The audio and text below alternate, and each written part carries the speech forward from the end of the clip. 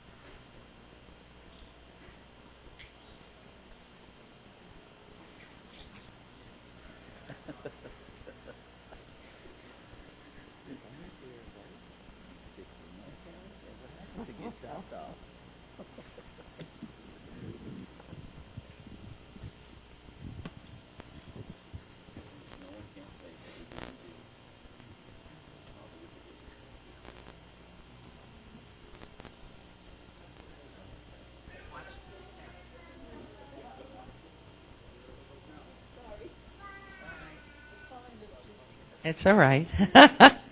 You're worth waiting for, both of you. Okay.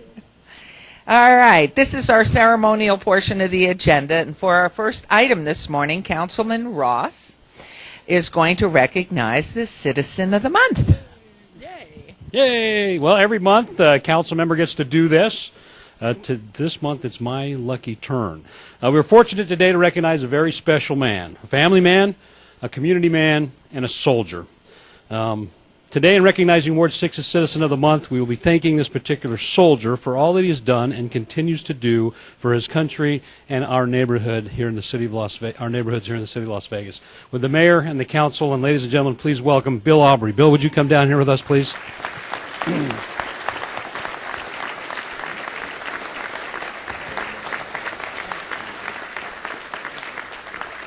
You're going to want to give him some more of that when I'm done here, and I'll tell you why.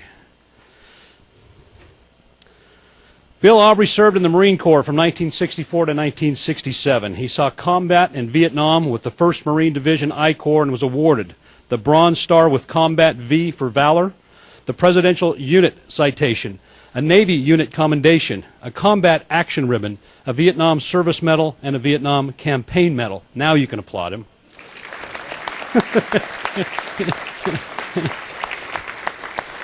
Perfect, on cue, okay. Bill is a member of the American Legion, Vietnam Vets of America, and the Veterans of Foreign Wars. And you may not know this, but the VFW traces its roots back to 1899, when veterans of the Spanish-American War and Philippine insurrection founded local organizations to secure rights and benefits for their service. Many arrived home wounded or sick, and there was no medical care for the veterans' pension or any veterans' pensions for them either. The VFW is still fighting for veterans' rights today. They have been instrumental in establishing the Veterans Administration, creating the GI Bill, developing the National Cemetery System, and fighting for compensation for Vietnam vets exposed to Agent Orange and for veterans diagnosed with Gulf War syndrome. A few years ago, the VFW surveyed the Las Vegas Valley and found there were no veterans groups in the Northwest. They decided to form a post in the area. Bill had been a member of the VFW when he lived in Michigan, so when he heard there was a new post forming in his neighborhood, he decided to get involved again. Chapter officials began organizing in January 2010 the John Lulac VFW Post 12093, named in honor of one of the first Nevadans killed in the Iraq War. It was formally instituted on June 10th of that year. Bill was elected by his peers to be post commander. There were originally 38 members. There are now 215 members, and state officials believe it is the fastest growing post in southern Nevada. Initially, these veterans did not have a place to meet, and when I heard about that, I offered the use of our community room at the Centennial Hills Community Center right next door to the Ward 6 satellite office. That has given me the opportunity to get to know Bill and others in his post. The post is raising funds to secure a permanent home in the Northwest. In the meantime, they continue to present awards to outstanding firefighters, police officers, emergency personnel, and teachers. They award scholarships to Eagle Scouts and high schoolers who participate in essay contests. Bill has spearheaded the creation of the Ladies Auxiliary, which now boasts 30 members, and a statewide motorcycle riders group with over 50 strong. These riders attend funerals and memorials to honor the heroic fallen. As Bill has said, and this is important, our whole purpose in life is to honor the dead by taking care of the living. It is my pleasure, ladies and gentlemen, to introduce you to Bill Aubrey, a man who has given a lot for his country and continues to give today. Bill Aubrey, ladies and gentlemen. You say a few words for us? Well, that's kind of a hard act to follow. Steve has been very instrumental in helping us along. We continue to grow, and as we continue to grow, I'm going to be moving out of the commander's position locally this year because I've been asked to take a department division as service officer, which handles all the veterans' claims and benefits and contacts veterans who may not even know that they have these benefits coming. And I will also be doing some Buddy Poppy work to build funds so that we can help families and working with National Military Services. Thanks, Bill. Thank you, Bill. Thank you very much. This is for you as our May 2012 Citizen of the Month. And come around the corner here so you can see this sign. This sign is going to be on First Street for the entire month. Am I right? Main Street. Oh, we moved to Main Street. Good. So, Bill, that's your sign. It'll be up on Main Street. And, folks, I want you to do one thing, Bill. If somebody wants to help, contribute money or give to the VFW, how would they do that? They can contact me directly, and I will put them in touch with our quartermaster, who is responsible for all funding. And I'll be upstairs here for a while, and I have cards with me. So get your checkbooks out, and Bill's going to be upstairs. So thank you all very much, Bill. Thank you. Congratulations. Mayor? Thank you, Councilman Ross. Thank you, Bill. We're excited, and I believe that sign that's going to be on Main Street is now going to be a two-sided sign. Good. So congratulations, and thank you for all that you do for the country. For our next item, I'd like to ask Betty Evans, Chair of the Senior Citizens Advisory Board, to join us up here at the podium. Betty's going to recognize the city's Senior of the Quarter. Betty, good to see you. Good morning. See you. I brought my props today because I didn't know it until I got here how many other students are going to be honored today. And these students got here, one reason by their parents, and another reason by the teachers that have taught them.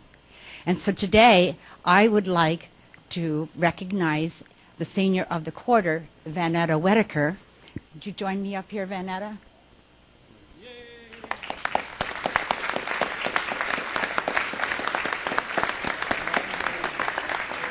So Vanetta is a retired teacher, not only a teacher, but an educator, a superintendent, and she also teaches and goes to war-torn countries to teach art therapy.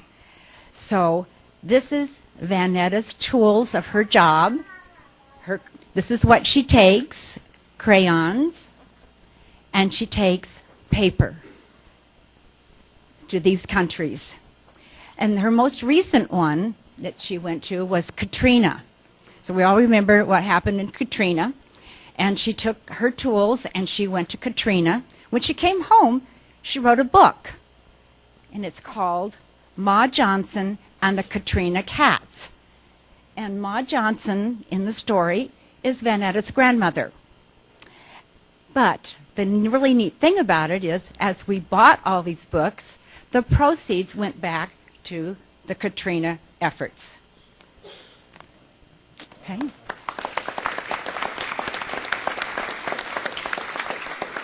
That's not all. Then she started writing some short stories that she had, and she got them published, and then we sold the books, and the publisher donated a book to Arborview High School for every one that we sold. And Arborview High School is really lucky to have Vanetta's daughter as one of their teachers and uses that book in her class.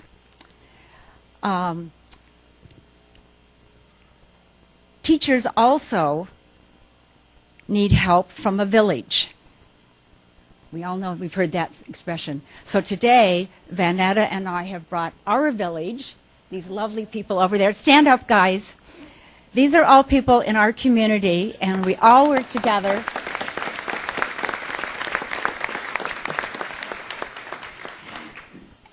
Doing all kinds of other wonderful things that you just can't imagine. Some of these people work at schools.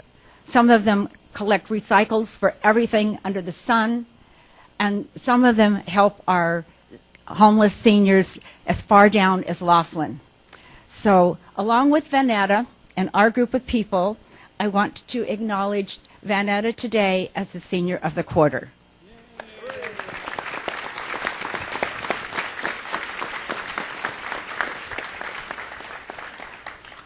And Vanetta is in the process, or it's finished almost, of writing a book with her daughter. Would you like to tell us about that?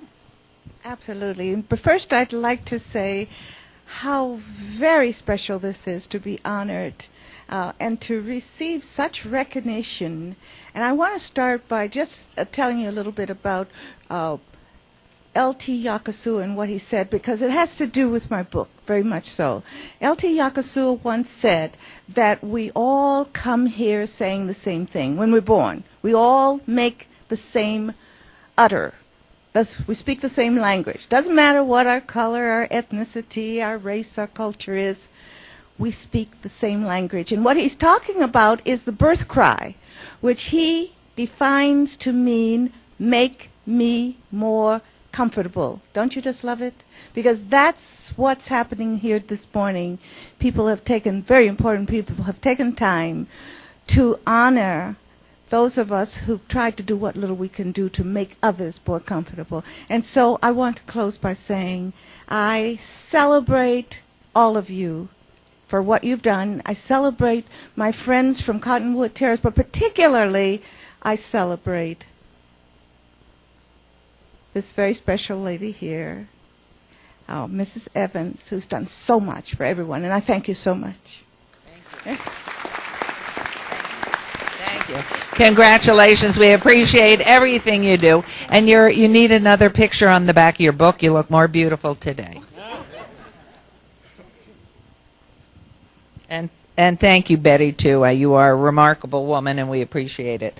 For our next item, I'd like to ask our Buildings and Safety Department Director, Chris Knight, to come join us up here at the podium. This is a very special man. In fact, everybody who works in our city staff is a special person, but this gentleman is unique. He is here, Chris is here, because May is Building Safety Month. And I want to recognize Chris and all the fine work that his department does in ensuring that our buildings are safe and up to code. It is certainly a huge job. I do have a proclamation for Chris. We do have a proclamation for Chris. But more importantly, he has some news about a program that the city residents may take advantage of this month. Please tell us about this wonderful amnesty program and the upcoming Homeowners Forum. It's yours, Chris. A round of applause for this great guy. Thank you, Mayor.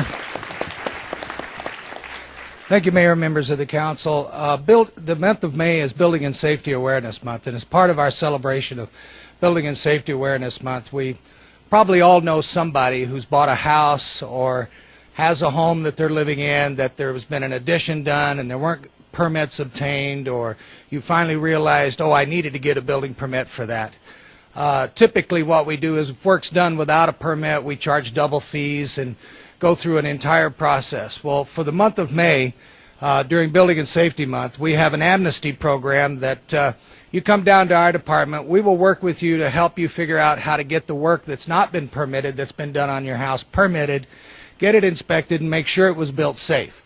Our building codes are about one primary thing, and that is safety. So the safe construction of our built environment in the city of Las Vegas. And through the entire month of May, we have an amnesty program. You can come down. We'll only charge you the regular fee for the building permit. We'll work with you to help you get your work done. If you've done a garage conversion, if you put on a patio and realized, oh, I should have gotten a permit, or things like that, we want to help you. The mantra of our department is we don't dominate, we don't intimidate, we don't regulate, we facilitate code-compliant development.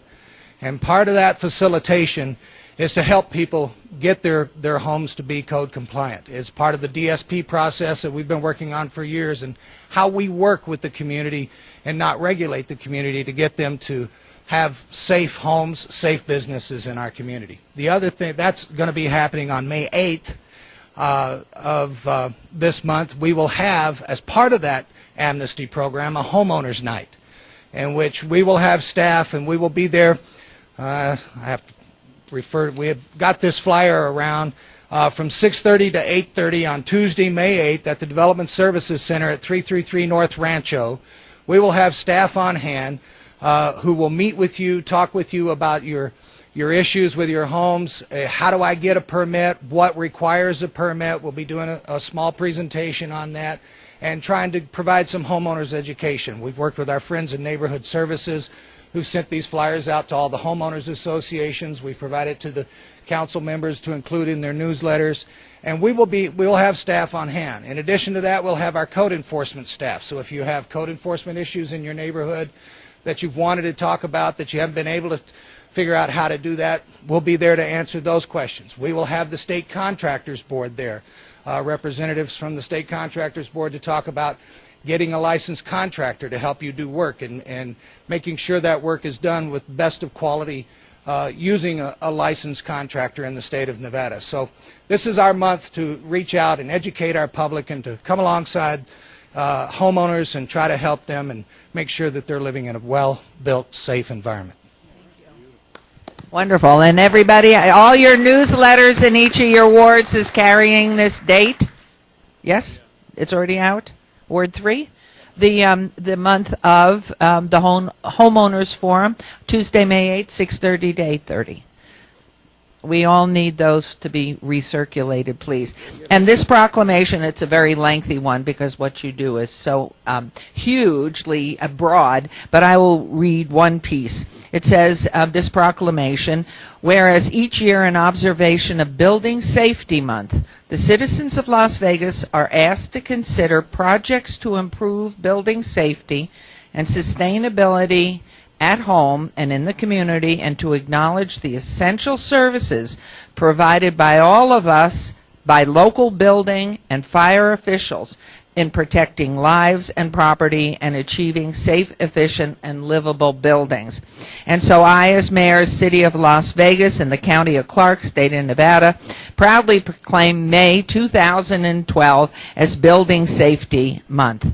And just know, everybody, we congratulate all of you, and for those of you who have slipped by and built something you shouldn't have, come on in and take advantage of this. I think I was just leaning over to Councilwoman Tarkanian, and I said, in our ward, I think I've seen a few people who might come in on this amnesty. Thank you. Thank you. Thanks so much. And now, for our next item, Mayor Pro Tem Anthony will recognize a group of hardworking student interns. Now, let's see. Do I see very young people? I do. Here you go. Thank you, Mayor. Good morning, everyone. It is my honor to recognize a great partnership between the City of Las Vegas and the Clark County School District, who's making a positive difference for some of our high school students. For over 15 years, the city has been involved with the partnership at Las Vegas, which is called the PAL program, and the Valley Impact program at Las Vegas High School and Valley High School, respectively. Could I just have those young adults stand up, and just so we can know who we're talking about? There you go. Give them a nice round of applause. Those are some good-looking guys over there and gals.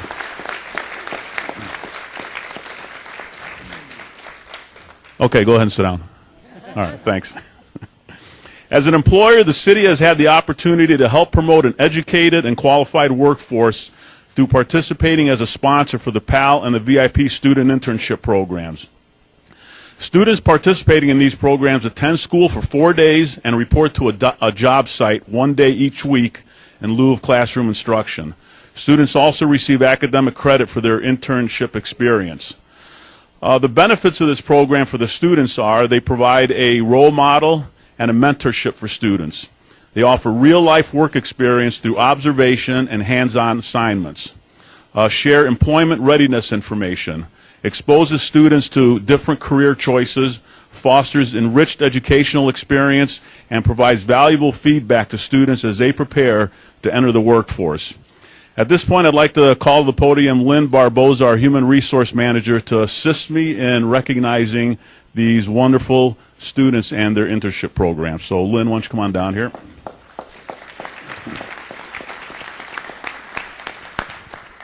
Mayor Pro Tem, thank you so much. I feel especially fortunate to be involved with the recognition of the PAL and VIP student programs today as someone who's had the privilege of working with these outstanding students throughout the years, at least 7 in human resources. And that success of those programs is directly attributable to the time and effort invested by our coordination team. So I'd like to ask our coordinators to join us up here at the podium as we recognize the students. From Las Vegas High School, we have Robert Bray.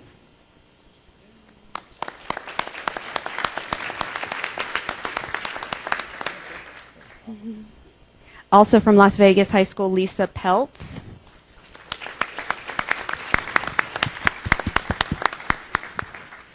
And from Valley High School, Marcia Fulcher.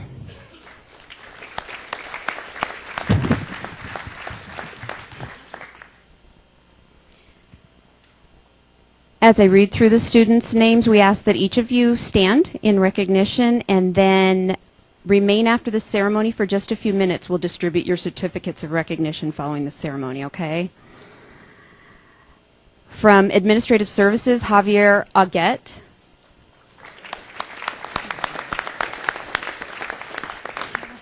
From Municipal Court, Lupe Barron.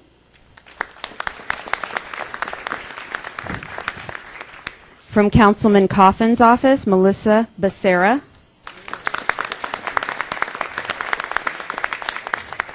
From Las Vegas Fire and Rescue, Angel Cabrera Rodriguez.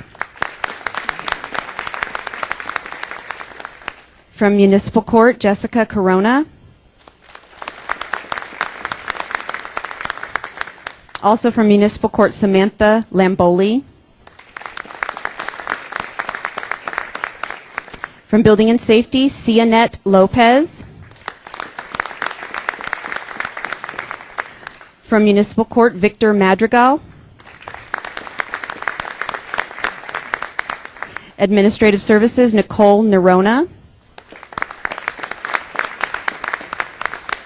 Human Resources, Luis Pereda. From Las Vegas Fire and Rescue, Eduardo Perez. Parks, Recreation, and Neighborhood Services, Emily Rivera. Councilman Barlow's office, Edane Rodriguez. From Building and Safety, Gerard Rollins.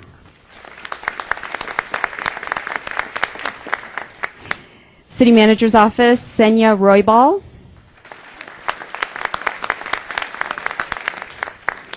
Municipal Court, Andrea Torres Velades.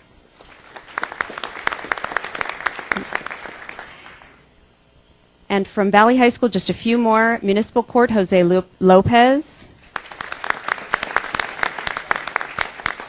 Human Resources, Jessica Luna. And lastly, Wilson Solano from Municipal Court.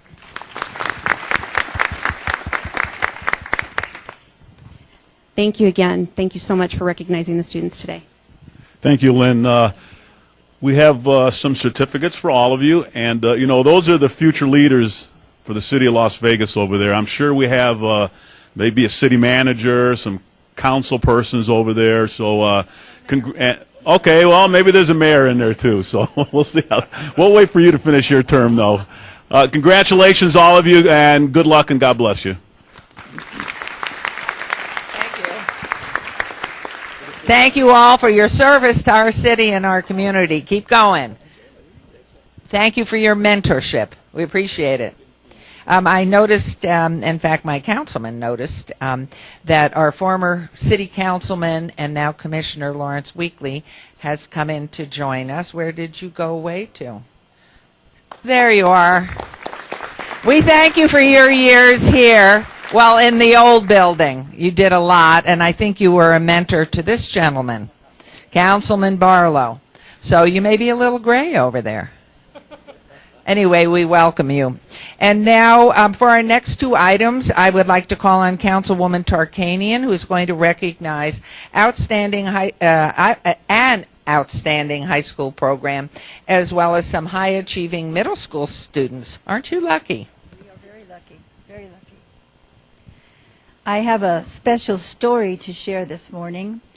And to share this story, I'd like to invite the following to come up on the podium. From Clark High School, Jim Miller, science teacher.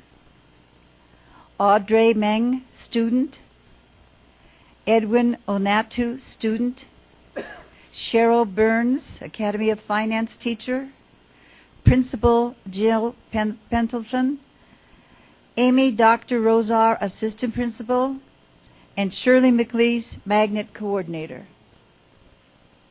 And to join them, on my other side, I'd like to call up from Hyde Park Middle School, Caitlin Tushi, student. Shivani Bison, student. Andrew Shepard, student. Marisa Resnick, student. Derek Stratton, student. come up. And did I miss somebody? Do I have some names that aren't on here that should be up here? Okay, you tell me who they are. Okay, there's Nikita Ignatuk. Nikita, would you come up, please? Sam Haug, Theodore Chu, Austin Chu, and So let's have you all come Ivy up. Tran. Okay.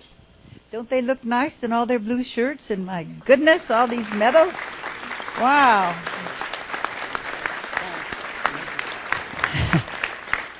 She has 4 medals. Those look better than some of the medals my husband's basketball team won. Those are nice. Very nice. This story, I want to begin with Clark High School, which I've said before is one of the best kept secrets in the city of Las Vegas. And then follow with Hyde Park, which is the feeder school to Clark High School. And tell you this story of several years ago. It began with redistricting in the school district. And you know, that's always lots of fun because everybody wants their child to go to a certain school, and somehow the maps don't always work out that way. Well, the residents in the area of the lakes thought that they had been assigned to Clark High School in the original redistricting, and they thought that was too far away from their location. They'd have to bypass Bonanza on the way. And that was a good reason, supported very strongly by the trustee of the area, who was Dan Newbern. You guys didn't even know this story. This might have happened before you were out of elementary school.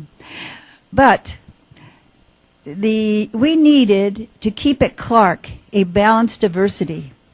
We had to have a challenge there that we could all meet and have it in a diverse way. So the trustee of the district in which Clark resided was myself. And I felt very strongly that we had to keep a diversity. So Dan and I were at loggerheads. And you know how that goes. We met and we met and we met, and sometimes we lost a little patience with each other. But we each knew that what we were doing was extremely important for the schools. And I particularly felt that way about Clark. So finally, Dan and I, not knowing what a tremendous idea we were coming up with other members of the school district, said, well, wait, we can get the diversity by having an outstanding magnet or two at Clark High School. Make sure it's the best so people will want to get there. So that's how the very first magnet school came into existence in the city of Las Vegas. Yeah, was it good?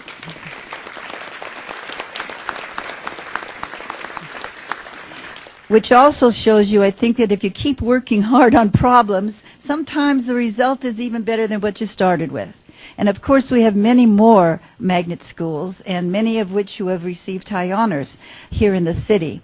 But I wanted to particularly honor today Clark High School. They have 3 magnet schools now within their regular comprehensive high school program. This is different than some of the other magnet schools. If you take ATAC, they are a magnet school all by itself. Clark High School has a diversity in it so that they take some of their classes in the regular curriculum with children who are not in the magnet school, which I think is a very good situation, and then they have their own magnet classes that they attend. So we're very proud of its beginning, and we want to honor today another honor for Clark High School. A few weeks ago, their Academy of Math, Science, and Applied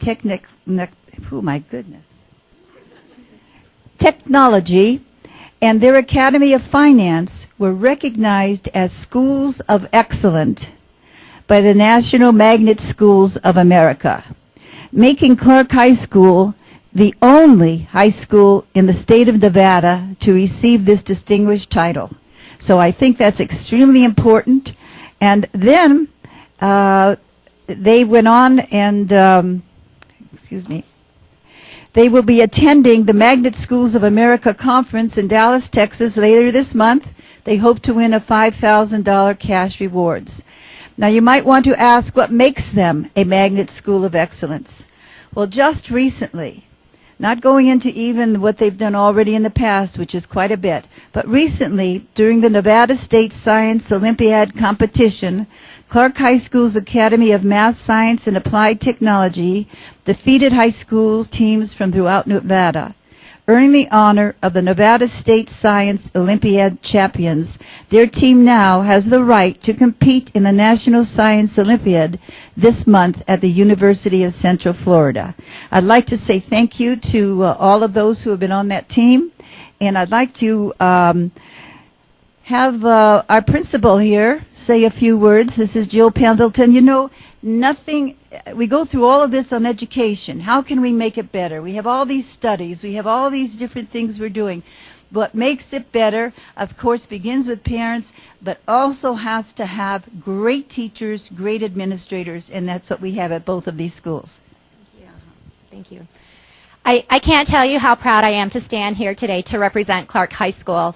And the accomplishments that are earned by the school are very rewarding for me as the principal, but a testament to the support that we have from the community and our district. And I know that we've had difficult times in our district as of late, but I want to tell you that when you hear about what's wrong with education, just take a look at Clark High School to see what's right with education. And I have standing beside me two seniors that represent everything that we could hope to aspire our students to become. To my right, Audrey Meng and Edwin, who are both seniors in the Academy of Math, Science, and Applied Technology. Audrey had a tough decision and finally decided that next year she will be attending Princeton, and Edwin will be going to Notre Dame. And I could...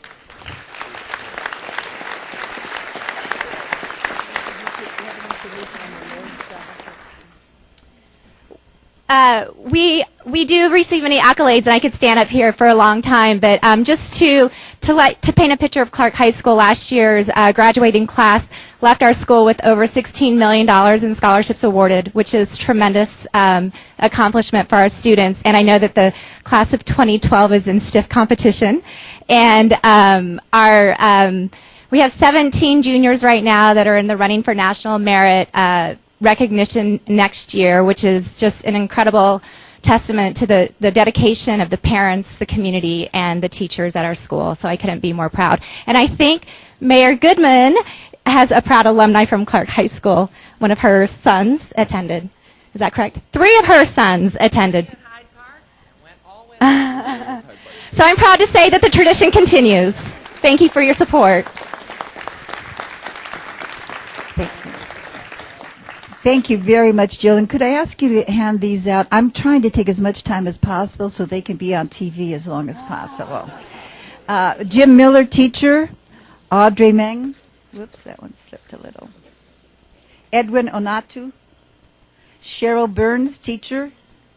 And Jill Pendleton, principal. And Amy Dr. Rosar, assistant principal, and a lady who does a lot of work with all these magnet schools at Clark, Shirley McLeese, the magnet coordinator.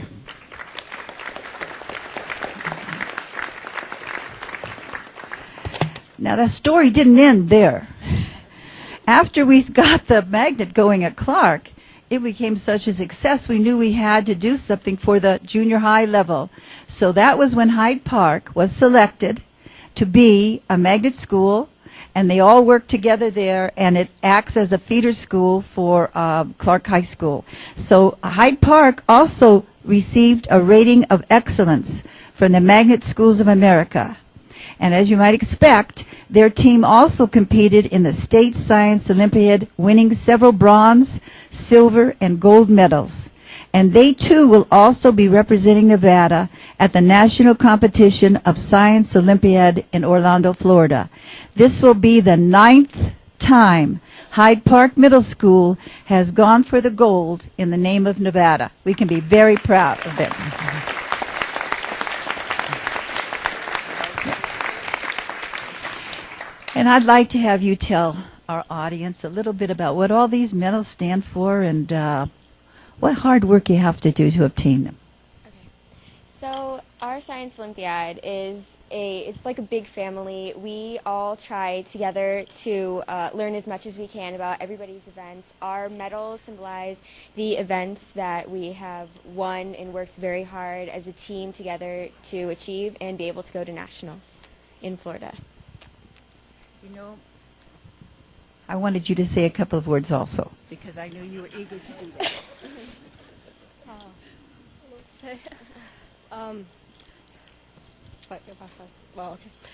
Science Olympiad, it's really hard. Like, you study and you can study continuously, and then there's just one test, and it's all on that one test, and you have to do your best. And sometimes, because if there are conflicts, like she said, to know about other people's events, this Cassandra Ho, she's not here today, but she had to take an event for somebody else, and she actually got a gold in it. And it wasn't even her event. It was actually a really hard study event. And it's really important to know as much as you can. And it's really nice experience because you work so hard, and then these medals, it feels really good.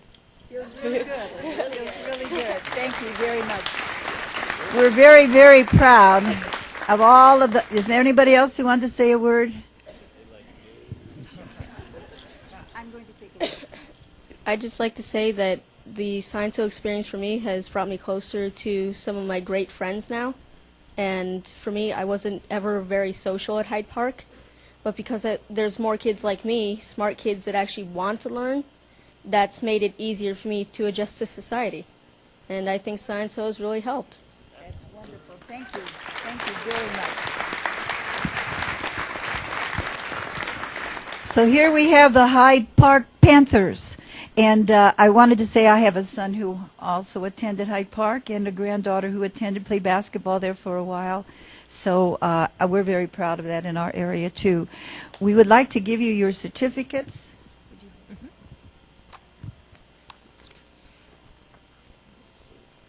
wonder if I gave these to you, if you could give them out. These are certificates of recognition from the city.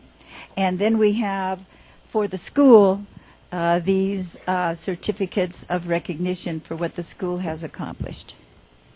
So that's what we have for Hyde Park and for Clark High School.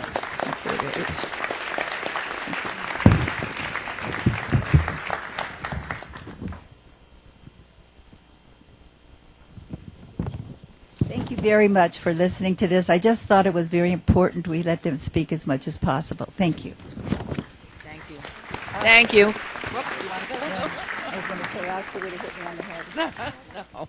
Congratulations, all of you. Fine representation of our young people. Good luck next year in college. You'll have a good time. And your parents will never look better once you're gone.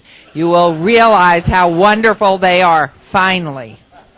So for our final item this morning, Councilman Coffin's going to recognize some city employees whose heroic efforts saved the lives of 3 children. I don't know if this happens to be these handsome uniformed gentlemen out there. You know, Oscar always had showgirls. You all look pretty good to me. We men should get smarter and wear uniforms all the time because ladies are always suckers for a man in a uniform. The mayor says, ain't that the truth? Thank you very much, Your Honor. It's not every day we find ourselves in the presence of people who are willing to give their lives for us and for our children. It just doesn't happen very often, and yet we look at people in the profession of firefighting and we wonder sometimes what they're there for, you know, because they're not fighting fires every day. They're not rescuing people every minute of every hour. And yet when they're called upon, they are ready because of their constant training. So today we're joined by some of these heroes, some of these extraordinary firefighters. I'd like to ask Fire Chief Mike Myers, as well as Liberty Mutual Insurance Company Representative Marcy Graffa, to join us at the podium. Marcy's here. Good. Hello, Chief. Marcy, hello. Welcome. The reason we're here today for our last commemoration of the day is on the night of February 15th, and many of us look back to what we were doing 2.5 months ago. You may have seen the news, and certainly by the late news you knew, that there had been a fire in an apartment over near 15th and Charleston. And that at that fire, which happened, I don't know, 7 or 8 in the evening, the important thing was that a call went out for help, but no one was there except children. Children were inside there, we were told. A responsible person was not on the premises. A responsible person who did come when called was the babysitter. the routine babysitter. So firefighters were confronted with many problems here. Not only a fire, but what to do with 3 children who did not have a parent responsible for them at that moment. And they didn't know who to talk to. So it becomes sociological, it becomes truly a social problem as well as a firefighting problem. And that is, they're trained in all these things and how to do it. So they got this call, which is, I think, the apartments are near Charleston and Bruce, and if you know where that is, the old Mikhail Vegas is around there at the corner. I used to have a house just a block away from these apartments, and I remember when they were built. When they got to the scene, people told them, the firefighters, there were 3 kids inside. The firefighters entered the apartment, which was filled with smoke, down to the floor. Crawling would be difficult. They put out a smoldering mattress and brought the 3 small kids out. Now, a mattress is much more dangerous than you think because it is not only poisonous smoke, but the minute air hits it, the minute you open the door, the mattress bursts into flames. So there is an urgency attached to something as what you would think to be as unspectacular as a smoldering mattress, because the house did catch fire. 2 of the children were not breathing when they were found, and the 3rd was having difficulty breathing. By the late news, all of Las Vegas knew about this. What you don't know, after the resuscitation and being taken to University Medical Center, they have recovered and been released from the hospital. It's kind of the story after the story. My understanding is that from the time the call came in until the children arrived at the hospital was less than 30 minutes. So our trained firefighters and paramedics got on the scene to give immediate first aid and CPR and rescued them so fast, getting into the truly majestic services at UMC, that they were saved. I don't know what the long-term effects are on these young children. Chief, I suppose time tells. They are in the hands, the custody of the city and the state, I guess, right now, until we know what happens with their future. But I wanted to recognize all these folks that responded that night. So if you would please, men, stand when I call your name. And ladies and gentlemen, please hold your applause until we have introduced all of these folks to you. Please stand, hold your applause, folks. Captain Jeff Rogers. Engineer Keith Murray. You here, Keith? Firefighter Daryl Gavin. He's also a paramedic. Firefighter Carl Rosette. They are from Engine 4, out of Station 4. From Rescue 4, we have Hunter Mills, who's a firefighter paramedic. Hunter. And Matthew Ongman, a firefighter from Station 4.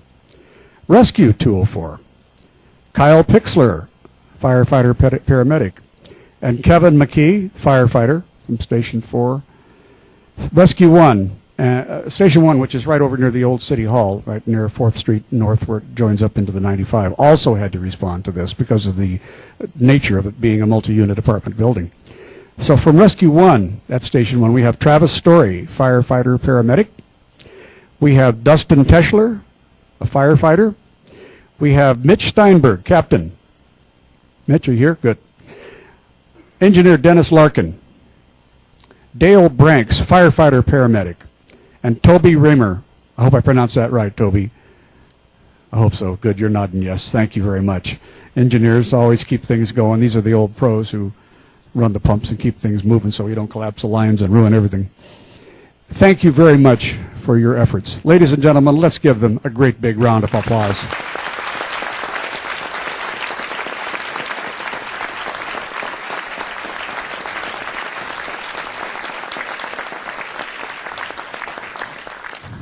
Men, I know I can speak for the mayor and council when I say what gratitude we have for your service.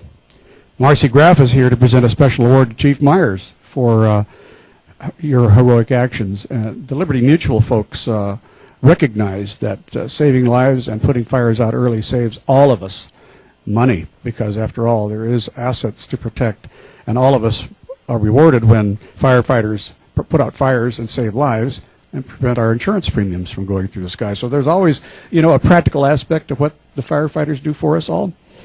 Marcy, I'd like to turn this microphone over to you for these presentations. And then we want to hear something from Chief Myers. Thank you. First off, I'm honored to be here today to honor those firefighters who've gone above and beyond the call of duty for heroism. A little bit about the Firemark Award that I'm Liberty Mutual is presenting to each and every one of these firefighters. And if you could kind of raise that up, yeah. Liberty Mutual's Fire Mark Award is presented to the firefighters throughout the country who best represent their communities through courageous valor and best demonstrates the firefighter's selfless spirit. This award takes its name from the fire mark, a laden plate in the form of the phoenix rising from the ashes, which American fire officers in the 18th and 19th century used to mark the houses they insured. The fire mark stood as a guarantee to all firefighters that the insurance company that insured the houses in question would reward handsomely the brigade extinguishing those fires in those locations and premises. Again, I just want to thank you guys for all the hard work that you do for us. And Liberty Mutual, we network with the IFF, and we're just proud to be able to help those in need of, in their communities. Thank you.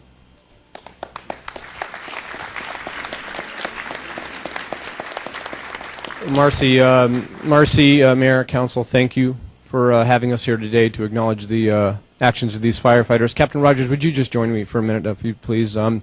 Captain Rogers, the commander of Engine 4, yeah, thank you, gentlemen, was there in the residence that day, and I just make sure that he's up here while I speak to the city and the staff.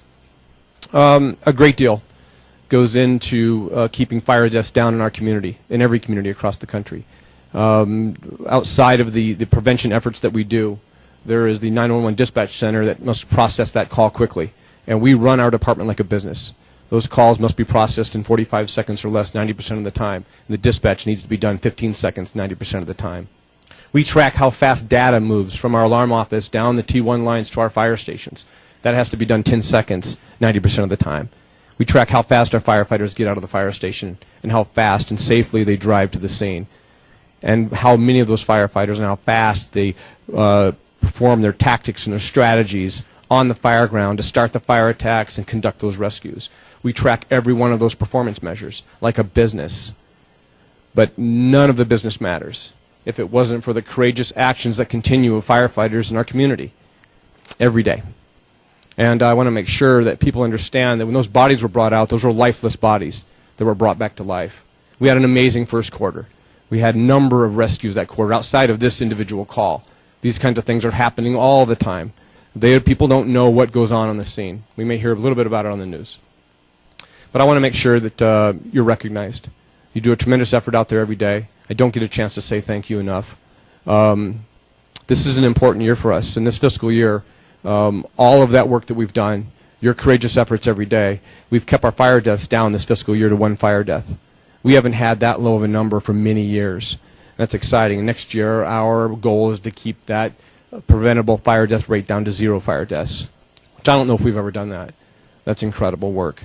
So thank you for everything you've done. Jeff, you're an amazing officer, and I want to say thank you to you and your crew and everybody that was there that day. Congratulations.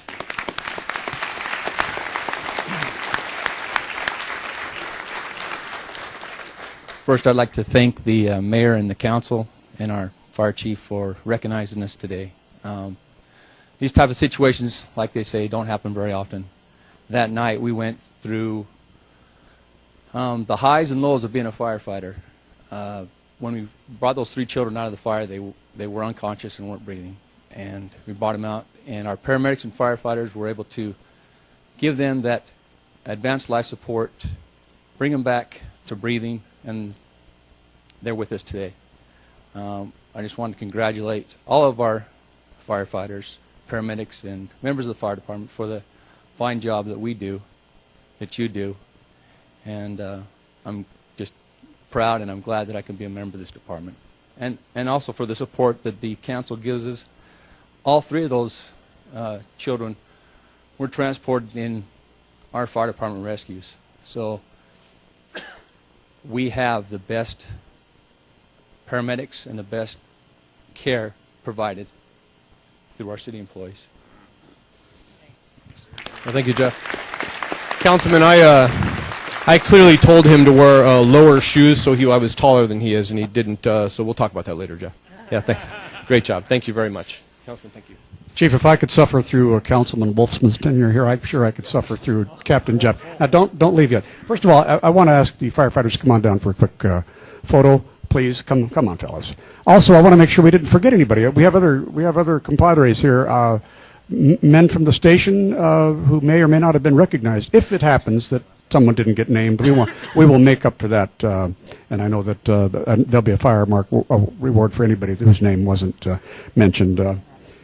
Thank you very much. And, Your Honor, I'll give this microphone back to you. Well, I won't give it back to her yet. She's attracted to those uniforms, Chief. Anybody in the audience knows how hard it is to pay taxes. Well, taxes pay for firefighters and they pay for stations, and we all want more fire stations. They're expensive, but they're important. The reason that these youngsters' lives were saved was because a fire station was close. Had they been another couple of miles away, I don't know if they would have made it. So we need more stations. Thank you very much, Chief. And now let's have this. Your Honor? Thank you. I'm here. You take the mic, Your Honor, and we're going to have that photo. You know, seeing them up close, it's better than far away. Wow. Eat your heart out, Oscar. I got my showman. All right. Who has the widest lens? Do we need to scrunch closer? This is the end of our ceremonial portion of the morning, but we will go right into council.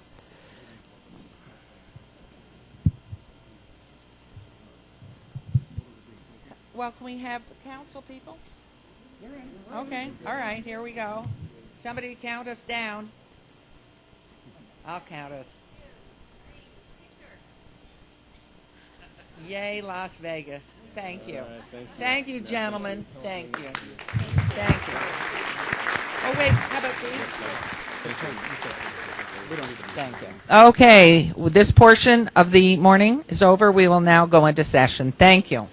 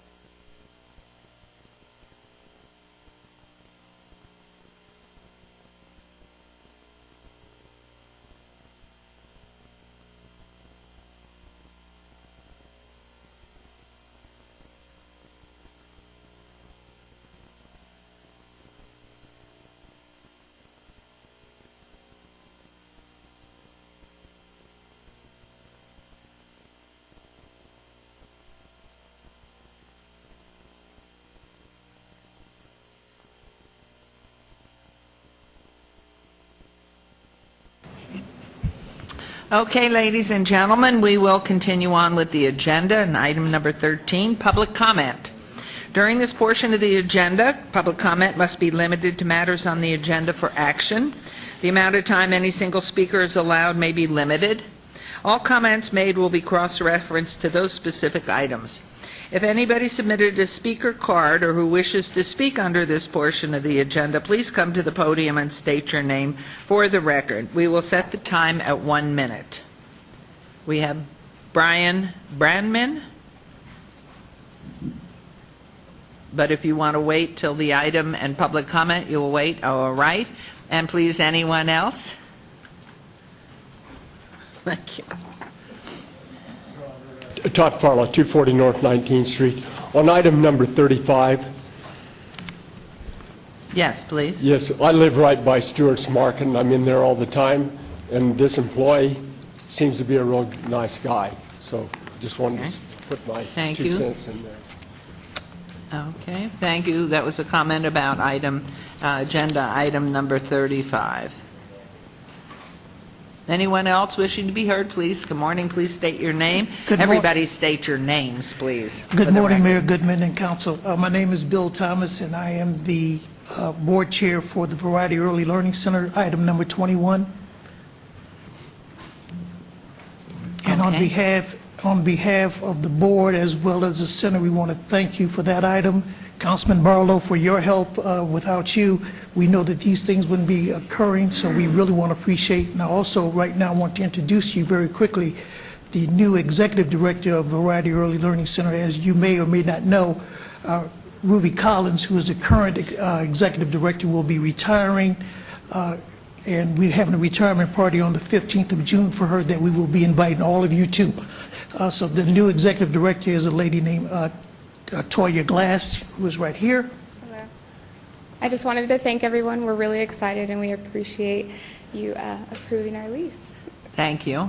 And sir, if you'll state your name also, please. Ron Bonella, and I'd also like to thank the council, Ricky Barlow, and all of your city staff who really worked hard to put item 21 on this agenda. Appreciate it. Thank you very much. Thank you. Anyone else wishing to be heard under this portion of the agenda? Hearing none, we will move on to item number 14. For possible action, any items from this morning's session that the council staff or applicant wish to be stricken, tabled, withdrawn, or held in abeyance to a future meeting may be brought forward and acted upon at this time. Councilman Anthony?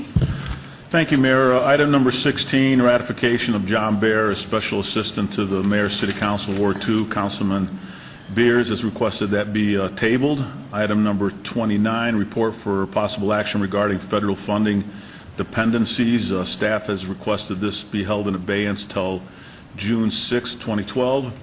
And number 38, Traffic and Parking Commission, Martin Esben, term expiration 2/21 of 12. Councilman Beers has asked that be obeyed till May 16th, 2012, and that will be my motion. Is it May 16th? Is that the proper? Thank you. I'm sorry to question that. May 16th. Thank you very much. There's a motion. Please vote. Please post.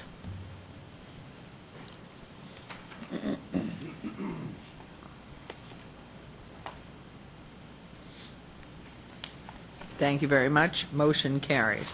We'll move on to item number 15. For possible action to approve the final minutes by reference of the regular City Council meeting of April 18th, is there a motion to approve those minutes, please? So moved. Thank you. There's a motion. Please vote. And please post.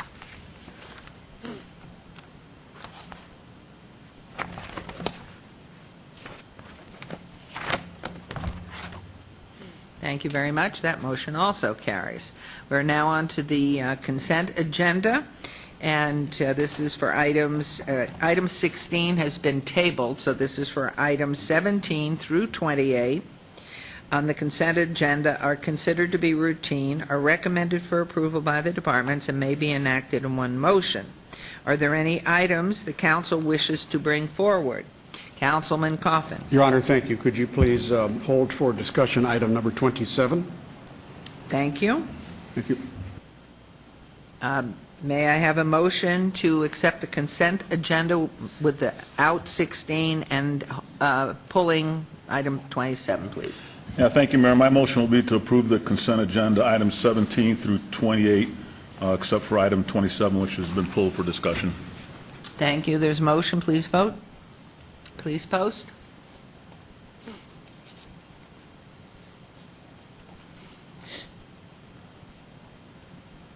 Thank you. Motion carries. And now we will move on to item number 27, which I will read. Possible action to approve a special event permit, no alcohol, for the Aruba Hotel and Spa showroom located at 1215 South Las Vegas Boulevard. A responsible person in charge, Narupama Vangala. This is in Councilman Coffin's ward, and it's your show, Councilman.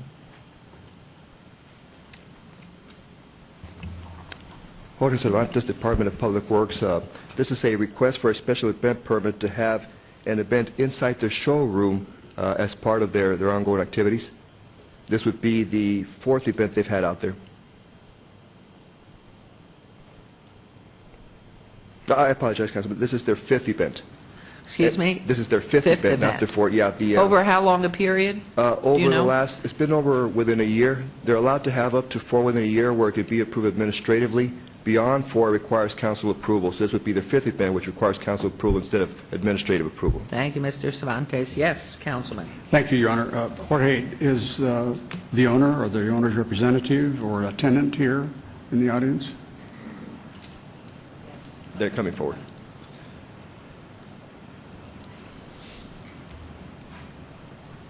I'm glad you're here, sir. Please introduce yourself. Yes. My name is Brian Saliba, and I'm the talent buyer. Excuse me. Hold on one second, please. We have to put on your microphone. I'm sorry. I apologize. My name is Brian Saliba, and I'm the talent buyer for this particular show. Brian is a talent buyer, a person who has an equity in the motel? No. I do the entertainment buying for this special event. So with this particular concert taking place there, I'm the representative for the special event permit. Are you the representative of the owner or landlord? Yes. Or the for Nehru. Okay, so you are speaking for them. Correct. Okay.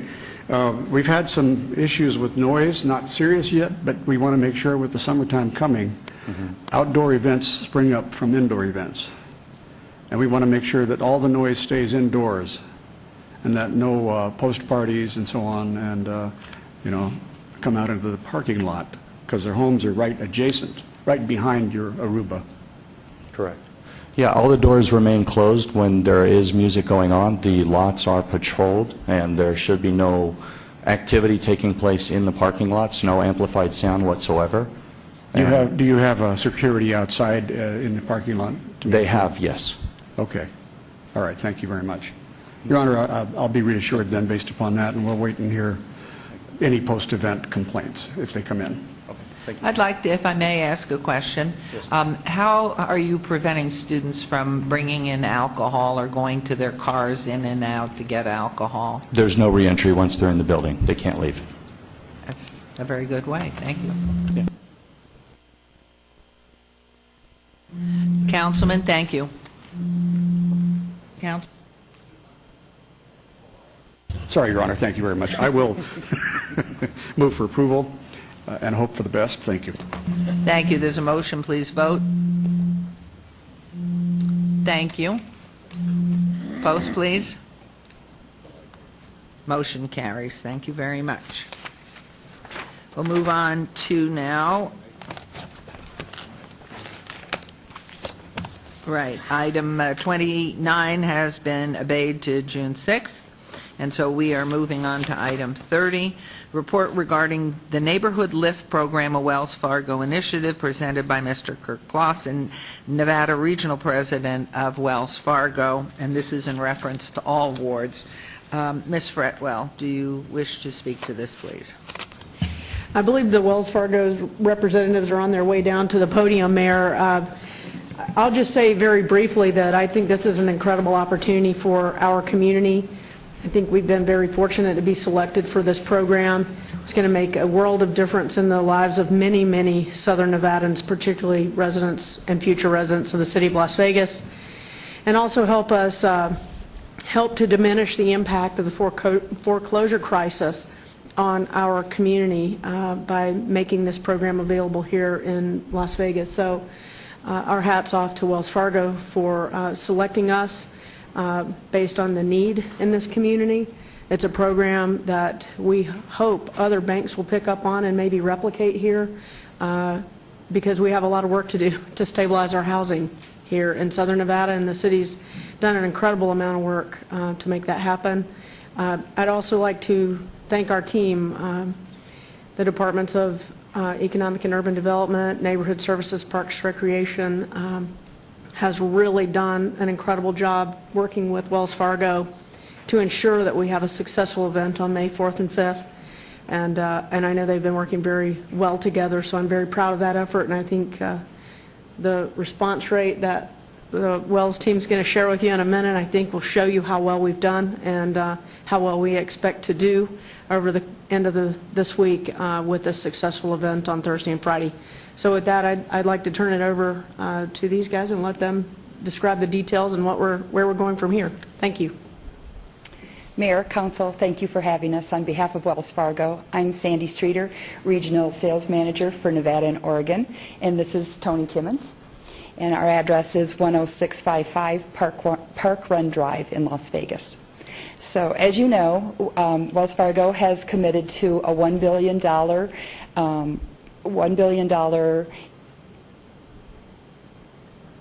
$1 billion, yes, exactly, $1 billion investment into the purchases for Las Vegas over the next 5 years. That's about $200 million a year, and we're estimating that is anywhere between 1,000 and 1,600 loans every year for the next 5 years.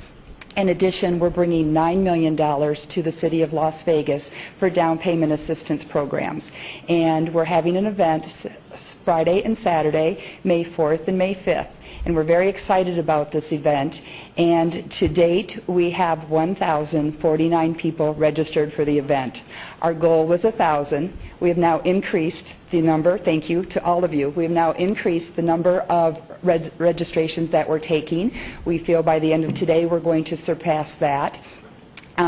What we wanted to make sure everyone knew is that, you know, as the registrations are filling up very quickly, we want to encourage everyone to show up for their reservations. Occasionally we have people that cancel, and we will be taking walk-ins to come in, but we want to encourage everyone who has a registration of a reservation to come in and bring the documentations that are on www.neighborhoodlift.com so they can come in prepared, we can help them, we can get them to the down payment assistance and get them out looking for homes in the City of Las Vegas. You want to repeat the website again, please? Yes, www.neighborhoodlift.com. We're also encouraging walk-ins. We have approximately 75 home mortgage consultants that will be there on Friday and the same amount on Saturday. There will be several that are bilingual so that we can help everyone. And we're really looking forward. The team is so excited, and we're so looking forward to you, Mayor, coming to kick it off for us tomorrow at our training for the posting of the event. I want to encourage all of the council to, if you can stop by, please come by and see exactly what we're going to try to do for the City of Las Vegas. We are so thrilled with this. It's so exciting, and what a leadership role the bank is taking, Wells Fargo is taking on behalf in this country. I hope the country's looking. Yes. And Tony, thank you. Is there something you would wish to add also to this, please? And do state your name, I'm sorry. Sure, Mayor. My name is Tony Timmons. I'm the Nevada Communications Consultant at 3900 Howard Hughes Parkway. Again, I just really wanted to thank the Mayor and the Council for all their support on this project. I know Councilman Ross has been very interested in this project, so we're very pleased to bring this to the City of Las Vegas. Again, City of Las Vegas was the 4th city to be chosen for this. Los Angeles, Atlanta, and Phoenix were the first 3, and Houston will be the next one after here. But we're just excited. We're, again, encouraging walk-up traffic, and we're very, very pleased about the event, pleased with the partnership between the City of Las Vegas, Wells Fargo, and Neighborhood Housing Services of Southern Nevada, and we're looking forward to a great event. We invite all of you to be there. Will the event on the 4th and 5th be in the convention area of the Riviera, or where specifically, so that those who are going to come in as walk-ins know where to go? Absolutely, Mayor. That will be in the Royale Pavilion of the Riviera Convention Center. And when people show up, if they don't necessarily have an appointment, they will receive a buzzer, kind of like at Olive Garden when you have a reservation. You have to wait a few minutes, and they'll be able to enjoy our Central Park area, be able to get some snacks while they're there as well, while they're waiting. And we look forward to helping as many people as possible, so please come on down.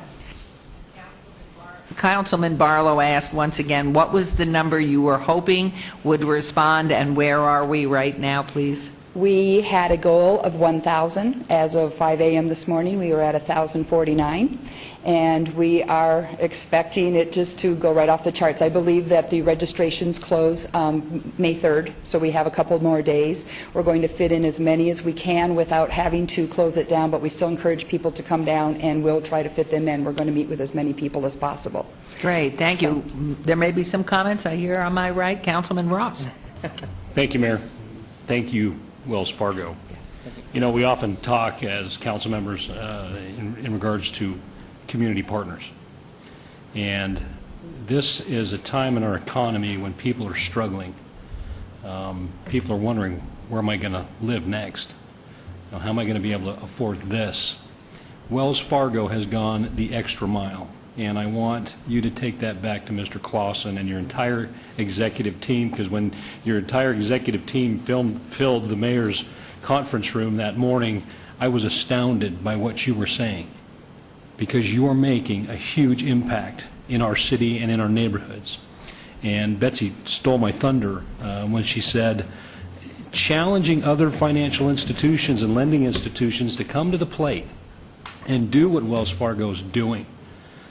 Because we are partners in the community, and I want you guys to recognize that. Thank you very much on behalf of the residents in Ward 6, who I represent, and the entire city of Las Vegas. I was at a scout function this morning with Mayor Hafen and Mayor Pro Tem March, and the first thing out of her mouth was, is this only happening in the city of Las Vegas? And I had to tell her, yes, it's only in the city of Las Vegas.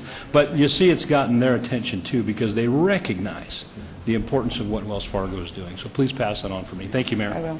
And I'd just like to also take a minute to thank Dr. Lisa Morris-Hibbler, Deputy Director, Southern Nevada Neighborhood Services, Bill Arendt, Director, Las Vegas Redevelopment Agency, Tim Whitwright, City of Las Vegas, Department of Economic and Urban Development, David Riggleman, Communications Director, Diana Paul, Senior Public Information Officer, and of course Betsy Fretwell, City Manager. You guys have been a pleasure to work with. Anything we've needed, you've been there for us. You helped us with training rooms to get our people trained and ready for this event, and we really appreciate all of you. Thank you.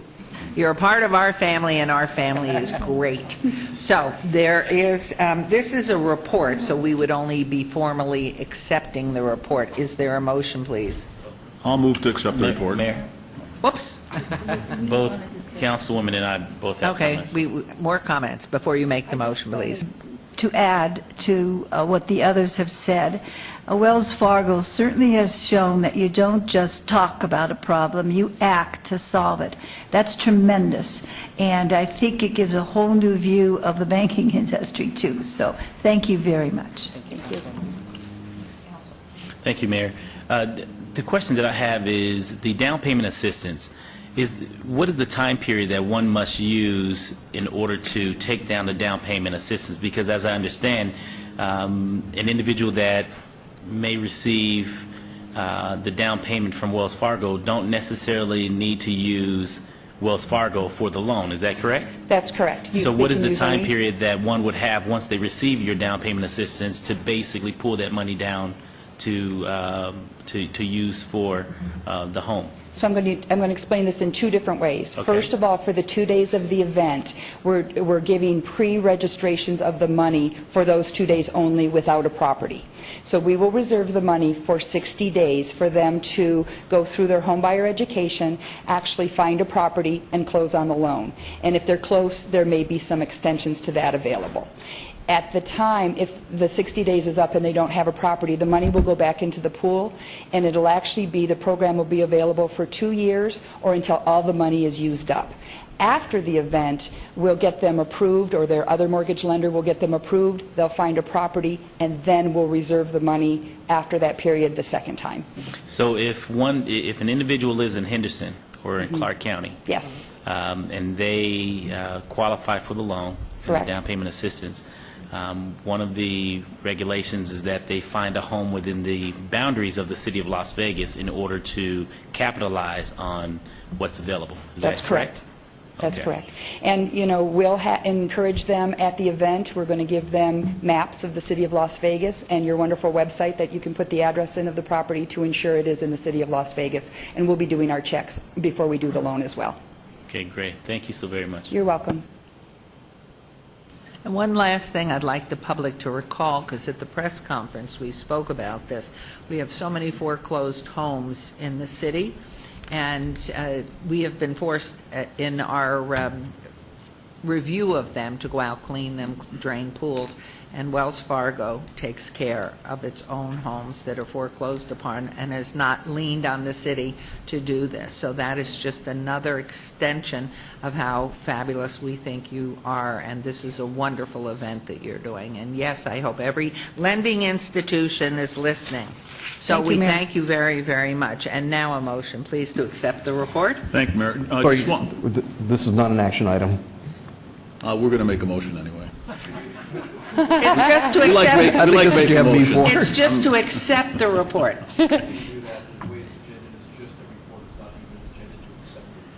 Okay, then Well, isn't that interesting? I forced this action on his part. He said it's not I'll make a me. motion if you want me to. No, I no, don't care no. what it says. I defer to the law, especially when they've had their hair cut. So thank you very much. It's a wonderful report. If I could just have ask one question? Sure. Is it possible for us to get kind of continual reports on what exactly is occurring and some of the effects that are happening in the city of Las Vegas? Can we get that? Yes, absolutely, and we plan on having follow-up events, follow-up homebuyer education seminars, follow-up, we'll keep you regularly updated on all this. Thank you. Okay, and Councilman Ross wanted to, since we don't, Councilman Beers. Thank you. Madam Mayor, I just wanted to say when you work your way down the chain of seniority that I would like to seventh Councilman Anthony's motion. I'm making a motion. We've been prohibited by the law. Anyway, just on the side, we accept your report. Okay, thank you. Thank you. All right. Thank you Thank very you. much, both of you. Okay, we will move on to item number 31. Is that where we are? Okay, discussion for possible action regarding an exclusive negotiating agreement between the City of Las Vegas, Nevada, a political subdivision of the state of Nevada, and Sanford World Clinics, a South Dakota nonprofit corporation for a 2.15-acre parcel located on the corner of Mount Moriah Street, Martin Luther King Boulevard, and Enterprise Park. This is in Ward 5, Councilman Barlows, and Mr. Arndt, please. Thank you. Good morning, Mayor and members of Council. For the record, Bill Arndt, Director, Economic and Urban Development. This item before you today is an exclusive negotiation agreement which provides a prospective developer an opportunity to develop a city-owned site for a new project. This E&A essentially takes the property off the market. It's a common tool that we use when there's more work to be done between the city and a prospective developer, and it's the first step in a multi-step process to define public-private partnerships that we do for the City of Las Vegas. Mr. Arndt, for the public, E&A specifically means? Exclusive negotiation agreement. Okay. It's really a feasibility agreement. Thank And you. so we use that agreement to give the developer a chance to take a look at the site. We've done it for other projects, particularly other projects where there's a lot of more work. We have an exciting opportunity, and rather than me presenting the opportunity, I want to allow our community partners to do that. And I'd like to invite to the podium, on behalf of Nevada Children's Medical Foundation, their chairman, Dr. Rosemary Hune, Dr. Bill Downey, and Mr. Gary Ackerman. I'd also like to invite from Sanford World Clinics, Rochelle Sweetman, Director of Business Development. The city's involvement on this project, as I mentioned, is really offering a piece of land that we own. The site is in the Las Vegas Enterprise Park. It's a 2-acre site, the corner of Mount Moriah and Martin Luther King Boulevard. The goal of this project is to increase access to care for underserved children in the community, and also to focus on subspecialty care, particularly services which are typically not provided by the local health care providers for a number of reasons, one of which is they're simply not money makers. There's a number of care in the community that is just not being provided, and so this is looking to fill that void. I would like to thank the Nevada Children's Medical Foundation for working on this project. They approached the city about 3 years ago, and we've had a long discussion about what this project should entail. The discussion's not over. This is really the first of hopefully many discussions to occur within the local medical community to make sure that this is an asset to the community, providing a service that's not currently provided and will complement what other local providers are doing in the community. I'd also like to thank Sanford World Clinics and their philanthropic effort in investing in children's health clinics, not just here in Las Vegas for the proposed project, but also around the world, as you'll hear this morning. So with that, I'd like to first invite Dr. Hune to make a few remarks, describe the mission of the foundation, and then talk about what they're trying to accomplish with the project. And Dr. Hune can also introduce her other partners in this effort. Dr. Hune? Before we proceed, Councilwoman Tarkanian has a question or comment, please. Bill, I understand what you're saying about entering into an ENA. What happens, what's the next step after the ENA? The ENA is a 6-month agreement, so it's a feasibility agreement. And we do that because developers want to spend money on studying the feasibility. Feasibility meaning the size of the project, how can they build it. So we have various soil studies and things like that that they study. So over the next 6 months, they're going to be studying the physical design and development of the project. They're also intending to continue discussions with the local medical community. I think as you'll hear from Dr. Hune and from Sanford, we had a lengthy and I think productive discussion with 2 local providers yesterday, both UMC and Nevada Health Centers. And I think that's going to be the first of hopefully many discussions to see how this really fits into the puzzle of providing local health care. So these discussions will occur before the time is over for the ENA, and then after that, giving them ENA doesn't make it a final action, because then we have to consider everything and consider the talks in the community and consider all the information they've obtained from their aspect, from the city's aspect, the community's aspect, before we vote on a DNA. That is correct. This gives everyone 6 months to talk about this opportunity, see how it makes sense for the community, and if we're ready to proceed at that time, that we would come back to you with another agreement, a disposition and development agreement.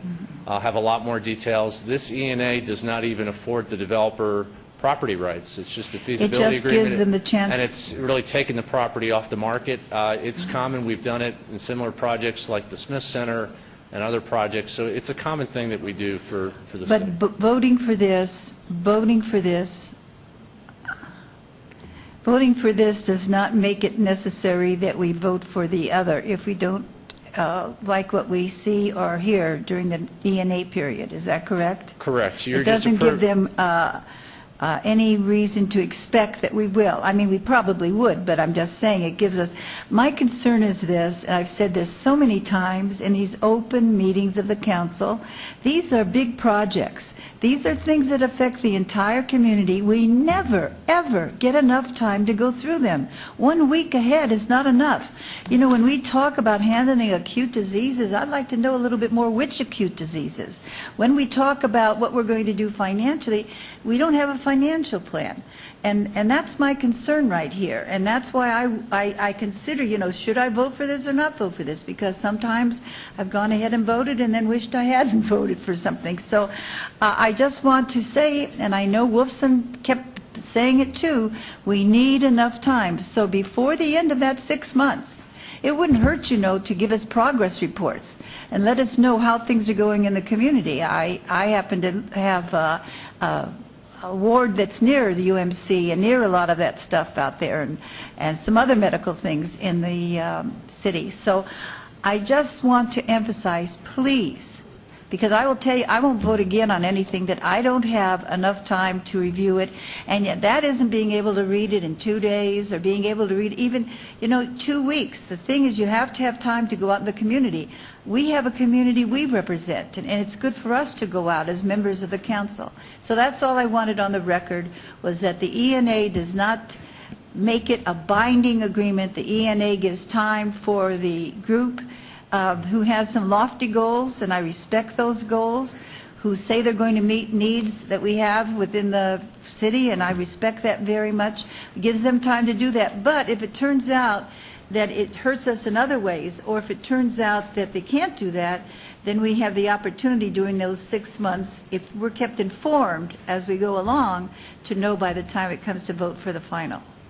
Thank you, Councilman. I commit today that we would be glad to do that for you and the entire council, and I'd also enlist the support of some of the experts we have here today. That's not my expertise, the medical profession, but we do have some local experts that have been in the community for quite some time, so hopefully with their support we could continue to brief you on Right, this because project. it doesn't help just knowing we have a number of new pediatricians or something. It helps to know what are we handling, because then we need to know what is the need, and that's something it's our responsibility. Thanks so much. Thank you.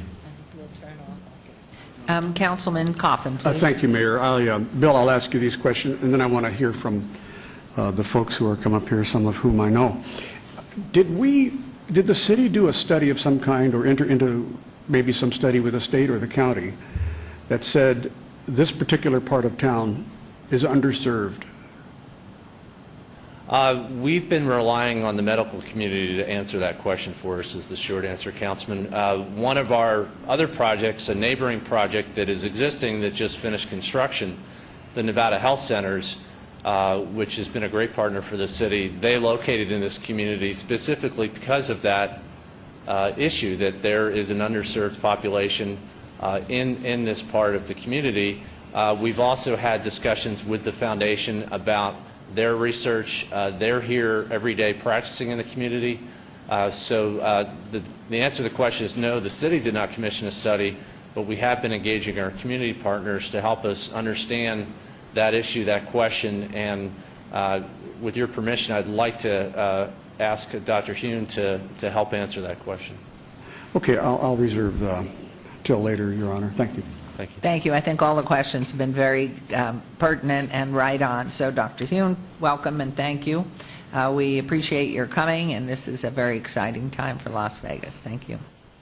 Thank you, Mayor. And if you will state your name as you each take the podium, please state your name for the record. Okay. My name is Dr. Rosemary Hyun, and my address...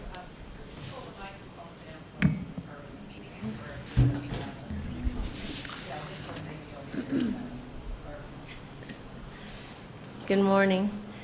Thank you, Bill.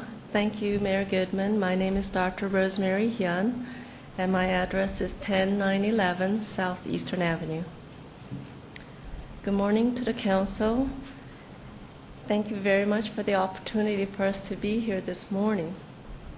I'm the chairman of the Nevada Children's Medical Center Foundation. We are a Nevada nonprofit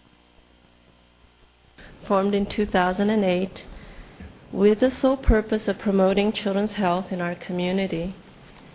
Along with Nancy Imada and Dr. Bill Downey, we are a diverse group of passionate community volunteers comprised of local business and civic leaders. We have been working for the past 4 years on our mission to fundraise for the establishment of a best practice, forward-thinking system of care specifically for children, a center of excellence for children. I've been privileged to practice pediatrics here in Henderson and Las Vegas for the last 18 years. During this time, it has become apparent that there are many gaps in children's services, most especially to those children that need specialized or chronic care. Thus, our desire to bridge those gaps, centralize services, and increase access to care, especially here in Ward 5. We want to augment the existing services and partner with local physicians, providers, and hospitals to deliver the best care possible to our children. We were so fortunate to be introduced to Sanford Health in 2009. Their philanthropic initiative to identify and then build children's clinics in underserved communities of our country and around the world will only benefit the city of Las Vegas. When we were filling out their due diligence questions about our city's need, we based our answers on the 2008 numbers available to us. We found that there are about 10,000 children who live within 3 miles of our proposed clinic. The American Academy of Pediatrics recommends 1 pediatrician for every 2,000 children. At that time, there were 0 pediatricians in our service area. UMC is located 2.5 miles from our clinic, and of course would be our referring hospital. Our clinic aims to provide best care primary pediatric care and areas that we do not have great services. Developmental pediatrics with concentration on autism spectrum disorders, genetics clinics to include Downs, fetal alcohol syndrome, dental health, and also to add mental health, adolescent health, metabolic obesity clinics, specialty follow-up clinics, and in the future, on-site occupational, physical, and speech therapies. Thank you. I'd like to now introduce to you Dr. Bill Downey, my partner. Thank you very much, Doctor. Good morning, Council, Mayor Goodman, Councilman Barlow, Councilman Ross, good to see you again, sir. I came to Las Vegas in 1985. I'm sorry, could you state your name for the record, please? I'm sorry. My name is Dr. William Downey. I'm a local pediatrician in Las Vegas. I've been practicing here since I came from my medical school and residency. I came to Las Vegas in 1985. I came here as a member of the National Health Service Corps. That is a federal government organization that helps a student get through medical school, and then in return you pay back the government by working in a community that is a medically underserved community. So I was sent to Las Vegas to work at Operation Life Medical Center, 600 West Owens, D Street in Owens, and I worked with Ms. Ruby Duncan. Many people remember Ruby. She's a dear friend of mine. But I worked at that clinic for 5 years. I had a 2-year obligation, but I stayed there because there was so much work to do, and it was so gratifying and so fulfilling. After I completed my work there, I stayed in Las Vegas to continue practicing medicine. Las Vegas has been very good to me, and I've tried to work and do things to promote the community. I spent time at UMC. When Dr. Sean On started the NICU back in 1985, 1986, many people in the community didn't want that facility to exist, but it did, and I helped him start it, and I worked with him for the next 4 or 5 years. I've continued on doing things with many hospitals, and I work with the Nevada Children's Medical Center Foundation. We've been together about 4 or 5 years, but actually this group of people has been working for years and years, even before we created the foundation. We've been working together to promote children's health. As Rosemary said, we were introduced to the good people from South Dakota, Sanford Health, a $1 billion medical corporation, and that's a B, as in billion. And these good people are committed to working around the world building clinics for kids. And also in America. They've built clinics in Klamath Falls, Oregon, Duncan, Oklahoma, Southern California. They've built clinics in Ireland, in Israel. They have multiple clinics in Ghana. And they're committed to helping kids in America and all around the world. They've come to Las Vegas and they've seen that we could benefit from their help. And we've been working trying to do this. And it is our hope that we can partner with them and get this done. This clinic that we want to build will be state of the art. It'll have electronic medical records, which, as we all know, is where we're headed. We will have teaching. We will teach parents how to keep their kids healthy. We will teach the children how to be healthy.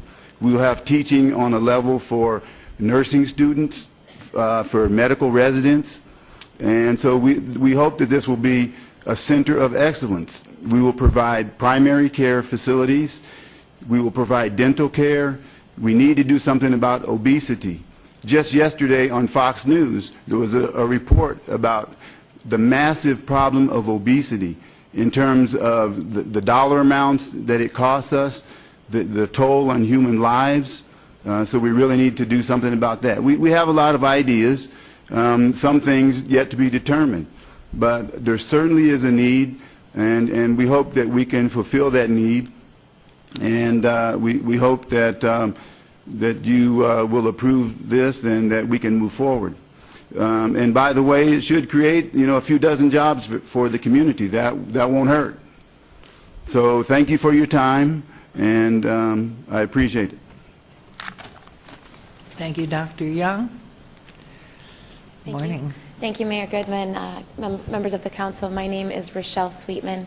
I am the business director for Sanford World Clinics, and I am just absolutely humbled and privileged to be before you this morning with this amazing foundation that's doing great work here in Las Vegas, and we're really excited about the possibility of continuing our work with them.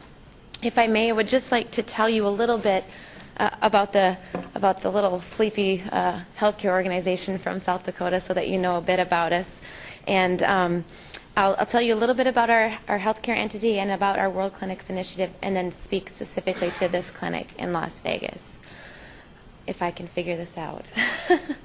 We're 116 years young in the Dakotas. We're located in Sioux Falls, South Dakota, and Fargo, North Dakota, are our dual headquarters. We are the largest rural healthcare organization in the United States, and we're a community healthcare organization that's nonprofit, governed by a board of volunteers, community volunteers that represent the entire region, and a considerable amount of what we do is charity care. We embrace our model of integration. We don't just focus on the clinical aspect of healthcare.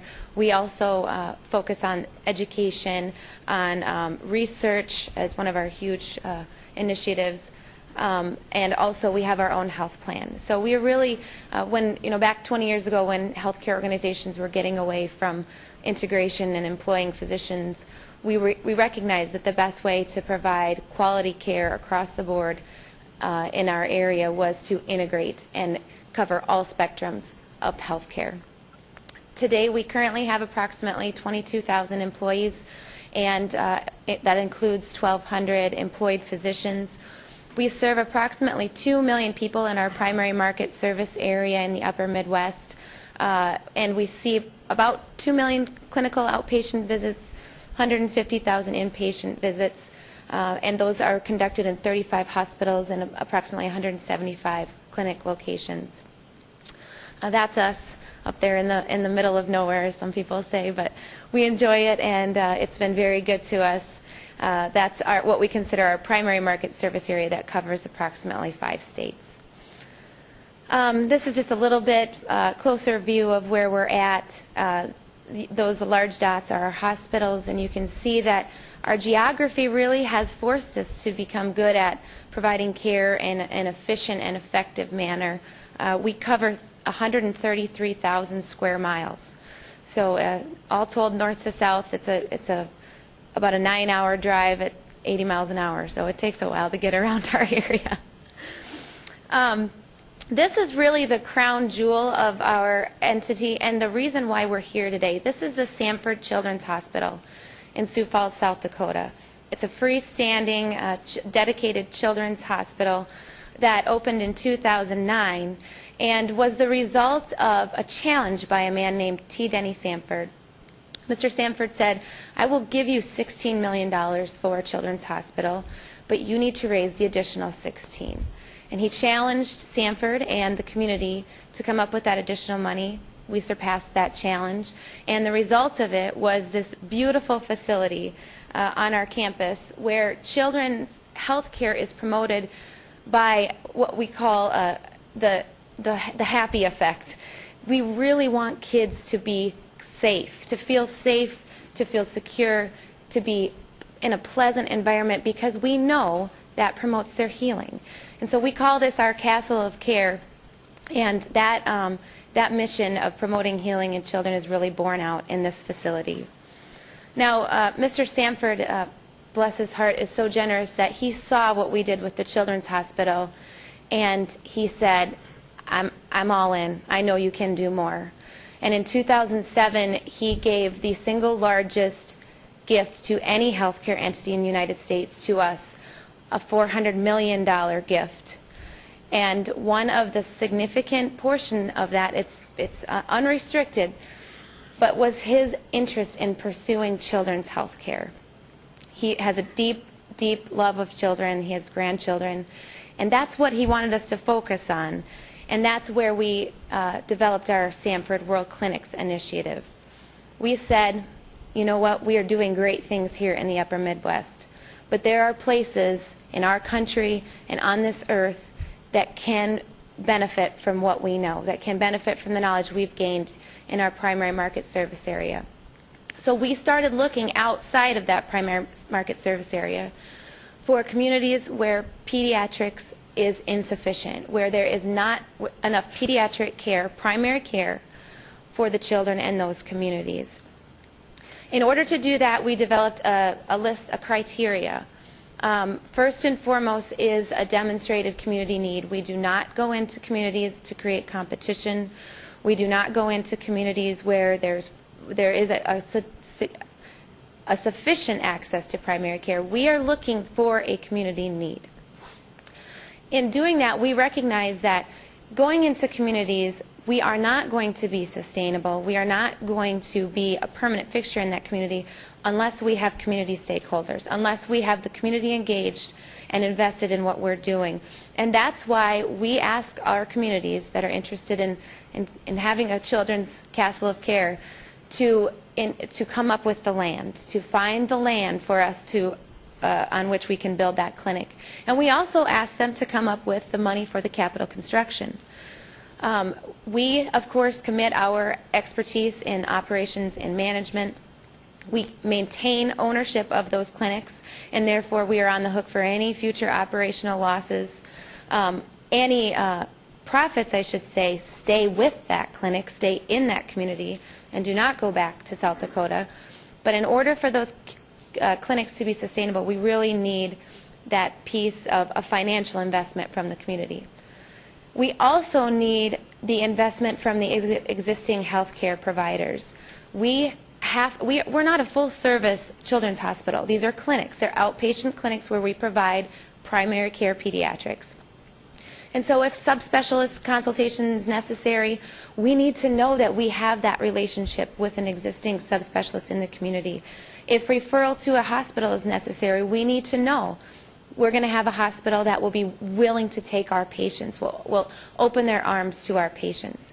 And that, of course, goes back to the idea of sustainability and making sure that we have the community invested in our clinics.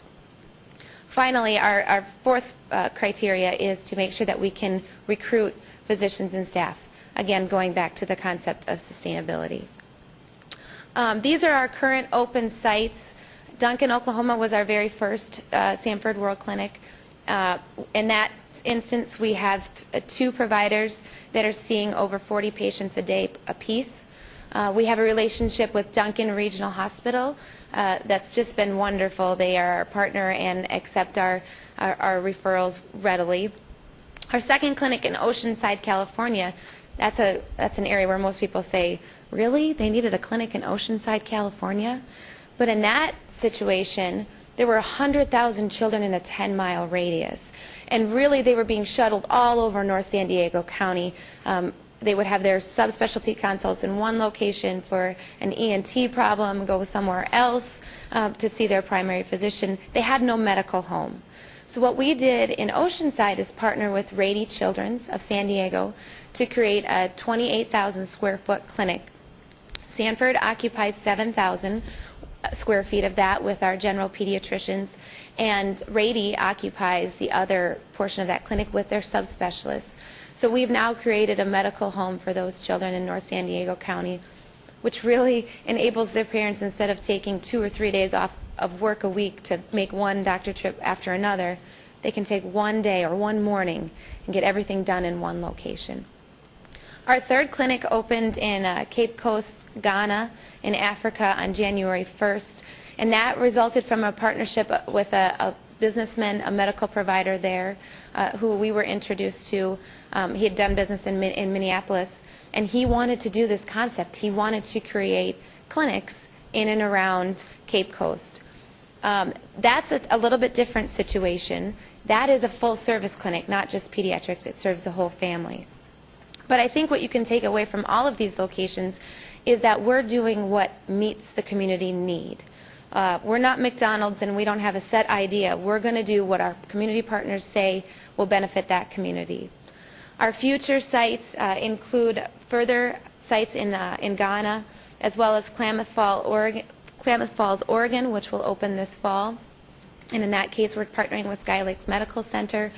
They're actually going to be in our building and will provide the labs and x-ray, the ancillary services that we won't have in our clinic. So that's another example of how our model has evolved based on the community. Dublin, Ireland, that clinic will be on the campus of the Hermitage Medical Center in West Dublin. In that community, there is no such thing as outpatient pediatrics. Children go straight to the ER. And so they saw this as an opportunity to create an outpatient clinic on the campus of their hospital that will free up some of their inpatient time. We're also heading to Mexico, Israel, and additional sites in Ghana. So as you can see, we've landed here in Las Vegas through the good people at Nevada Children's Medical Center Foundation. They came to us actually through a partnership, local business partnership who knew of T. Denny Sanford, and said, you guys really should go out and check out their children's hospital. And they did, and at that time we were just getting the World Clinics program up and running, and they said, you know, we really think that we have a need, an unmet need in Las Vegas. Could we start discussions? And that's what led us to today. NCMCF led us to the City of Las Vegas as a possible partner for land. The clinic plan, which is obviously in a very early stages, is that we would have 13,000 square feet of clinic space that would house approximately 8 pediatricians. We have built-in room to expand to 18,000 square feet if the need arises. And as Mr. Arndt said, the land is in the Enterprise Park District on the corner of Martin Luther King Boulevard and Mount Moriah. As with all of our other clinics, Sanford would maintain ownership of this clinic beyond the hook for operational costs and any expenses ongoing in the future. Our relationship with NCMCF, which is memorialized in a letter of intent, says that NCMCF will raise the $4 million for capital construction. For FF&E, the actual construction itself of the clinic, Sanford is investing $2.5 million in capital and operational expenses. So it truly is a partnership based on what our wonderful pediatricians have identified as being the need of this community. So we expect that the economic impact will be 8 pediatricians, approximately 30 ancillary staff, nurses, front desk staff. And we anticipate, based on our other projects, that the construction jobs would be 150 to 200. At startup, we plan to have 4 pediatricians, so that will be an ongoing process of recruitment of pediatricians to the community. But at startup, we expect to see 25,000 patient visits in our first year with those 4 providers. And over time, even when we get to 6, we're going to be seeing 50,000 a year. So it will ramp up quite quickly based on the need of the community. And as I said earlier, with all of Sanford World Clinics, any profit made out of that community is reinvested in that clinic. It does not leave the city limits of Las Vegas. So where are we today? We are before the council for asking your blessing on an exclusive negotiating agreement with the city regarding that parcel in Enterprise Park. This will give us the 6 months that we need to not only examine the physical property itself, but also to continue our discussions with the local providers to make sure that we know exactly what is going to be in that clinic, what is the need, how are we going to meet what the children of Las Vegas currently lack. And it also is going to give us time to raise that $4 million. We are here working with MCF to create that funding drive. And over the next 6 months, we'll be engaging local philanthropic partners to help us get there, in addition to the local medical providers, to figure out exactly how we can best partner with them. And so that's where we're at today, council members. I appreciate being here with you, and I would just like to say that we are very, very excited about the possibility of being in Las Vegas and having you be part of our mission to serve millions of children every year.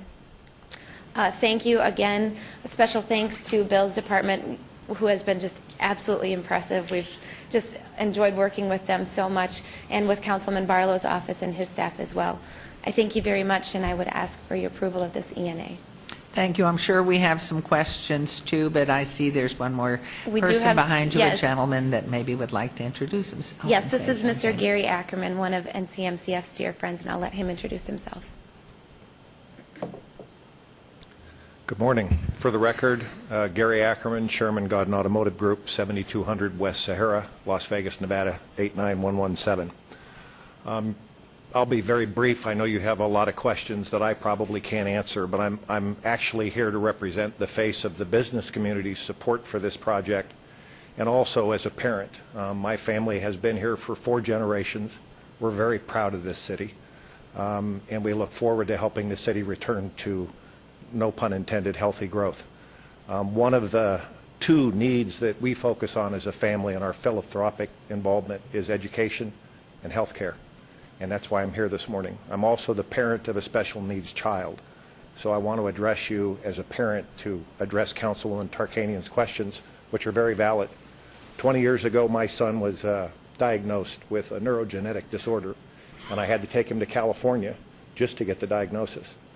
Once I got the diagnosis, I asked where I go for health care in Las Vegas, and at the time, there was not one board-certified pediatric psychiatrist in Nevada, let alone Las Vegas. So we had no help. So his mother and I kind of did it ourselves. Las Vegas has come a long way since then. We now have one board-certified pediatric psychiatrist in this community. And she is desperate for this clinic to be built, as are we. And I'm here to pledge the community's involvement. If I have to drag them here myself, I will. I've done it before. I can do it again. And as a business person, this community needs projects like this. There are a lot of people like myself who are ready, willing, and able to work with this group to change the face of children's health care in this city.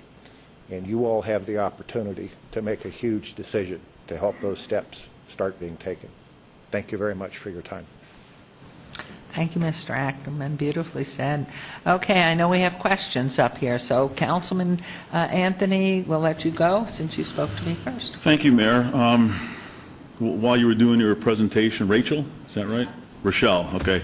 I ran up the Sanford website on my phone, and the first thing I saw was that Sanford likes to create centers of excellence in cancer, children's health, heart, orthopedic, sports, women's, and there are some other specialties. So, you know, I'm glad you're here. I'm going to support this ENA, and I'm sure we'll have questions as an ENA process goes along, because that's what we're going to really pay attention to. Is basically this is a study to see if you actually fit here. But my hope is that you're going to fit, and because if you fit, you're going to create construction jobs, you're going to create healthcare jobs, and you're going to have a center of excellence in Las Vegas in pediatric care. So I hope it's going to be successful. And the one thing you did mention that kind of caught my ear was you're cognizant of competition in Las Vegas. Well,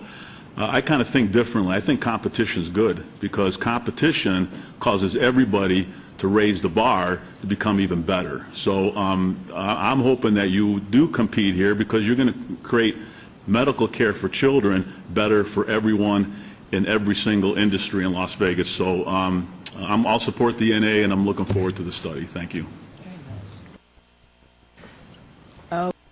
Whoops, Councilman Coffin, please. Thanks, Mayor. I'm not sure if Rachelle would be the person to ask this question, because I want to make sure that I get clarification on this.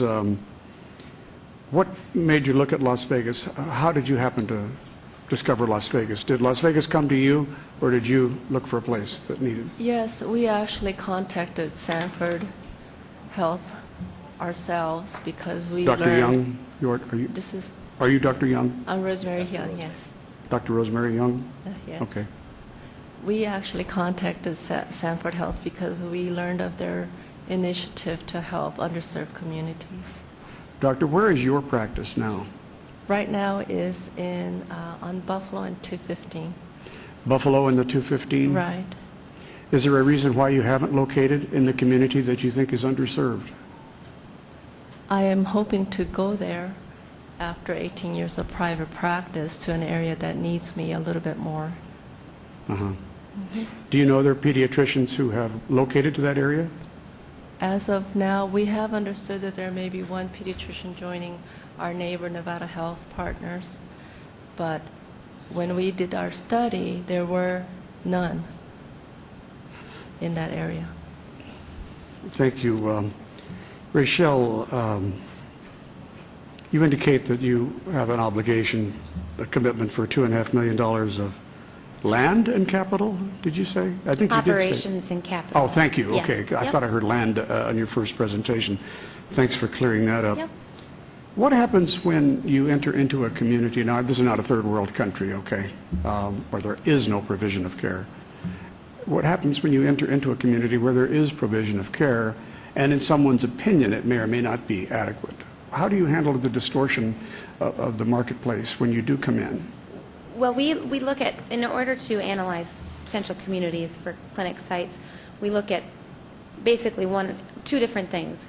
One is the American Association of Pediatrics mapping study, where they actually state the number of children in the community and the number of pediatricians. That's one of our very good sources. That's actually what led us to Klamath Falls, Oregon, because the AAP had identified it as an area that needed additional pediatricians. But to be quite honest, in my tenure at this job, I've found that the number one indication of whether or not we need to be in a community is the providers in that community themselves. They are the best source of information to us. They can tell us, they're the feet on the ground every day. They know how many children are in their community. They know if their practices are too busy. They know if people can't get appointments for 6, 8, 10 months. So they are really our best source. We look directly to the providers in that community for their expertise as to what that community needs. I feel caught in the middle here because we have providers telling us, at least telling me, that they are providing adequate care, that there are a lot of pediatric providers and or family practice providers who either specialize in or have a large pediatric practice within their practice. How do you know, based upon the word of a couple of people in this business, that you in fact really have an underserved population? Well, I think if you look at that location and the volume of children, based on the study that NCMCF has done, and it shows that the population numbers per pediatrician do warrant additional coverage. We firmly believe, based on our rural expanse in the upper Midwest, that health care is best provided close to home. It's most effective, it's most efficient. And so if people don't have to travel long distances to get healthy, they will access that care. What that does for communities is it means parents don't have to leave work to take their children long distances. They can stay working.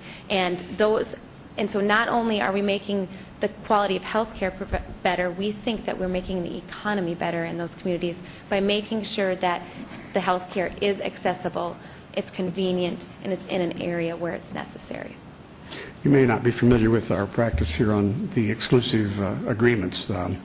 these things are really a way of getting the train on the rails, and they don't stop once it's done. So it is not something that you very easily stop or turn around once a period is over. You really, on this first vote, you're making a decision that's going to last a long time. It's not just one you can easily reverse. So that's why I'm asking these questions. Because of the, we have a publicly owned hospital just a couple of miles away from there, which is investing heavily in the community. One of my 2 county commissioners is opposed because she says that it is not necessary, that in fact the huge investment over there is, and more coming, is going to be undercut by this. Now that may mean somebody thinks it's competition, but in fact, if in fact your taxpayers are supporting something, very close, and I think 2 miles is very close, boy, you got to think twice about, do you want to get in there and distort the plans that are well underway, and in fact the capital's been spent. I just don't know what to think. Let me tell you what they have over there, and you tell me if I'm wrong. We have Children's Hospital has a 10,000 square foot pediatric clinic with subspecialty clinics. And by the end of the year, they will be in the 20,000 square feet freestanding clinic next door to that hospital. That's UMC. That's close, I think. It's close to that. They have 12 pediatricians and 18 residents. They have a separate pediatric emergency room staffed by fellowship-trained ER doctors. The doctors who are going to staff this, as have been testified today, are a couple of doctors who are already in practice here in town. So you're not going to increase the number of doctors servicing the population. You're going to shift doctors around. Numbers here indicate in Clark County there are a total of 691 pediatricians and family practice doctors who provide care to children. I don't know if that's disputable, and I don't know what the percentage is within the 691, how many are just pediatricians versus those who survive. There is a doctor right there on that property who does take care of children, who pediatric. I don't think he's a specialist, but he's right in the middle of that in the Enterprise Park, providing care to children. What do we do to his practice? I'm thinking, see, we have to be careful. Government can distort the marketplace, and if you're providing services, if government intervenes in the market, then you got to watch out and see what's happening. Is it for the good, or will it make any change? It's always hard to make these statements, and it's always hard to look a gift horse in the mouth, so to speak, because it's not every day that someone comes flying in and says, we're going to give you money to do a program. But donor-driven gifts, and then the purposes being driven by the donor, sometimes create more problems, because we've seen it in our university system every now and then in local government, where people want to give money, and they want to tell you what to do with it. And maybe it's too hard to turn down. Well, then problems come after that. So, maybe there are other people that will help fill me in on this. Now, my next question's for Bill, because it's on the contract. I would like to comment, Oh, Bill, please, that yeah. we have engaged, we had initial discussions with UMC yesterday. We were not aware until yesterday that there was a pediatrician in Enterprise Park. I'm not actually sure that practice is up and running, but we certainly absolutely welcome our discussions with UMC, Nevada Nevada Health Centers, along with our partners at NCMCF. And from our point of view, Councilman Coffin, that is the purpose of the 6 months with this ENA, is to engage those parties in this discussion. It's a bit of a chicken or the egg kind of question. Do you find a location and then start to discuss, or do you find the partners and then find a location? And so this is the process that just happened to work out with us, with the help of Councilman Barlow, and identifying that area. And so we look forward to this next 6 months being full of discussions with any and every provider in that area and in the community of Las Vegas as well. Now, I didn't say, by the way, the doctor that is in Enterprise Park is a pediatrician, but Okay, I'm sorry, I misunderstood. Who takes children, and I don't know how long it takes to get in to see him, but transportation is pretty easy in this town for people to get around, and UMC is right next door, literally, in our community. And we're thankful for that. Yeah. And as a matter of fact, when we asked NCMCF to identify the logical hospital partner who would accept referrals, they identified UMC because of its geographic location in close proximity to our clinic. So they would be our logical hospital partner, and we hope to engage them in discussions and make that beneficial for both. Okay, because when I look at the plans, I see more. I see an acute care hospital. I see lots of things there, not just... No. I should clarify that in the ENA, it does mention the possibility of an after-hours acute care clinic. And the reason for that is that is what currently happens at our clinic in Oceanside. Sanford does not have a part in that. After hours, Rady Children's from San Diego uses our space to provide an acute care service to that community. We only mentioned that to the city because we wanted them to be fully aware that that's what has happened. We have no partners that have indicated that they would be interested in running an acute care out of our clinic. And we felt like we needed to be completely upfront with the city because we wanted them to know that we are cognizant of the fact that this must be a nonprofit use on this property. And we wanted to assure them in their quest to make the highest and best use of that property, that whatever we do on that property, we are going to be a nonprofit. Anything that comes out of that will stay in this community. And at this point, we have absolutely engaged no discussions. And as a matter of fact, we realize that there's an acute care on the opposite corner, so it wouldn't make logical sense at all. We've merely included that because of our other operations and our desire to be completely upfront with the city. Thanks. I have some contract questions for Bill. The one that stands out to me, Bill, and by the way, I've only seen one other ENA, and I know we've got another one on today's agenda. In that particular case, the next one, I think, or wherever it is in our agenda, we know the people we're going to enter into an ENA. They've done business with us, and they've been selling land for us and doing a bang-up job under your leadership. But when I look at the contract here, and it says on page 9, these are things I might have asked you in briefing, but I wanted to get clear. The contract on page 9 line, so it would be about the line, fourth line or third line, indicates that the city will, according to statutes, obtain and rely upon independent and confidential appraisal of the site prepared within 6 months of the date of the DDA. I guess that's this date. That the council may adopt a formal resolution finding it's in the best interest of the public to sell the site without offering such real property to the public.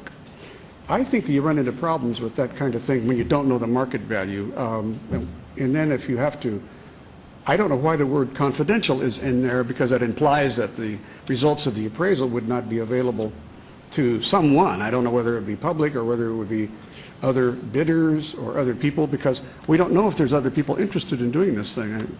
There is no RFP. We didn't put it out because we didn't do a study that said we were underserved. What about that confidential stuff in the contract? Please explain, because you tried to explain it to me once, but I can't. I need to hear it again. Thank you, Councilman. And I'd like to take a step backwards in explaining again the purposes of this agreement, which is very different than the future agreement that we reference in this section of the contract. The ENA, the exclusive negotiation agreement, is simply committing to the other party, to Sanford, that we're entering into exclusive discussions. And that allows them to spend money at risk, if you will, on studying the design of the project, what it's going to cost to operate the facility. The city doesn't contribute to any of that cost. The Sanford Group is paying for those costs. So in exchange for them doing some due diligence, we're simply committing to have exclusive discussions with Sanford for this property. Excuse me, and two, it is to reserve the property only for 6 months until the dialogue discussions that you are having are either resolved one way or the other, but it's simply a reservation of that piece of property for the dialogue to continue, correct? That's correct. And the investigation with the rest of the community. That is correct. And the reason we went with this agreement, we do two other forms of agreement typically on other transactions. Purchase and sale agreement, where we're selling lands with very few conditions. Another one is disposition and development agreement, where we're selling lands with a lot of conditions. We chose the ENA agreement because we don't have all the answers for the project. That's the whole purpose of this agreement, for feasibility. It's not just feasibility for building the project, building the facility. It's also feasibility for operations. So we thought it was the prudent agreement. This section, I agree with you, Councilman, is a little bit obtuse. Maybe it's the language that our legal team came up with. But the appraisals are done per a process outlined in state law. So whenever we sell or lease real property, before we enter into that sale agreement, the disposition and development agreement or the purchase and sale agreement, At that time, when you're considering a vote on that type of agreement, we have to have had the appraisals already done. They have to follow a specific process that's outlined in state law. That's the reference to NRS 268. And we do 2 appraisals. We pick those appraisers per a process outlined in the law. They come up with a independent opinion of value. I believe that's the reason that word confidential is in it. We're not telling them what the value is. That's the whole purpose of hiring the appraiser.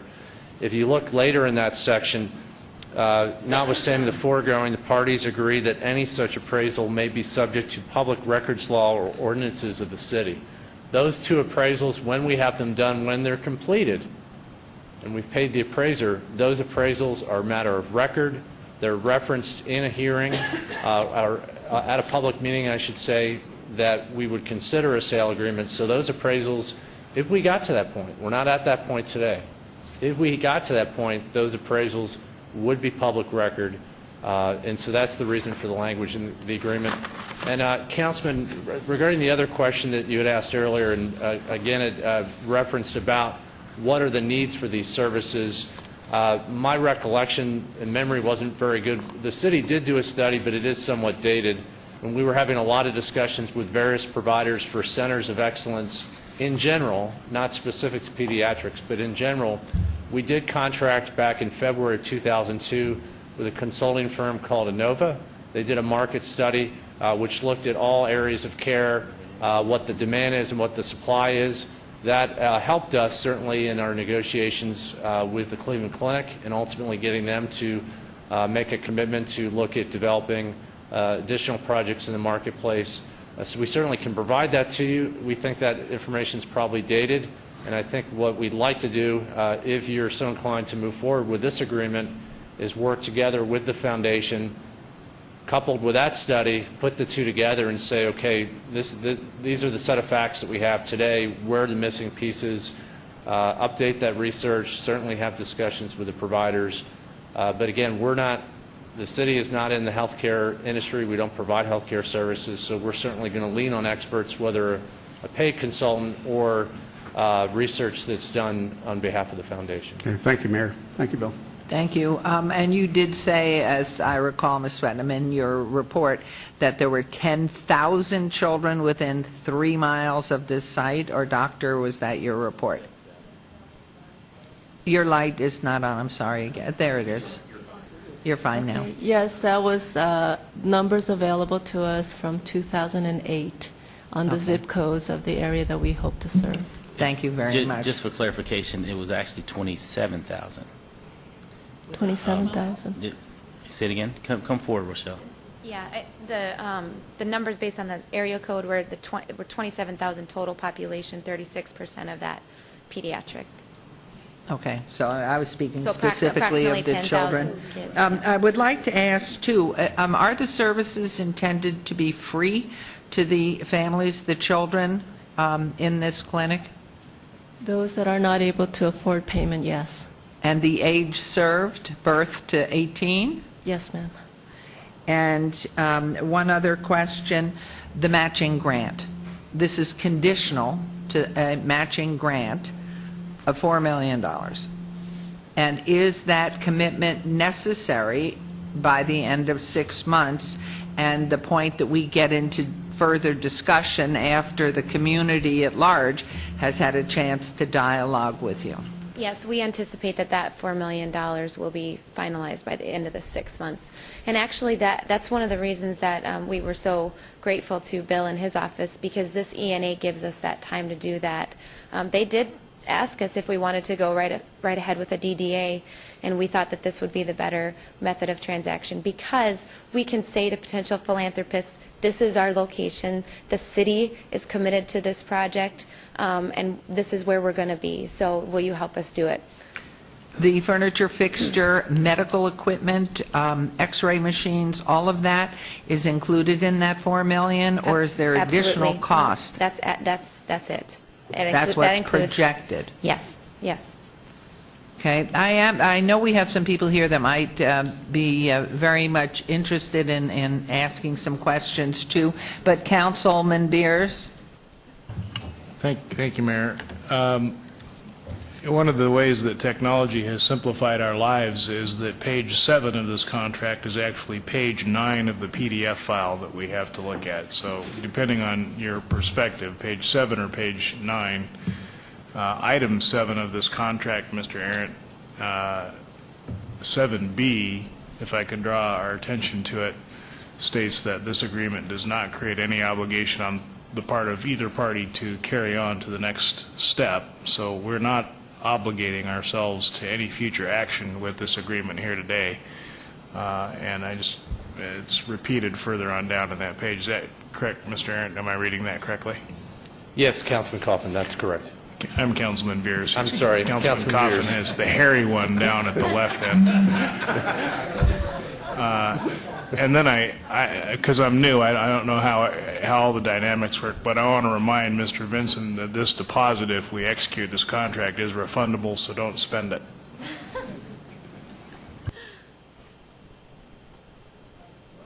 Thank you, Councilman Beers. Mr. Councilman Ross. Thank you, Mayor. Mr. Arndt, repeat again the acquisition of the dirt. We're going to go out for an appraisal. They're going to purchase the land from us. They're going to go out there and raise $4 million. Is that the idea? Thank you, Councilman Ross. They are going to purchase the land. It's going to be it's anticipated to be for a donation, and that would come in the final development agreement. But when we get to that point, you would reconcile what the group is bringing forward as far as their investment in the property, the economic impact of the project, against the value of the land, which has not been determined. That's not the point of today's action. And you'd weigh the cost that the city's making, where we're basically looking to make a donation of the land versus the value of what is being proposed by the project. So you're not making that determination today, but that is the concept that Sanford World Clinics would purchase the property. I understand what we're doing today, but I want to see the schematics down the road. We're going to give this dirt to them. They're going to go out and raise the money to build the building. The idea is that they would have the capital committed by the time we make the commitment of the property. If I may continue, Mayor, because Mr. Arndt, I absolutely see the economic value to this. I think all of you, doctors, Mr. Ackerman, Ms. Sweetman, love it. I think it's incredible. I think it's awesome. Love to see this happen. I'd like to see it happen today, actually, without going into this E&A stuff. But when county commissioners get your attention and other prominent figures in the community make phone calls to you the night before the item's supposed to be heard at this council meeting, and then I learn others are part of this plan who I don't have a whole lot of respect for, that are trying to help you with this in this community, I'm challenged by this. My questions are the same as Councilwoman Tarkanian's and somewhat the same as Councilman Coffin. You know, I think it's awesome. And when you're in my office, you heard what I said. I mean, our meeting was short because it was just a phenomenal project. And I'm just amazed at what you've done up your part of the woods, South Dakota. And then why on earth who wants to live in South Dakota? I think I asked you that too. But I think this is great, and I see a need, and I want to certainly support Councilman Barlow in his efforts to fill in the blanks with at Enterprise Park. But you know, these prominent figures in the community call you up the night before, and I've got some questions. And then I see someone else associated with this that I don't have a whole lot of respect for. I'm a little concerned about it because I want you to be successful. And I was picking on Mr. Arndt there for a minute because I understood how the transaction was going to go, but I wanted the public to understand that too. I certainly don't have a problem in 6 months if you guys raise the $4 million. And I don't understand, maybe Ms. Sweetman, can you answer this question for me? We can't build a fire station for $4 million. How are you going to build a clinic for $4 million? Well, fortunately, that's above my pay grade. I don't make those determinations, but you know, given our experience in other parts of the country, you know, we actually engage local architects to figure out, you know, local construction companies to figure out those construction costs. So we believe that to be accurate. And I think you could probably do it. I think this is so awesome and so neat. And Mr. Ackerman, if you can answer me a question, are you going to be part of the fundraising process here from the, I think it's the Children's Foundation? Yes, sir. Highest respect for you and your family and your contributions to this community. Thank you very much. Thank you. And thank you for helping them represent this item. I think it's an awesome. We'll do our best. And I'm if sure there's you anything I can do to answer questions either now or during the 6 months about some of the details of the community involvement, I'm happy to do so. Well, and I'd like to ask those county commissioners some of those questions, too, as to what their concerns are. UMC, I'm not quite sure how that fits in, because we as a council are all for this medical tourism and, bringing more doctors and more specialized medicine into the city of Las Vegas. We want that to happen, and this sounds like it's part of that puzzle. Plus serving Councilman Barlow's ward in a significant manner. I think that's awesome. I think it's great. But I've still got a lot of questions in my mind on I think, just in the background, not on what I'm seeing today in regards to the ENA, but would like to hear more from the county commissioners and UMC officials on that, especially since you just met with them yesterday. That concerns me a great deal, too, because it's kind of all of our responsibilities making sure UMC can exist, the city and the county collectively. And I don't think you want to hurt that relationship, and nor do I actually see this doing it, but I'd like to hear what they have to say, too, before too long. So thank you, Mayor. Thank you. I mean, I think that sort of does wrap it up. This is a dialogue. It is the reservation on the property for 6 months. We need to have the open communication. I'm sure any one of us or all of us would welcome any help that we can be in the exploration. But I do want to ask, I do know we are fortunate enough to have one of our former council people here who's the chairman of the UMC Commission with us today, and would love him to come up and just make some comments. But I think it's very clear what you're doing, and I think it's grand that you're going to you're being part of the helping raise the $4 million. Yes, as a matter of fact, we have a person from the Sanford Foundation who has made several trips and met with several different people. Right. And if I may just make one more comment to Councilwoman Tarkanian's concern about further dialogue, we are more than happy to be in touch with you and to let you know how things are going. And if and in fact further down the road some form of a DDA does come up, we will be happy to sit down and walk through it and keep the entire council informed. If I might. Yes, please. If you could just keep us informed of, and if you're having meetings, let us know in case we're able to go to them. It was only through the graciousness of Councilman Barlow that I was at the meeting yesterday and got the information that I got there. But I think as we meet in the community, we need to be there when we're having people talking about the needs and hear both sides. That's what I mean. Absolutely. We're happy to do that.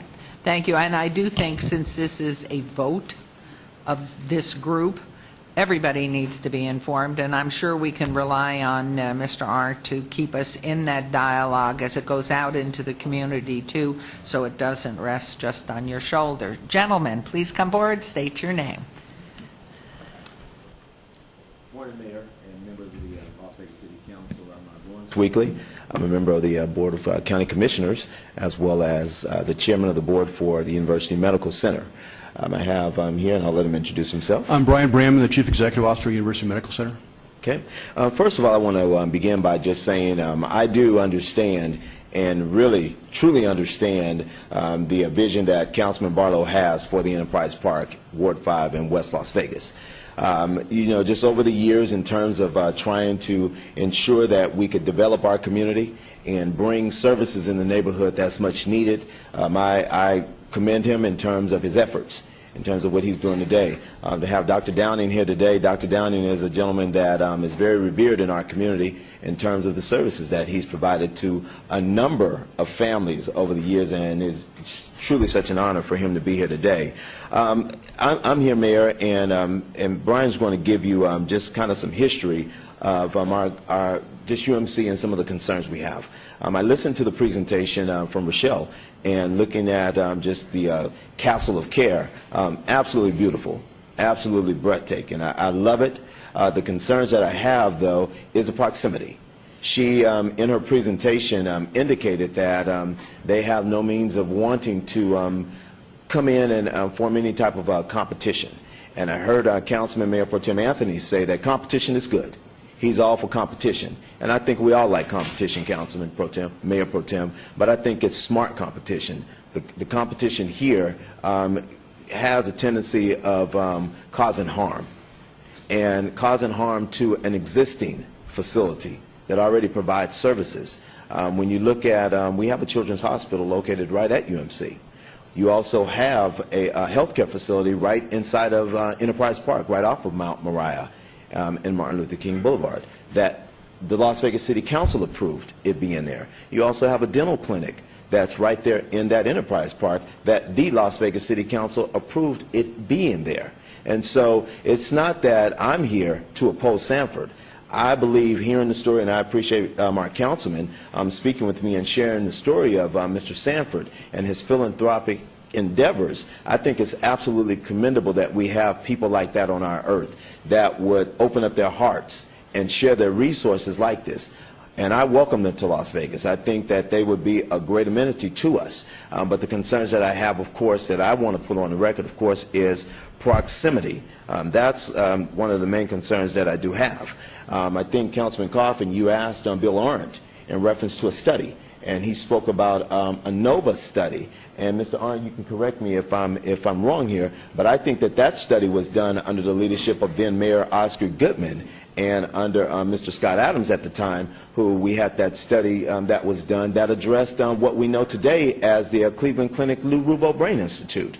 That's what that study was all about. That study had absolutely nothing to do with pediatric care here in Southern Nevada. So I wanted to put that on the record because in 2002, I sat in the old building when it was directed that study be done. Also, too, I wanted to put on the record that when we talk about moving forward and having people like Mr. Gary Ackerman, and of course their family is very well known and very wonderful in our community, I think it's fantastic that we have these folks here. But let's just be real careful here as we move forward with this ENA here today, and it appears as though it has a support. But I would just appreciate the fact, a conversation that's been going on for 3 years, and we just be brought into a conversation yesterday.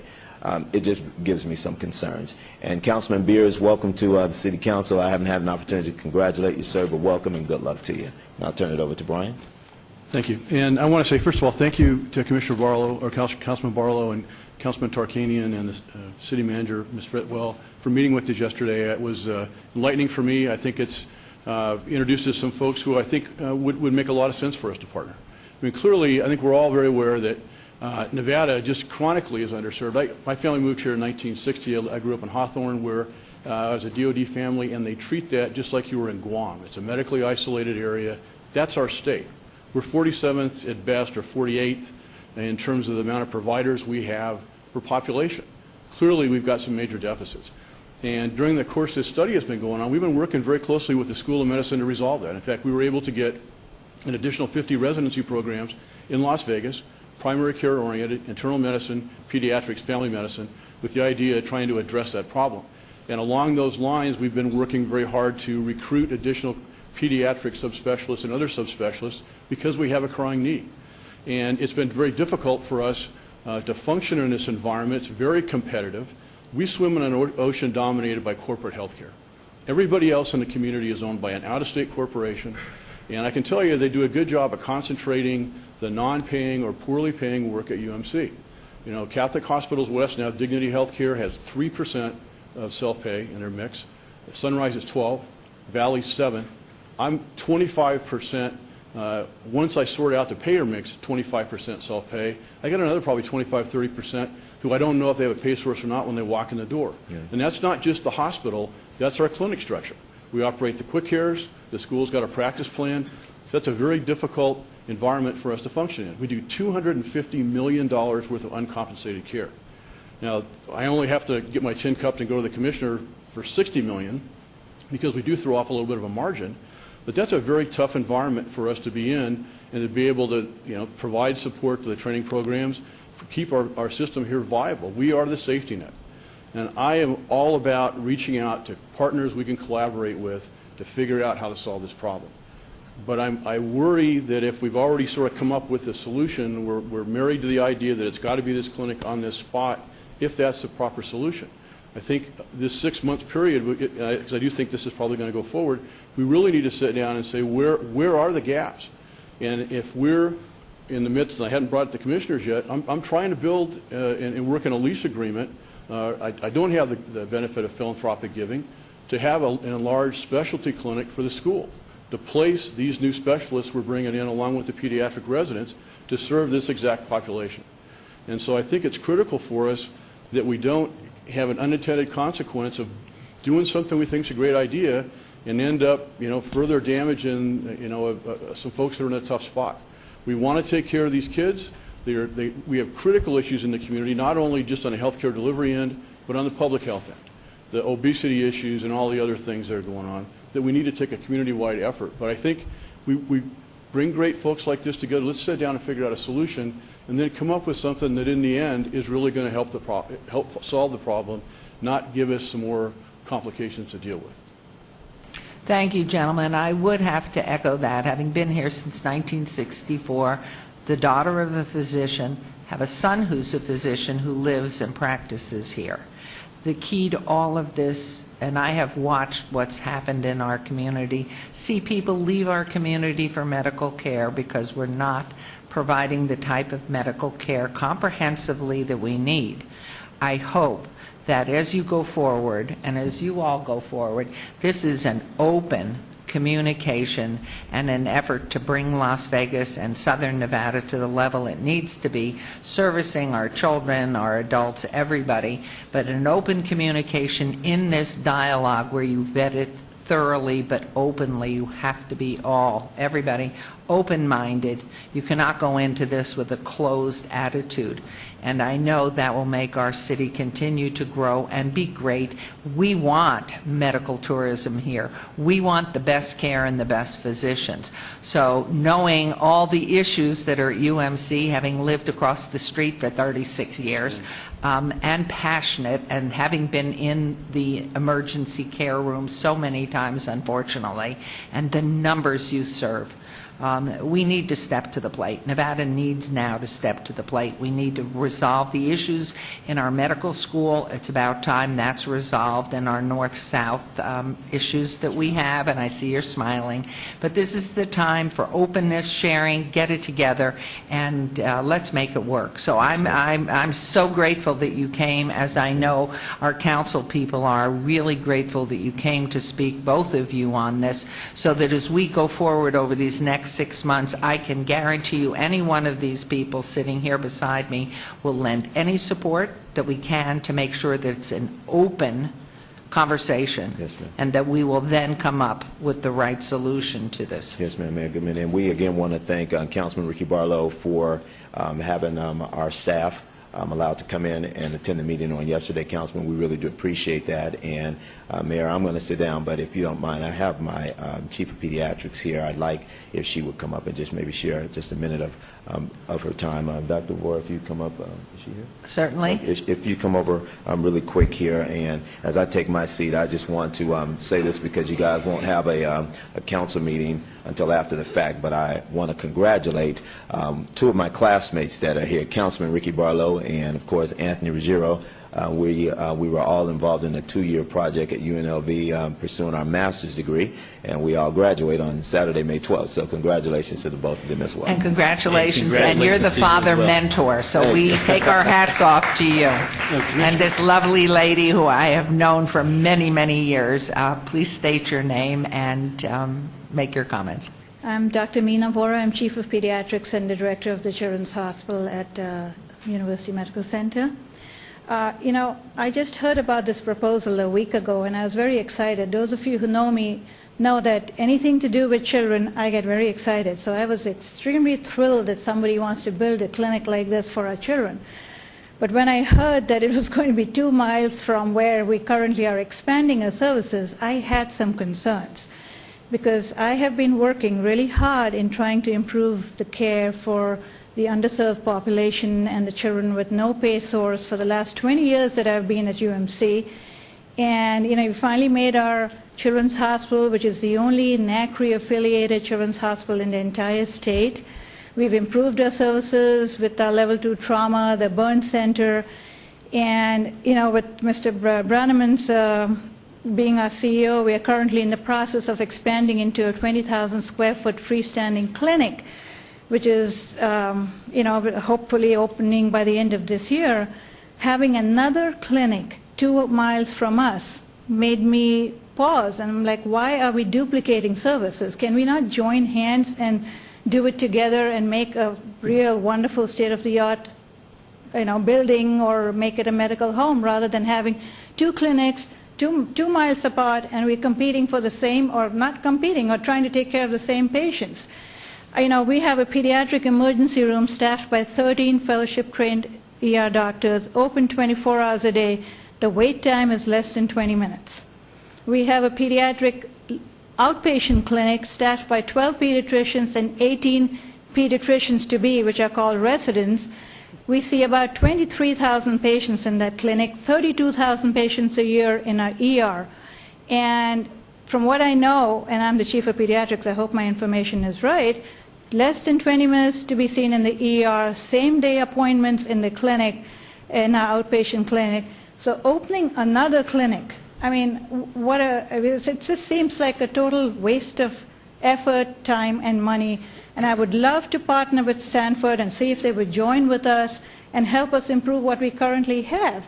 They work with the community, and I don't know how this went on for 3 years without any of us even knowing that they're going to be doing this in our own backyard. But I would love to work with them, expand, improve our children's hospital, and do what's best for the kids.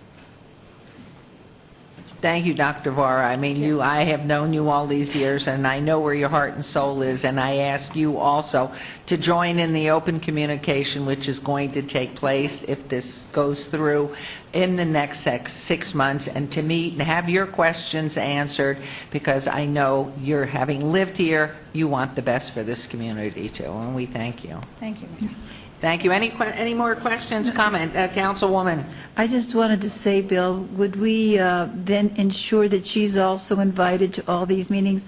And I'm not trying to beat this to death, but many people here have mentioned that they didn't know until recently or yesterday, and this can be one of the greatest things coming to Southern Nevada, or it just can be another thing. And we want it to be the greatest, and that's what I'm hoping it will be. And we only get that way if we all work together before we get into all the specifics of starting the building. And I think there was someone else who wanted to speak, Mayor. Okay. Okay. Please state your name. Tom Chase, I'm the CEO at Nevada Health Centers. Pleased to be here. Welcome. For us, it's, as I mentioned at our meeting yesterday, in my mind, it's a matter of survival. 2.5 years ago, I was invited to the White House to accept an award of $12 million, nearly $12 million, to expand services in underserved areas in Nevada. And we had put together a very creative proposal. We were one of 85 centers in the country to get an award. We got the max, or nearly the max. And it was designed really to meet the needs of both Clark County and Carson City, two areas where we really needed to expand our services because there's tremendous need. And in that period of time since, we worked hard to try to find the right place. We always had the Fifth Ward in mind. And when we came to former Mayor Goodman and Councilman Barlow, they had very grim news for me about the one I was planning, and then their smiles broke out on their faces, and I asked the required question, you must have an alternative. And they said, yeah, we do. And they pointed me to Enterprise Park. And with that, we've built a 33,000 square foot facility. We're housing 4 of our specialties in that location. The Mama Van, the statewide Mama Van, it will be housed at that location. Pediatrics, family practice, and OBGYN. We have 27 exam rooms, and we've built the facility for the future. We've built it to accommodate as many as 5 additional healthcare providers in the next 5 to 10 years, whatever that takes, whatever the community was willing to support and sustain. We were blessed, but now I feel as if, we're suddenly looking at being boxed in. We can only do one thing under our federal grant. We can only deliver primary care. That's all we can do. We can't deliver specialty care. So the things that we do are very focused on the everyday needs of our patients, day in and day out. We've always had a pediatrician at Enterprise Park. We only had to move 2 blocks. We now have 1.6 pediatricians. We are very cognizant of trying to grow the base of pediatricians. in our communities.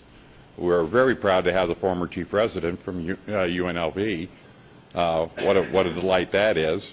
One of our OBGYNs is a former resident at UMC. And we look at these programs as integrated. I'll have a little anecdote for you later that will describe that. We're well aware of the study done by Brookings West. We firmly believe that Nevada should become a destination for health care and not a net exporter. But there are a lot of reasons for that. And I don't necessarily believe it's the willingness or the ability to attract providers that is the reason. There are a lot of others. For our part, we are dedicated to delivering the right service the right way. We have an electronic medical record already. We've had one for 2.5 years. We are committed to becoming a patient-centered medical home under NCQA standards, and that application will be going in July. And we have to deal with the panoply of HRSA regulations, all of which are focused on underserved areas. That's the only place we can be. We can only be in underserved locations. But we can grow. We have limits to how we can grow. But our sights have been set for where we're going to grow, and our Enterprise Park location, the MLK location, is part of that site. We expect additional medical capacity grants downstream for that location. But we have to be extraordinarily prudent, and we operate on extraordinarily thin margins. We're not afraid of competition, but the primary economic engine for a health center is Medicaid.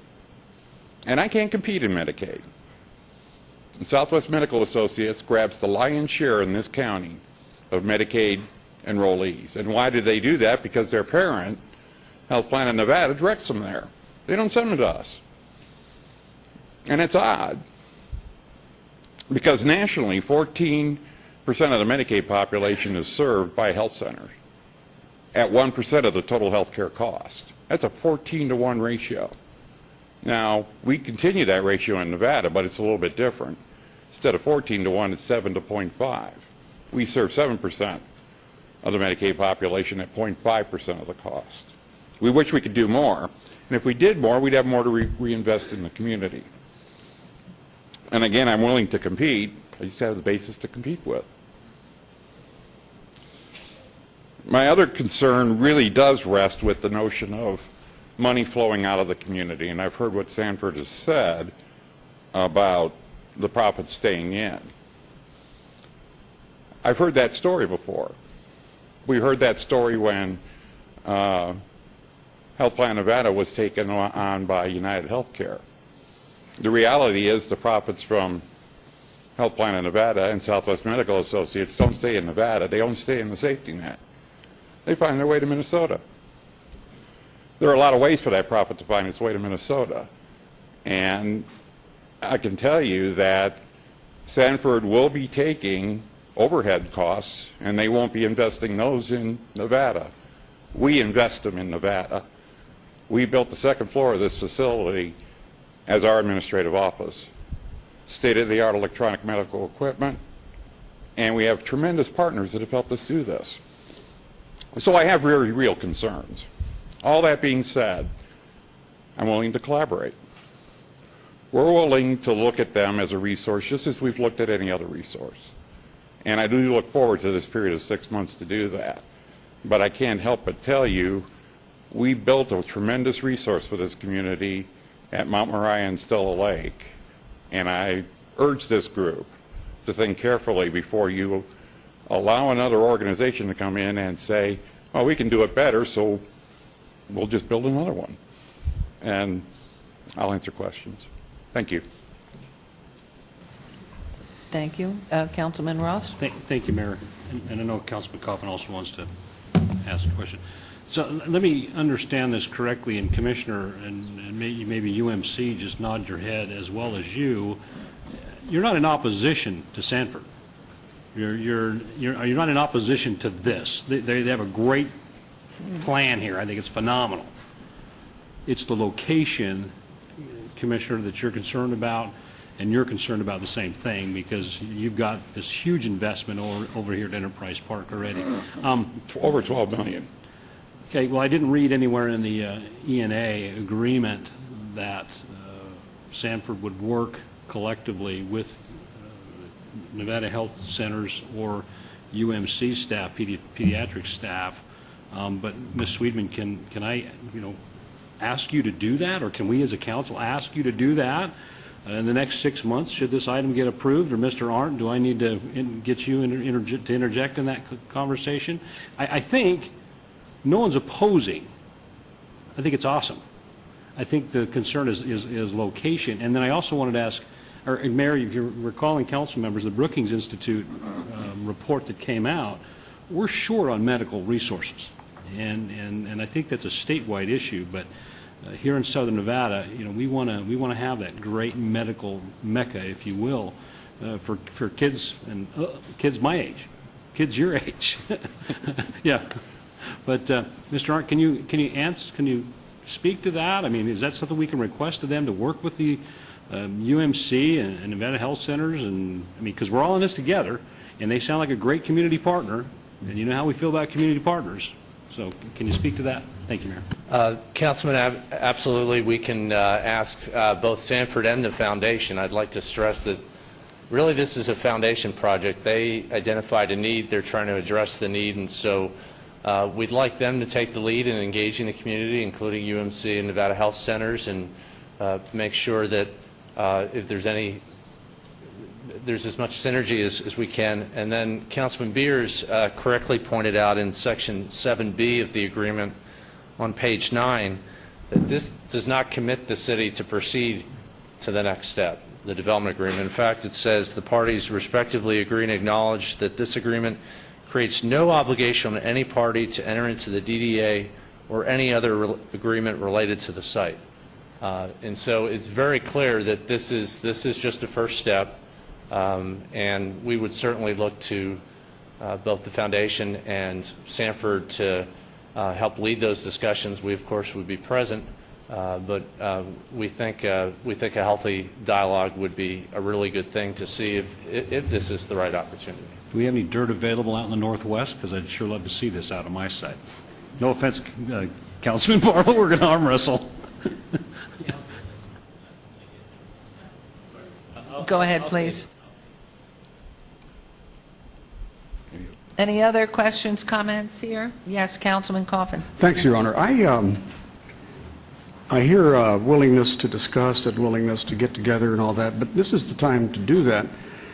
It is not the time initiating an agreement like this. It just comes. I have to say this, okay, and I'm addressing this to you, Your Honor, as well as to the sponsor, the proponent of the measure. In the world I come from previously, for many, many years, it was a world of deadline after deadline after deadline, and even in that environment, when we heard convincing, persuasive testimony about a proposal that should and or would cause us to think about the road we were on, we would hold it up a little bit. We would think, well, maybe we should listen to people and work it out and force a compromise. Now I have the luxury of serving in an environment which has no deadline, where there is no pressure, there shouldn't be pressure to act abruptly on issues of such importance. I got a call a week ago, maybe 8 days ago, on this issue, and I think a couple of days later stuff was left at my office, which I did finally see on the weekend, and I read it, but I didn't have the benefit of any testimony or any consultation with people who had contrary ideas until, I think, Monday night. And here I would ask the proposer if we could delay this for a time in order to make sure that, in fact, some collaboration does occur. Because if you initial this as it is, in essence, if you vote for it, you've really, as I said earlier, sent the train on down the station. And there is no binding agreement. There is no requirement for anybody to collaborate. You're really setting it away where the council should play a role in all of that. The council should say, come back in a month. Both you guys get together, come back in a month. Present us something where you're working together. Sanford, you weren't aware of some of these things maybe, or Sanford, you didn't know that there were some concerns, and now you've heard them. And we want you to work with the local people on this kind of thing. That's what I would do. I would send it away for a month or so and then come back and say, let's decide then, rather than starting an agreement now, which has a conclusion. So would you be willing to do that? Would anybody on the council be willing to wait? I can't vote for it now, but I could vote for it perhaps if we forced a collaboration of some kind. Okay, thank you for your comments. I think I will now turn this over to Councilman Barlow, since this is in his ward, and we'll go from there. Thank you, Mayor Pro Tem. First and foremost, I would like to thank a number of people for working with me on this 2.5, 3-year conversation. I would like to just set the record straight in a number of ways. I was approached by the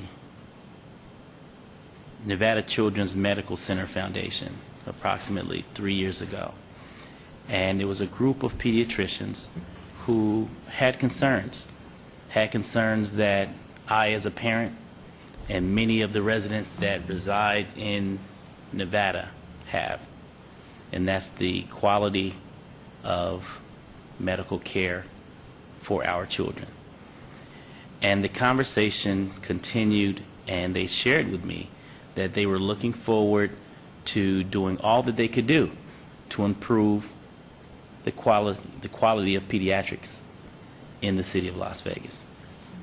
And as I listened and continued to allow their words to resonate with where we are as a state, 48th, 49th, depending on what stat you look at, but regardless, it's very low when it comes to medical services in the state of Nevada, and in particular Las Vegas. That's not a good stat. And so what was more compelling is when they shared with me the stats in the district in which I represent, Ward 5, was even more deplorable. 27,000 residents in the 89106 zip code, approximately 10,000 young people that I represent, either unserviced, a lot of that due to the fact that they have no insurance, no Medicaid, Medicare, no insurance, no health care whatsoever. And for that, I knew I had to do something. And those conversations led to Sanford. Councilman, there's a group that we have come in contact with out of Sioux Falls, South Dakota, and we're just exploring, trying to figure out what can we do as physicians. We've worked here many, many years, and we want to make sure that we leave this place in a better place than what we found it. And so we agreed to take a flight to Sioux Falls, South Dakota, to meet this outfit, Sanford. Never heard of it before. And what I saw was very impressive. Very impressive as far as the quality of care that Sanford was providing their residents in South Dakota. And so I asked a lot of questions. And the questions came back that, Sanford, you need to look at Las Vegas and actually see if, in fact, this is a place that your services could be utilized, because we do have a lot of children in our community, and specifically in the ward in which I represent, that is in need. I understand that we have a lot of quality facilities. UMC in particular does a great job. Nevada Health Centers, welcome to the neighborhood. You have a grand opening June 11th, and looking forward to being a part of that. But I believe one common denominator that we all can agree on is the fact that there are gaps in our medical industry in Las Vegas that needs to be filled. I have a 6-month-old, a 2-year-old, and a 14-year-old. And a lot of you who are either viewing this on television or out in the audience have children or grandchildren that we're concerned about because we don't know what tomorrow holds. Mr. Ackerman, I can only say if I was in your position, I don't know what I would have done. You're blessed to have the financial means to have provided for your child. There's a lot of people who are not in the position to have the financial means to do what you and your wife were able to do, and you're blessed for that. So the question that came back to me when meeting with Sanford, as well as the Nevada Children's Medical Center Foundation, I said, why? Why should an individual like Mr. Ackerman and his wife, why should they have to take their child outside of the state to receive much needed medical care, specialized medical care? So that led me to believe that there's a lot of gaps after reviewing this and researching. There's a lot of gaps in the system. And so as Sanford moved forward and more stats became readily available, it was more compelling that I had to do something. And I started the conversations, interesting enough, with Oscar Goodman, Mayor Oscar Goodman. And he had an opportunity to speak with some folks from Sanford as well.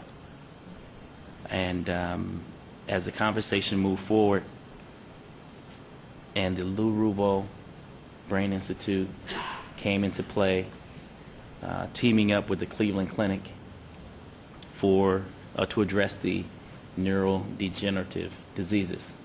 And then another term continued to surface, medical tourism. I understand competition because a lot of people in the medical industry didn't care to have the Cleveland Clinic come into the community. But it's the gap service that they came in and that they're providing that's not here. And I look forward to Sanford doing the same thing, coming in and providing some gap services that we currently don't have. And I have to commend the Nevada Children's Medical Center for seeking you out because, as I understand, this has been 20 years in the making for them as the foundation. That's not to say that the pediatricians here aren't qualified. That's only to say that there's only so many to go around to address a greater need.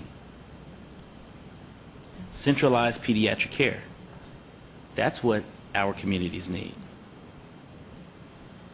In 2009, when the study was conducted, there were 0 pediatricians within the 89106 service area that came out of the research. It may have been 1. As I mentioned, 27,000 residents in this area. Today, I believe it's roughly 1 or maybe 2 pediatricians in this service area. And for those that think that 1 is enough, I totally disagree. Because 1 pediatrician cannot service the greater need of the entire community. And we're not just talking about this zip code. We're talking about the entire community. Because when, in fact, there's a good doctor, I take my kids into Henderson, Boulder City, Summerlin, Aliante. I take them all over the valley to make sure that they receive the quality care. And I believe that we have an opportunity to bring quality pediatricians into this community to service our children.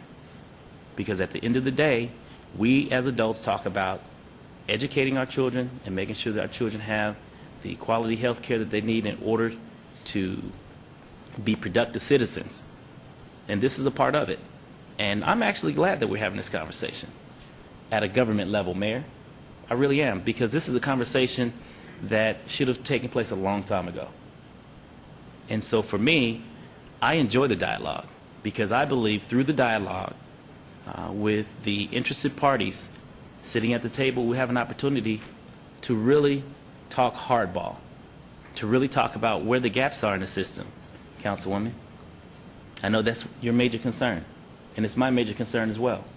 Yes, Sanford, I want to know what it is that you can do to improve the quality of care in our community with the assistance of local pediatricians being able to come and provide those that specialized care. The ENA, exclusive negotiating agreement, it's an exploratory time period. It's taking a plot of land off the market from the city of Las Vegas so that should in fact there be some other developer that come forward and would like to talk to the city about this specific plot of land, we would be contractually obligated not to speak about it for 6 months. That 6-month time period will provide Sanford, the city of Las Vegas, to meet with UMC, to meet with Nevada Health Centers, to meet with any other special interest group in the community that has any questions or concerns about what it is that Sanford is looking to provide. And also it provides a dialogue to for these interested medical providers to talk about some serious conversations. Where are the gaps and how do we fill them? Sanford, can you do that? That way you don't step on my toes, speaking from Nevada Health Centers. That way you don't step on my toes, speaking from the expansion of the UMC. That's what this 6 months is going to provide us. And I think the dialogue will be great. And I'm looking forward to being a part of that. And as one of my conditions moving forward, I'm going to make that one of your conditions, Sanford, Rochelle, that you meet with the director of UMC, Mr. Brian Brenneman, I'm sorry, to meet with the chair of the UMC board, Commissioner Lawrence Weekly. And Commissioner, by the way, congratulations to you too, May 12th, 2 o'clock. Everyone is invited to the ceremony at UNLV. You did a wonderful job in your master's program, and I'm proud of you, man. And he's going to move on, I believe, and either do law school or his PhD. So thank you for being here and sharing your comments as well. And so when we're sitting in these seats as representatives of government, we're not sitting here for ideas for tomorrow. We have to sit here for ideas for the future. I think 20, 30, 40 years out when I'm making decisions on behalf of the ward in which I represent. I need to make sure that the developments that I bring into this community will be developments that will impact the community for the better. This is a community that has a number of vacant parcels. And no, I'm not just throwing something on a parcel just for the sake of having developments, because I can share with you I have at least 3, Mr. Arnton, you can contest to this, 3 other developments that are talking about this site. So it's not just Sanford. Councilman is looking to just bring in this group. No, I'm bringing in something that I believe is a critical gap in this service area. I understand the distance that UMC is concerned about, but it is my hope, it is my prayer that through these conversations that we will be able to work out all of those nuances, work out all of those concerns, and basically come back 6 months from now and have all the stars line up and have UMC, the director and the chairman, stand before this body and say, please move forward, we want Sanford. That's my hope. But at the same time, I understand my colleagues' concerns as well, that the fact of the matter is this 6 months period, Mayor and Council, will give us an opportunity to determine whether or not we want you, Sanford. It's a relationship. We're on a date right now, 6-month date. So at the end of this date, I may not want you. You may not want me. But that's okay, because we had 6 months to basically have a conversation to determine if in fact this is going to be a love affair or we part ways friends. And that's how I look at this ENA. And if all the stars line up for the betterment of the children of our community, not the politics. Because for me, the politics is out the window. I don't represent politics. I represent people.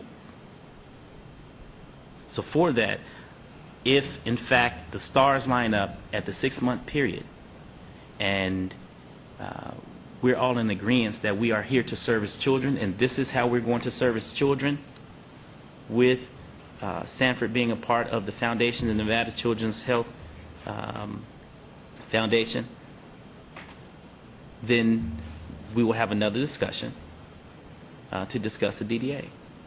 And so with that being said, Mayor, I would like to end my comments there, and you tell me what you'd like to do from this point going forward. I thank everybody for their patience, being part of the dialogue. I think we have spoken to it, all of us, and would like you to make your motion, please. At this time, Mayor, I would like to make a motion to move this item forward, the ENA forward for approval, subject to the condition of Sanford meeting specifically with UMC, Nevada Health Centers, being that they are at least the two representatives that are here today, and any other service providers that may pop up after this point, but specifically with UMC and Nevada Health Centers, the director as well as the chairman of the board, Commissioner Lawrence Weekly, and just would like to thank you all once again for being here and sharing and putting your comments on the record and your concerns, because it gives Sanford an opportunity to basically take all the information in and start to formulate ways in which to address those concerns. So that will be my motion at this point, and we can move forward. If I could, before you And I'd vote, like to move the question, please. before Except there's for a your vote on the comment. motion, could we get someone from Sanford at the podium real quick to make sure that you're in agreement with the additional conditions that have been placed on the ENA approval? Just to make sure that I understand completely, that we will engage discussions with UMC, including Commissioner Weekly and Nevada Health Centers. We are more than willing to do that, absolutely. Very good. Thank you. Thank you very much, Council. There's a motion. I call for the question on this, please. Let's vote. And please post.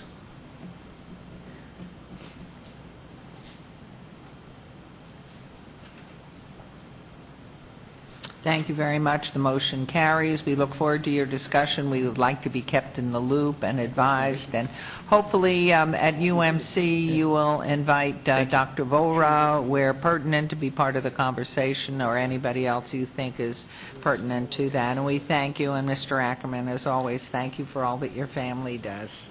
Thank you. Thank you, everyone, and we will now move on to item 32, discussion. And by the way, thank you, Commissioner. Thank you, Council Commissioner. We appreciate you and we congratulate you, wish you the best going forward. Okay, number 32, discussion for possible action on an exclusive negotiation agreement between the City Parkway 5, or V, Inc., Office District Parking 1, Inc., and Citra Real Estate Capital, LLC, to undertake due diligence to determine the feasibility of developing a skilled nursing facility on Parcel L at Symphony Park located at 394 South City Parkway. Again, this is in Ward 5, Councilman Barlow and Mr. Arndt. Thank you, Mayor, members of council. This item is similar to the last item, and that is it is also an exclusive negotiation agreement for a new proposed project. The project is a multi-use medical project in Symphony Park on Parcel L.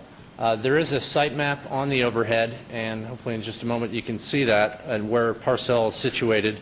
It is just east of the new Smith Center for the Performing Arts in Symphony Park. The project is proposed to be as follows: a 160-bed skilled nursing and rehabilitation center, 150,000 square feet of senior housing and independent living, 50,000 square feet of medical office and retail, as well as structured parking. The developer, Citra Real Estate Capital, is here today. I'd like to invite them up to the podium. Also with us today is Sam Gladstein, who is our project manager with Newland Communities. Our project manager, Newland Communities, helps us with land development and also project negotiation in Symphony Park.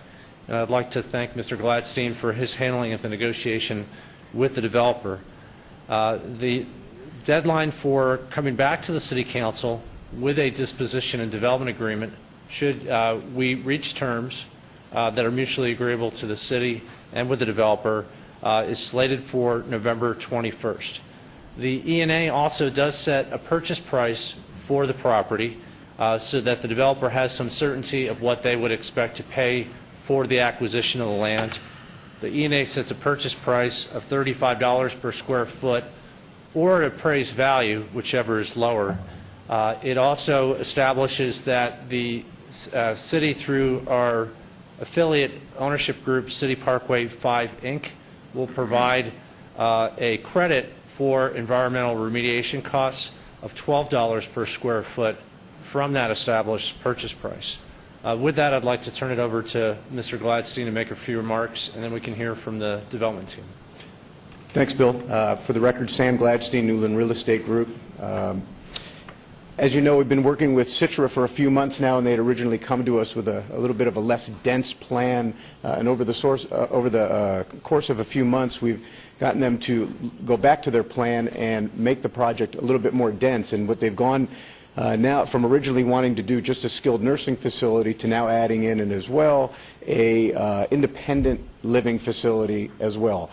They have identified an operator for the skilled nursing facility in Country Villa Health Services, and I will let Michael Saltzman talk to you about that in just a little bit, in just a second, a little bit more about their company. They have not identified an operator yet for the independent living. We will be working with them over the next 7 months, almost 8 months, to identify an operator so that when they do come back before the council for a development agreement, that should be vetted out by that time. In addition, just to let the council know so that we don't have any issues, much like the last item before you, we did go to Cleveland Clinic ahead of time. This being a medical use, we wanted to make sure that we vetted this out with Cleveland Clinic. They are our potentially largest partner on Symphony Park. We wanted to make sure that there were no issues on their behalf with regard to these projects. We did get calls back from them, and they are in favor of the project. They indicated to us that they do not do skilled nursing. They do have it on their facilities in Cleveland, but those are sourced, and it's not an ownership of Cleveland Clinic. So right now we have their blessing for this project, which is very important for us moving forward. As Bill mentioned, most of the terms of the E&A, in addition, they will be posting a $150,000 deposit. That will be placed in 3 installments. The first one will be upon the execution of the agreement, the second one within 60 days, and the final installment will be by September 30th of 2012. In addition, we have specific tasks over the course of the term of the E&A that they're obligated to target to come back to us with answers. Some of those items are an overall program of development, including conceptual site plans, planned operations, conceptual renderings, traffic flow issues. In addition, environmental due diligence, including site-specific risk assessment and estimated cost of remediation, preliminary development timelines for acquisition and development, to submit any revisions to the site plan after they've already been reviewed by the Design Review Committee. In addition, to submit a financing plan for the development and operation, as well as disclose any joint ventures on the project. And by the end of by the end of October, they should be submitting applications to both the council and to the Planning Commission for site development plan review. One of the major issues that we're very comfortable with Citra's project, as we have vetted it out, is that in today's economy, they are actually a project that is financeable. It is medically related. We don't have the typical issues that we might have with some other private development that's been hindering some of the development in the last couple of years. So we are in favor of the project, especially with regard to that respect. I'd like to invite Michael Saltzman up from Citra Real Estate to give you a little bit more information about his company as well as Country Villa. Thank you. Thank you, Mr. Gladstone. Sam. Bill. Hi, Mayor, Council. Michael Saltzman, Citra Real Estate Capital of Los Angeles. I'm also here today representing our whole team. We also have our local development partner, Recreation Development. A couple of the members are here in the audience, Jeff Whittle and Tom Gerbala. And then, of course, Country Villa, who couldn't be here today, but certainly will be integral to the process going forward. And in some of the subsequent build-up meetings, some of you got a chance to meet with them, the CEO there. We, Citra, are out of Los Angeles, as I said. We specialize in senior care with really a focus on skilled nursing facilities. We've been working with Country Villa for over 20 years in the growth of their company. They're the largest operator of skilled nursing facilities in California. They have over 50 facilities under management. They have over 5,000 employees and treat upwards of 10,000 to 15,000 patients per year. This is a big deal for Country Villa because this is their first expansion out of the state of California. They are headquartered in Los Angeles. They have many facilities in Northern California. It's very convenient for them to come to Las Vegas, but they're very excited about coming here and really being a long-term partner with the community. Ultimately, they would sign on with a lease and also be a partner in the deal as well. They put their own money into the deals with us to be here for 30 years at minimum. So this is a long-term partner that you're looking at here for the downtown. I guess I would just talk to you briefly about the project, and then if there's any questions, I'd be happy to answer them. As we all know, this is very preliminary, but we had to do a little bit of vetting, of course, with the plan itself and some preliminary feasibility. Just as a point of reference, we've become very familiar with the market for skilled nursing because we're developing a facility currently in Henderson, and that's where we started. So this will be Country Villa's second facility here, and the reasons for that are obvious as far as from a staffing standpoint and just from a presence and management standpoint. If they have two facilities, it kind of reaches a nice critical mass for them in the community. So during the time of developing the Henderson, which is soon to be under construction, we've obviously dug into the community to some degree. We've met with hospitals, we've met with medical groups, and we've done a lot of market analysis. But there'll be a lot more of that for this downtown site, where we'll do independent market analysis for this particular location, as well as establishing relationships and partnerships with local hospitals, medical groups, and communities. That's what feeds people into our facilities are the hospitals and medical groups. So that's how we do our business development. When I say we, I'm representing Country Villa. And so it's critical that we're integral to the community for the long term. I'll put up just a simple site diagram here so you can see how the site lays out, and I'll just give you a little bit of idea of what we're doing. Should we do it that way? Yeah. Upside down. Okay. So this is the parcel L that they pointed out on one side. This side over here is actually the skilled nursing facility. That's the farther end. That would be kind of closer to the Cleveland Clinic location and farther away from the entry to the Symphony Park. And then on the other side of the development would be the independent living with medical, retail, and medical office kind of support in between. The skilled nursing facility is 160 beds. We're proposing right now a 6-story building. The ground it'll have a multitude of uses are in these buildings, but the ground floor will also include what we call medical retail. So it has a real neighborhood, really fits in with this downtown environment. The idea is that there's some sort of outpatient type of use down there, whether it be pharmacy or possibly outpatient surgery. That's something to be determined as we establish a relationship with the community. But the idea is that when this building hits the ground, it really relates to the surrounding community. We're really talking about a next generation skilled nursing facility. I think what many of us know of skilled nursing, or some people know them as nursing homes, are not what we're talking about here. We're really addressing the whole idea of continuum of care, and working closely with the hospitals to have the ability to get patients into these buildings, out of the hospitals so that they can get rehabilitation and then hopefully go back home, back to assisted living, back to independent living. That's the goal of these facilities, much more so than just being a custodial place for people to end their lives. The whole idea of continuum of care and kind of senior living is something that is obviously taking hold as the baby boomer generation has now reached 65. Just one quick stat, for those of you who don't know, 78 million baby boomers coming online. That's almost twice as much as the previous two generations combined. So addressing the senior community in every city is going to be critical.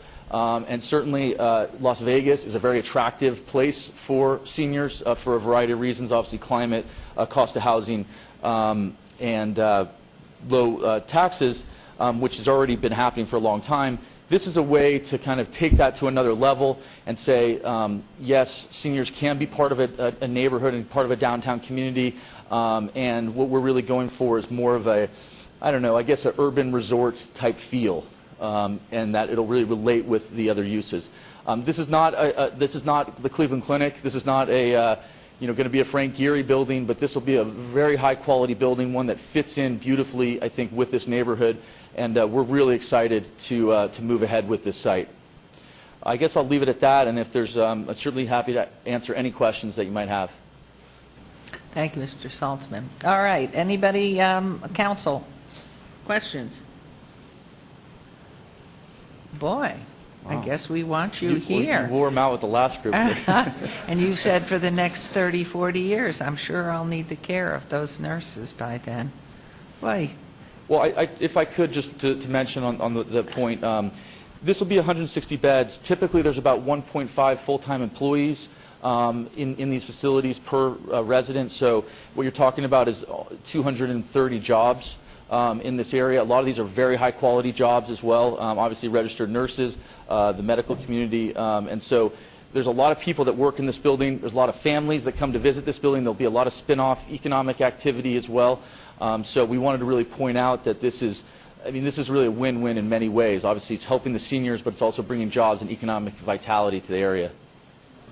Yes, Councilman Coffin. Thanks. The only thing I wanted to add was, and I had this discussion with the fellows from Newlands yesterday, and I'd met with Citra before, and that is the architecture does concern me. I want to make sure that it does not, with a bulky building, block out the view of and or the view from this wonderful music center we now have. This is, I don't think, well, maybe Oscar did believe that it would look like it did, and it does.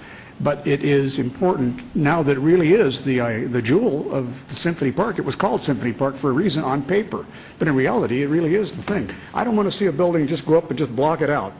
Absolutely. Got to be a way to use creative architecture so that you don't block out the best parts of that building. Absolutely. I think first, I think we have to recognize that the redevelopment plan and the design guidelines for the whole Symphony Park redevelopment area are highly sophisticated, well thought out plans. I've worked in many cities across the country in many redevelopment areas, and this is one of the most sophisticated and well thought out that I've seen. And so that already sets the tone for a very high attention to design, a very high attention to urban design, and what that is obviously is relating one building to the next, relating the building to the street, making sure that you have a collection of buildings that all relate to one another in the goals that are met. So there's a lot of rigor that we have to go through in this 6-month process in order to demonstrate that we are accommodating or we're meeting the requirements of that. And I think that's the official part of it. I think the unofficial part is, that's something that we take great pride in. Design is both the exterior and the interior design are really big drivers of our concept for differentiating these buildings from what people have historically known. As far as the scale and the blocking of the building, the scale that we're proposing is actually quite a bit less than what the design guidelines originally envisioned. It originally envisioned much taller buildings. So I think to that point, there's a benefit to us going to this site in that you might have even seen taller buildings going here if the market was still hot and residential was going to happen there. At the same time, so first off, it's going to be smaller. I think then from there, it's really looking at it from all angles. I mean, really looking at how this building looks from Symphony Park back to here, to this part of downtown, how downtown this side views and relates. I mean, clearly the goal of this redevelopment plan is to create linkages to the existing sort of core of the downtown on this side. So that's really part of our challenge, is to demonstrate how our building is going to be integral to that neighborhood, and it's going to be integral to this downtown revival. Thank you. Hearing no other comments, Councilman Barlow.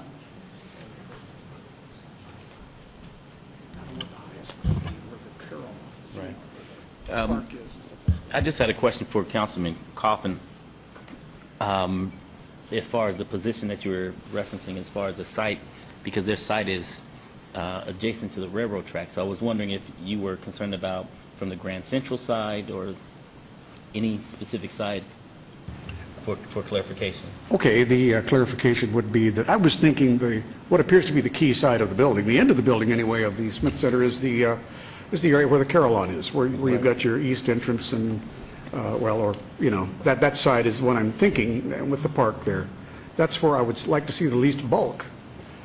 And you know what I'm saying? Because Yes. you don't want just another institutional medical building there. Absolutely. I think that you have to do view corridor studies. I mean, we have to really look at where the major views are, and if there is obviously the tower element is the kind of signature element of the Symphony Hall, and that's something that you want to preserve the views. I mean, there's plenty of examples of that approach in cities across the world where there's a symbolic building, and how do you not block that view, but how do you frame that view so that you're further elevating the importance of that. Those are the things that we look at, and we're kind of studying it from all angles, whether it be three-dimensional computer models, et cetera. But I will give you my commitment that it's and by the way, I should mention I'm trained as an architect originally as well, so I bring a kind of a thoughtfulness to the development process that I take a lot of pride in as far as design goes. But there'll be a lot of thought and a lot of different angles to look at, and we're happy to sort of answer any questions or challenges to this group and to the community at large. Good deal. I appreciate that, and thank you, Mayor. Thank you. I mean, I know that the over-design on the whole park is really, there are high-rises that are in there. They're going to be probably taller than your building, too. Yes. So I'm sure that their basic requirements, as you mentioned, will hold everybody tightly to certain design elements. So Thank you very much. Councilman Barlow. Thank you, Mayor. Saltzman? Yeah, Michael Saltzman. Saltzman. Mr. Saltzman, thank you for being here, and thank you for taking interest in the Symphony Park, because this most definitely, you're becoming a part of this council's vision that was laid out from the former councilman, the former mayor, and now being carried forward by the well-capable and actually the best Goodman, the number one Goodman. He's going to get me. You have locations in L.A., and I understand you're opening a location in Henderson? Correct. Okay, and where's that location? It's on Horizon Ridge Parkway. Is that adjacent to St. Rose? Yeah, not directly adjacent, but yes, it's in that St. Rose neighborhood, and that's really why we've located to be near to St. Rose, which is that particular neighborhood is underserved for skilled nursing. Okay, and in addition to that, would this be a mirror image of what you're proposing in Henderson? No, not at all. I think that there'll be, as far as the program of the building and the different features that we include within it, which are pretty unique in some of these buildings. We have courtyards and a lot of activity spaces. We have a state-of-the-art rehabilitation center. All those elements will be in this building. This building will, though, respond to its local conditions. So, for instance, we will talk to Cleveland Clinic, and if there's an opportunity to explore a component that's memory care, which obviously they deal with brain diseases, which all deal with the memory care patients. Maybe a component of this building has a dedicated wing for memory care. That's something that certainly our operator manages and does. and that's something we may consider. So we have to go through and determine what's best for this particular immediate locale. And then as far as the architecture will be unique in this building. This building will respond to its immediate surroundings, as does the Henderson building. I think what we're really doing with Country Villas, their goal is to really brand their interiors to some degree. So the interiors probably will have some similarities so that people become familiar. But I think as far as quality goes, it will be identical, which is the top quality that really exists in this industry. Okay, and I can appreciate that. And Mr. Arndt, what is the extension of the ENA? The term is roughly for 6 months. There was a specific date, November. November 21st. November 21st. November 21st? I'm sorry, I apologize. The goal to bring a DDA to council is November 21st. The ENA is a bookend that is past that date of December 19th. Okay, start over and say that again. The ENA agreement would start today if approved and extend through December 19th. One of the milestones of the agreement is that we try to reach an agreement on a development agreement prior to that date, which is the November date. So the ENA is good from now until December 19th. Gotcha. Okay, great. Mayor, I'm ready for a motion if, in fact, any other council member have any other questions or concerns. Okay. Having said that, we're looking forward to your development, and I'm going to move for approval subject to all conditions of this item, and look forward to working with you. Thank you so much for considering Las Vegas to once again provide a wedge in the gap of non-existent service in the Las Vegas community. Thank you, and good luck to you. Thank you, Councilman. There's a motion. Please vote. And please post.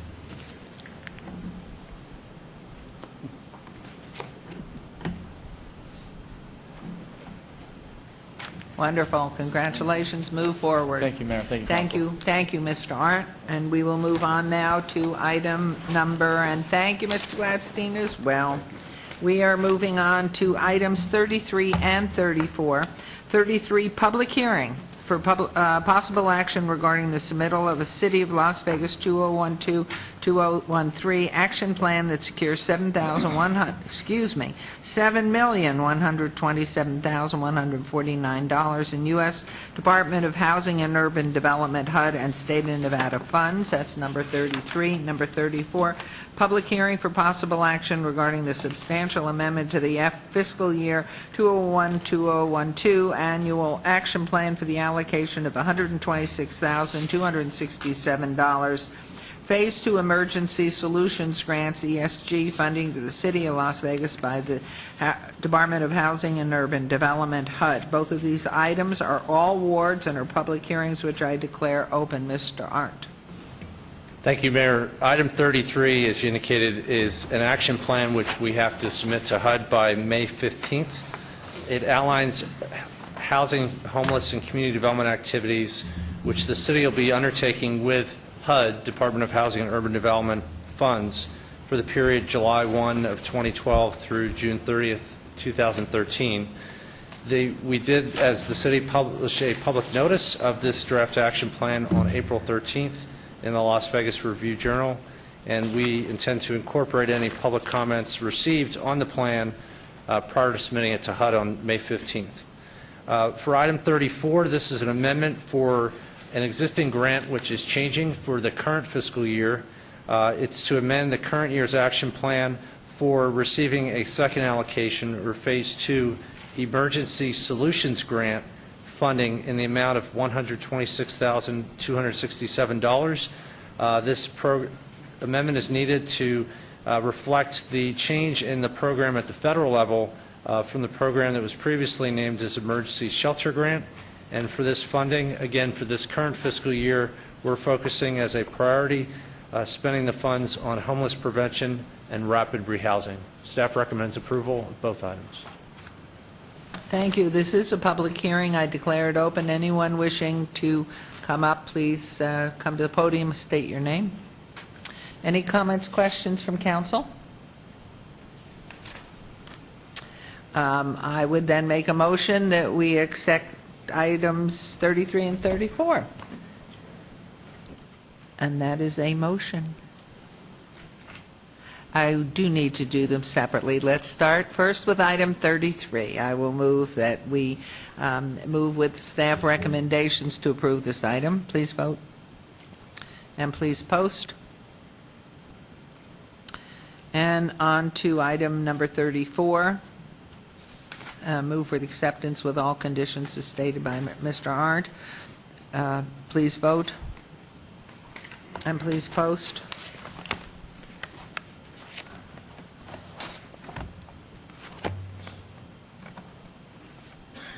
Motion carries. Let's move on to item 35. Discussion for possible action regarding a one-year review of a temporary work card for Nassim Costo, DB at Stewart Market, 2012 Stewart Avenue. This is in Ward 3, Councilman Coffin. And is the applicant present? If so, Ms. Duddleston, please. Thank you. Karen Duddleston, Business Licensing Manager. This was a temporary work card approved in May of 2011. Councilman Reese at that time requested a one-year review before the council. At this point in time, Metro reports that there have been no incidents and they do not have any issues with this applicant at this time. The employer reports that the applicant has been working as a cashier and working well in his position. We recommend a permanent work card with no conditions at this time. Hooray, wonderful. Councilman Coffin. Let me turn off my mic. Your Honor, I move for approval. Thank you. There's a motion. Please vote. Please post.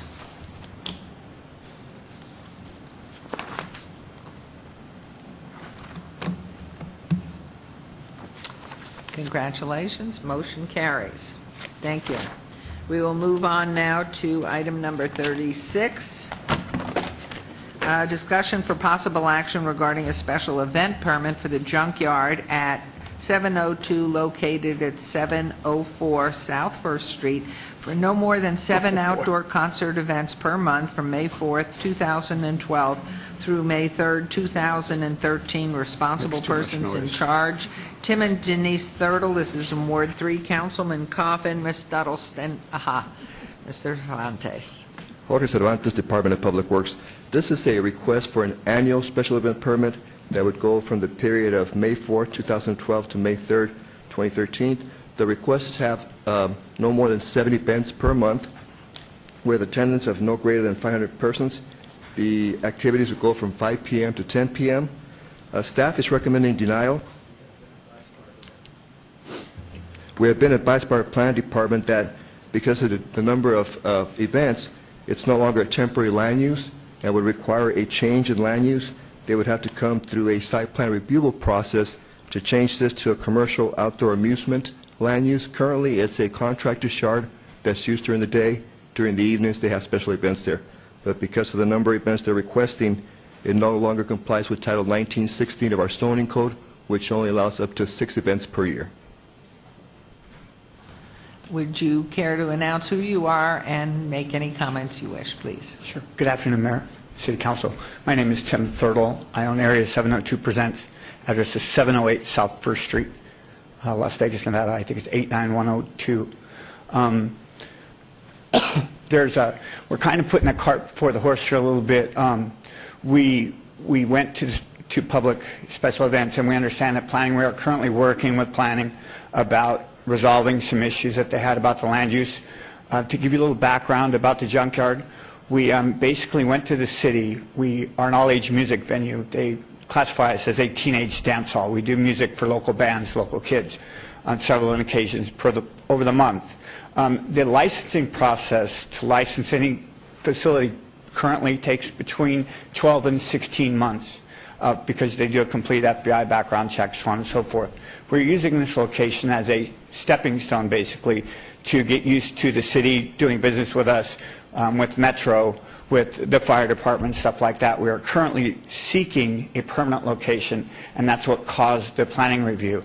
We believe we may have found one located downtown. The ordinance as it's drafted is very, very strict. We have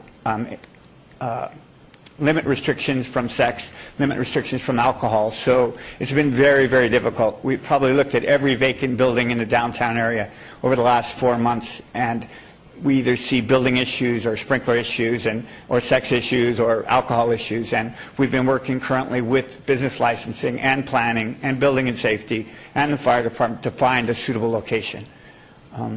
I think the agenda is a little bit miswritten. I just calculated the number of events that would have between today and the end of June, and there's only 7. I believe the agenda says 7 per month. We are located in the Downtown Arts District currently. I feel a little unprepared because I would like to have brought in a diagram to show you what we've done to the yard, how we've tried to mitigate the sound with the surrounding businesses and the neighbors, and I see some of them here today, so I'm sure they're going to have some things to say. The downtown noise ordinance allows us to go until 10 o'clock in the Arts District, and we are done by curfew because we are an all-ages venue. So the kids have to be on their way home by 10:30. So music usually stops at 10. We've tried to address some of the noise complaints, and it seems they're coming after 10 o'clock at night when we're not operating. So we're trying to resolve those issues. We are working with the Downtown Area Command. We are located right across the street from the Bonneville Transit Center, and we're working out it's just working really well for them. We go over our calendar of events with them monthly. We go over our calendar of events with Metro Monthly to make sure they completely understand what we're doing. Most of our events truly average about 250 kids, not 500. They asked us when we submitted the application to submit for the highest number we could. So we did that, but most of our events are 250. But you do say instead of 7 outdoor concerts events per month, this is for the entire year? No, ma'am. We kind of pick and choose. Like in the month of May, I have 3 events. The month of June, I have a total of 4 events. The application as it's written says we can do up to 7. If I'm doing 7, I'm going to go buy a building and we're going to do this the right way. What we're trying to say, the ordinance just changed at Planning and Development in the city. I'm sorry they're not here to explain, but we're allowed to do 6 events at any one location over the period of a year. Because we're seeking permanently licensed facility, which we can't find yet, they've asked us to come in front of the council and say we'd like to use this location. It's called a permanent temporary license, from what we understand. Yeah, we don't get it either. I'm not getting this all. I am confused. I don't even know why you're in front of us now until everything, can you explain this, please? Yes, let me try to clarify. What they're applying for is a special event permit. Anytime you have a special event, whether it's a walk downtown, a race, a parade, you require a special event permit. You're allowed to have up to 4 per year where we can do this administratively. There's no need to come before council. Right. Beyond 4, you got to come before council. This is actually his 5th event. He's had 4 so far this year. That's why we're here. The ordinance also requires that if it's an annual event, that they got to come before council. So under an annual event, they would come once before council, and they wouldn't have to come back again the whole year. They would just submit to us every month. We're going to have 3, 4, 5. Their request was up to 7, and so that's what the special event calls for. They may say this month we're only having 3, which they would under the annual. The challenge I think we have is that the land use doesn't qualify for the type of events they want to have. They need to go through the process of a site development review to get that changed for a different type of land use because it's not contingent. We've also received a couple of complaints from the area residents, one from a resident at 722 South 3rd Street and from the residents across the street at the Desert Manor apartment, and some may be here to talk about that, about the noise levels. So based on the fact that they don't meet the criteria under Title 1916, we're recommending denial. And Karen is also here to address they need a ongoing team promoters privilege license to have these type of events, which they don't have and which I understand they're in the process trying to get. Okay, Mrs. Duddleston. Thank you. Again, Karen Duddleston, Business Licensing Manager. Yes, to run teen dances in the City of Las Vegas, you have a very specific code. It is a privilege license that must be granted by the City Council. We've looked at this special event, and to have 17 dance venues a month isn't 7, I'm sorry, up to 7 would be a regular license. We do have a license for that. It is called Teen Dance Hall. and it is a privileged license. At this time, from business licensing, we are also recommending denial of the special event permit because a privileged license would be required for this ongoing use. Any questions from council? I'd like to respond to that. We are in the process, are we not?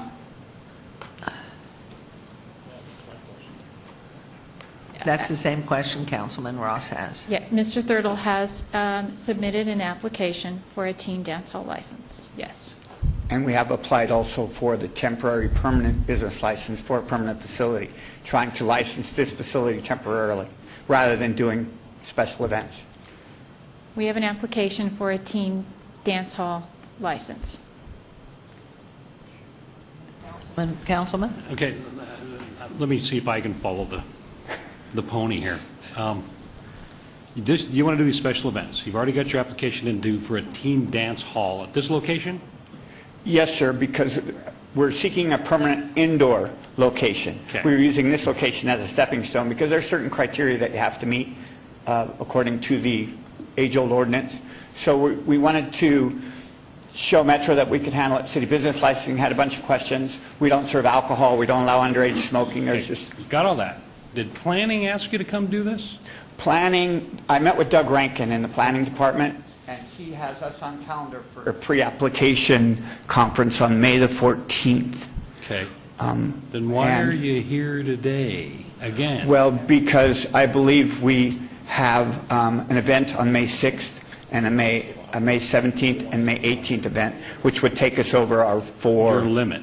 Correct. So what kind of compromise until I can get it figured out, because I feel very unprepared today, is I would just ask that I can do my next 3 events in May, and I would like to make a presentation to the council properly with the proper diagrams of what it looks like, how we're working with the neighbors, how we're trying to mitigate the noise.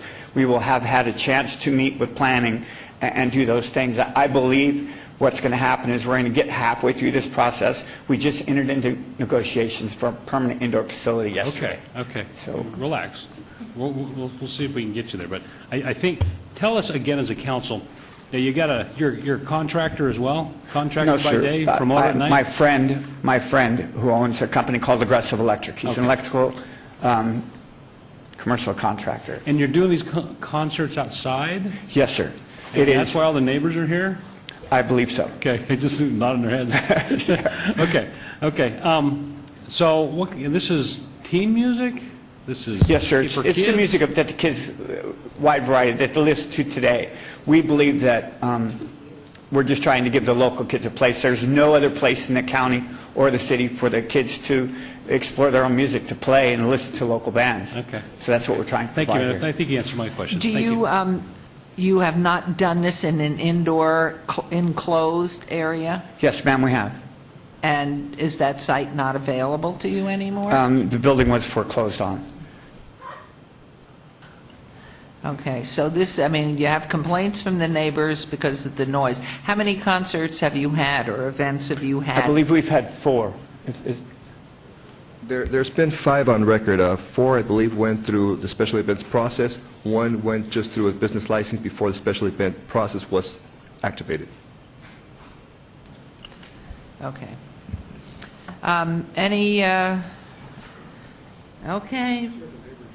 Okay, neighbors, would you, I mean, I saw your demonstration holding your ears, but, please? Good morning, Mayor, or good afternoon, I guess, right? Good morning. Are you a Members neighbor? of council. Well, we own a neighbor. So I'm Eric Luda with 4C Enterprises, and we own the Desert Manor Apartments, which are located at Main and Garces, catty corner to the junkyard facility that we're here to talk about today. And I just want to be brief. I appreciate the opportunity to come up here and address you. And as you can see, we have some of our residents here today. There have been 4 or 5 events, and after the first event, Michael McCullough, who was our, where is Michael? There he is. He's our property manager, received numerous complaints about noise from our residents. And, you know, I wanted to just come up here and say, you know, briefly that we are concerned about this use and certainly this permit that was requesting 7 events per month. It has an impact on our residents, you know, very much so in their quality of life inside the apartments. And so I just wanted to get up here and state that we do have a concern about this use and this permit. And I'll let Michael and residents directly tell you just about how these events have impacted them. So thank you very much. Thank you. Thank you. Please. Hi, Mayor and Council. My name is Michael Makula. I am the manager over there at 629 South Main Street for Desert Manor. Been so since 2005.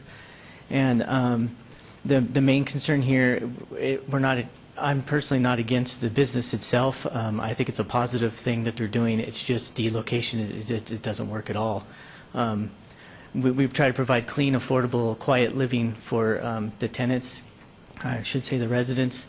And from day one, unfortunately, it doesn't matter if it's folk music, easy listening, heavy metal, death metal, whatever you call the different types of music.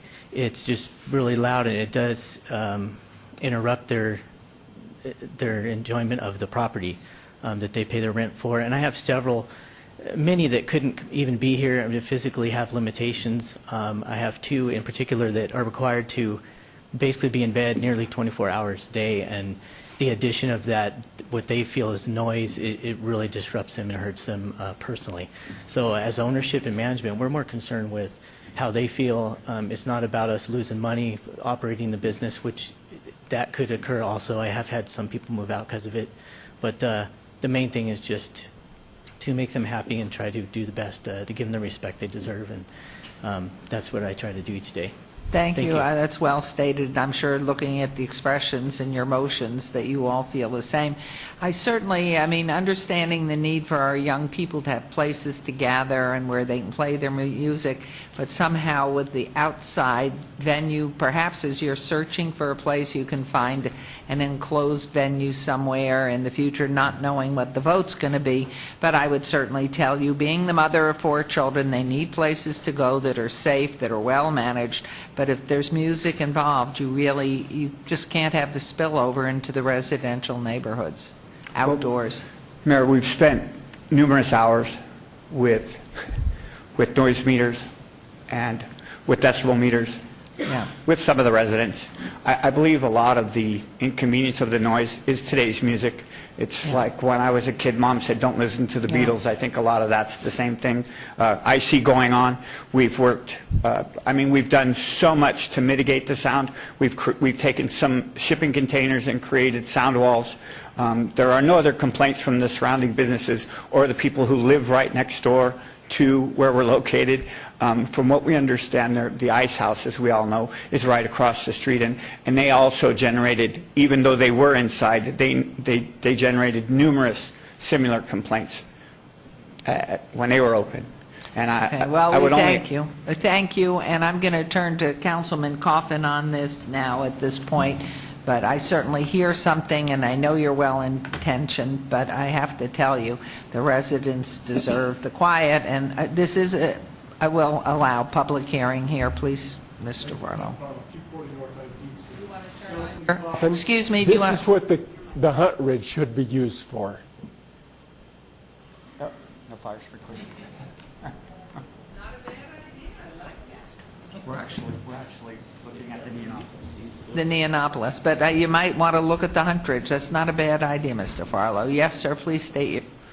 Yes, my name is Ed Euling, and this ordinance is designed by the police and by the bureaucrats to create exactly this situation, where kids don't have any place to go, where it puts them in conflict with the neighbors, and where no one can qualify for this license. No one holds this license in the city because it's made for that purpose, so the kids don't have a place to go.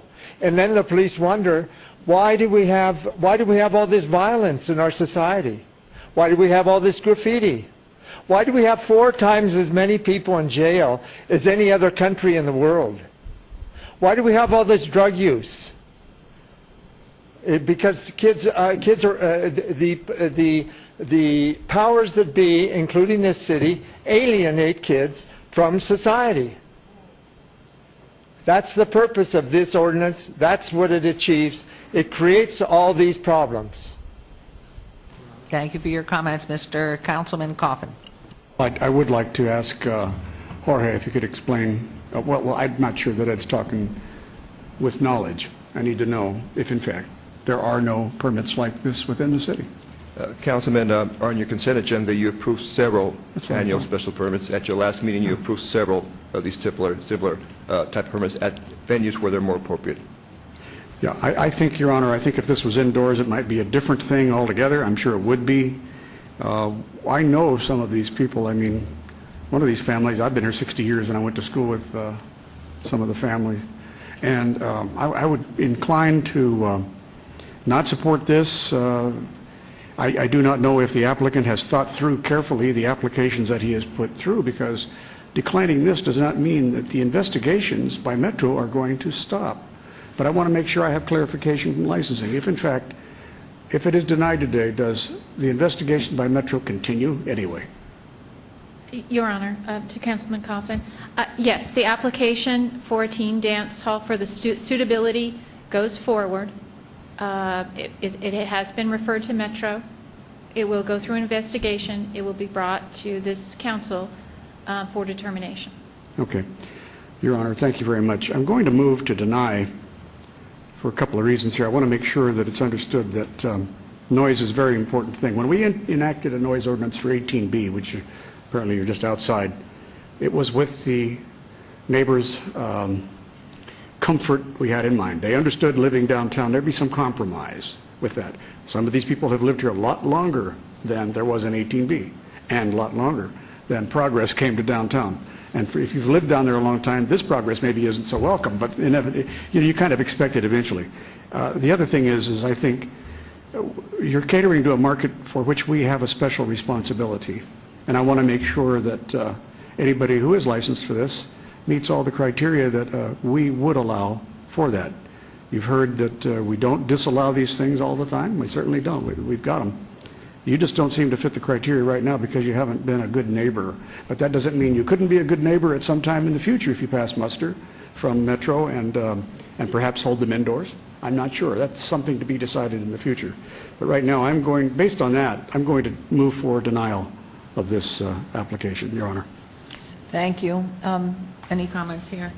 Hearing none up at the dais. There's a motion. Please vote. And please post.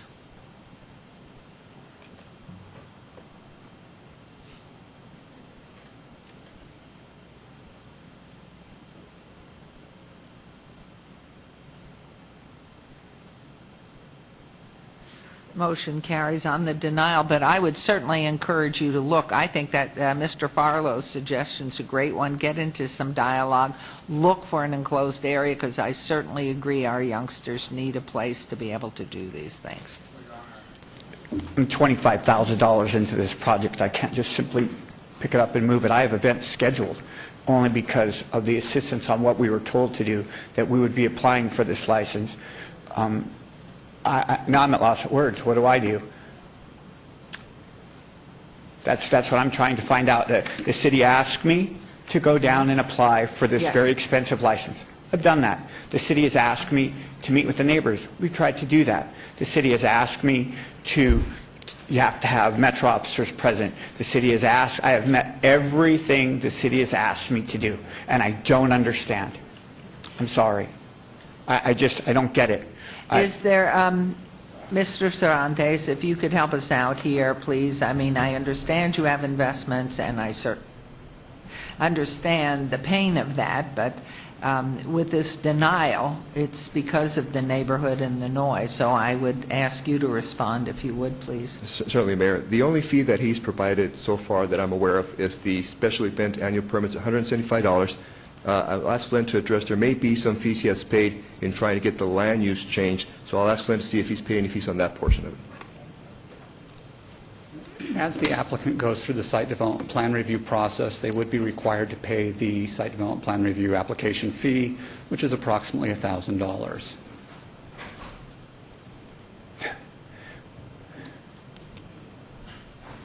as he goes through it, he will be asked for it, or he has already paid $1,000? No, once he files his application, that's the point at which he would pay.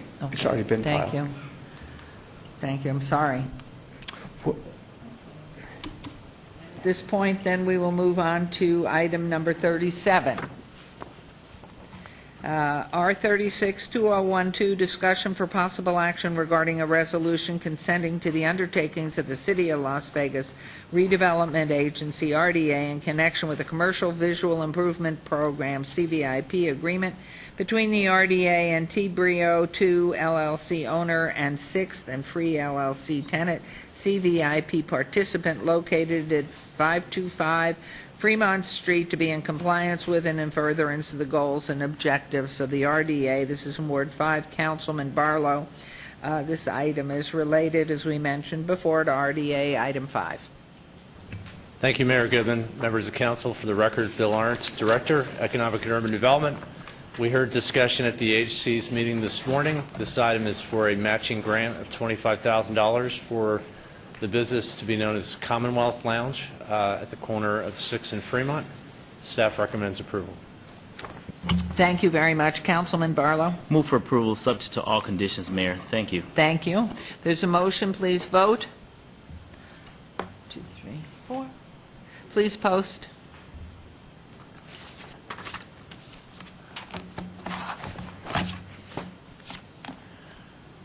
Thank you very much. Motion carries. Thank you, Mr. Arndt. We'll move on to, item 36 has been, 38 has been obeyed to May 16th.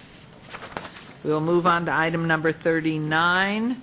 Possible action, Building and Safety Enterprise Fund Advisory Committee, Mark Vincent, Steve Quinn, and Robert W. Potter, term expirations 5/17/2012. And so, do they wish to be reappointed? They do. I will so move, unless there's any comment from council up here. I'm sorry, Your Mayor.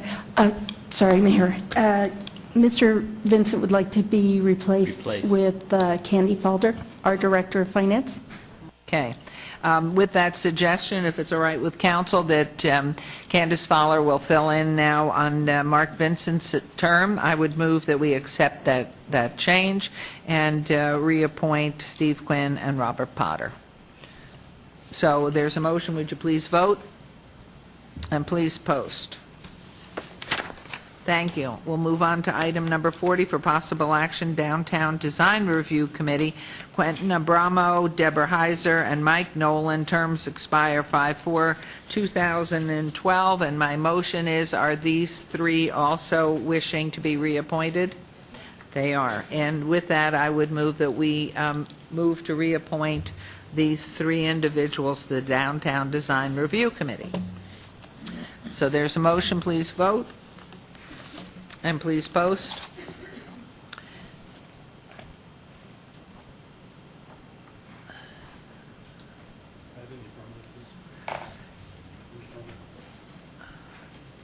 Mayor. And motion carries, and Councilman Ross Need wishes to make my vote in the affirmative on the record, please. Thank you. And you will notify both groups, the last as well. Candace Fowler. Yes, Mayor, all the notifications will go out. Thank you. We will move on now to item number 41. Okay. Recommending committee, bill eligible for adoption at this meeting. This is bill number 2012-2. Councilman Barlow, do you wish to have the bill read? Yes, Mayor, to add one condition. So, Brad, you want to read it first, and then I add the condition? Yes. Thank you. If I can, thank you, Councilman. Thank you, Your Honor. Bill number 2012-2, First Amendment, in order to establish the means of allowing the use of community garden in certain residential, commercial, and industrial zoning districts and related matter. Thank you, Brad. And Mayor and Council, if you don't mind, I would like to add one condition, that this item be brought back 1 year from now for council review, just to vet how well this ordinance is working for the communities, because I know that wards 1, 3, and 6 that I know of have community gardens and proposed community gardens, so we want to make sure that a year from now that it's working or it's not working, which will give us the opportunity to either strike the item at that time or make the appropriate adjustments moving forward. That would be my motion. If I could make a suggestion, Councilman, just to Yes. refine it a little bit, there's several ways to do that. One is to simply ask that there be a staff report in 1 year, in which case we don't need to amend the bill anymore. We leave it as is with directions to the manager to bring this item back in a year for a report. Regardless of whether the report is good or bad, you would have to take additional action after that to amend the bill. Another way to do it is to put a sunset provision in the bill that would require a second amendment we could do today that would say that this legislation sunsets on a particular date unless the council takes affirmative action to extend it. And so I guess my question is, would you like it to, the more brutal version is just to have it end unless you extend it. The kinder, gentler version is to have a report and then react to the report. Which would you My like? motion would be to have a report. Very good. That would be my amended motion. Thank you, Mayor. Very good. Thank you very much. Comments from Councilwoman? I wanted to speak about my concern about this bill, and I don't know about the other people in Ward 6 and 3. My concern is use of the term community gardens, but that this bill allows that vegetables or whatever is grown on a community garden, which could be, very likely is, in a residential area, as ours are, and the vegetables or produce can be sold from the house. That means you'd have to go, it'd be in the front of the house, because that would be by the street. People could go and purchase. Now, when I asked about why were we doing that, I was told, well, they're doing it anyway.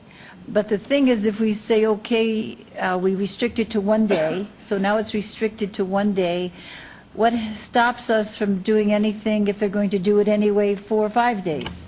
I have a great concern about that, because some of the gardens in our area are in some rather restricted types of neighborhoods. Mayor, if I may. And I Councilman know Barlow. Brad is down there getting into the backup. Councilwoman, as I read the background, and Flynn isn't here, who is actually the, oh, Flynn is here. There he is. Come forward, Flynn. As I read, and Flynn, correct me if I'm wrong, the ordinance before this council today doesn't require, or I should say does not allow for a community garden to be on a residential property for any sellable use, only for personal. Community gardens will be on vacant parcels with structures no greater than 1,500 square feet in size. And so only the community gardens with no structures as far as living domain would be allotted the opportunity to sell 1 day a week from that current location. Anytime after that, they must take their produce and go and sell it, for example, at a farmer's market. And so, Flynn, you can step in at that point and correct me if I'm wrong and add anything additional that you see fit moving forward. And I would like, before you respond, to add a question to that comment. Anybody that has a community garden or is using pesticides, for example, how is it precluded from being sold or made known to the public that, in fact, these vegetables or whatever have had pesticides?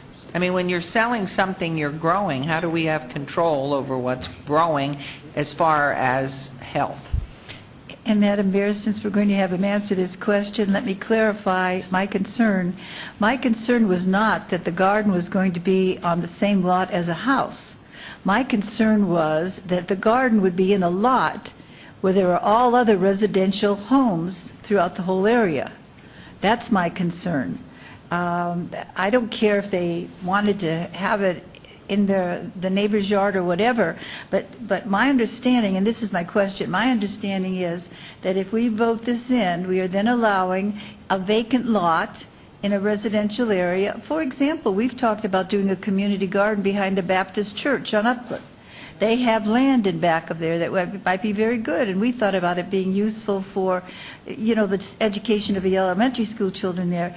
But there are a lot of residences around there too, and then if we allowed them to sell it, to me that's getting a business into the neighborhood. I'm done now, Lynn. Okay, so you got a lot to answer, please, unless we have the vegetable patrol. Is that what you suggest? Now we got the vegetable police. So please. Mayor, where would you like me to start? There were a number of questions there. Always go for the easiest ones first. Let me start with the issue of what a community garden is. It was intended to be an interim use of land in residential and commercial districts, providing an opportunity to use the land instead of letting it sit there fallow and undeveloped. We have an example of one already in place, Tonopah Community Gardens, which is located in a residential neighborhood and is a residentially zoned property. They've been operating there successfully for a number of months, for a number of years, I guess, actually. But again, this ordinance is intended to basically provide a land use category that makes them legal in their operation, to provide that opportunity to others who may wish to pursue something similar. As Councilman Barlow has already stated, this is intended for properties that are vacant or undeveloped already, so that you don't have people selling produce out of their houses. There were some who wished that we would be able to permit sales whenever, because you want to sell produce when it is fresh and when it's available.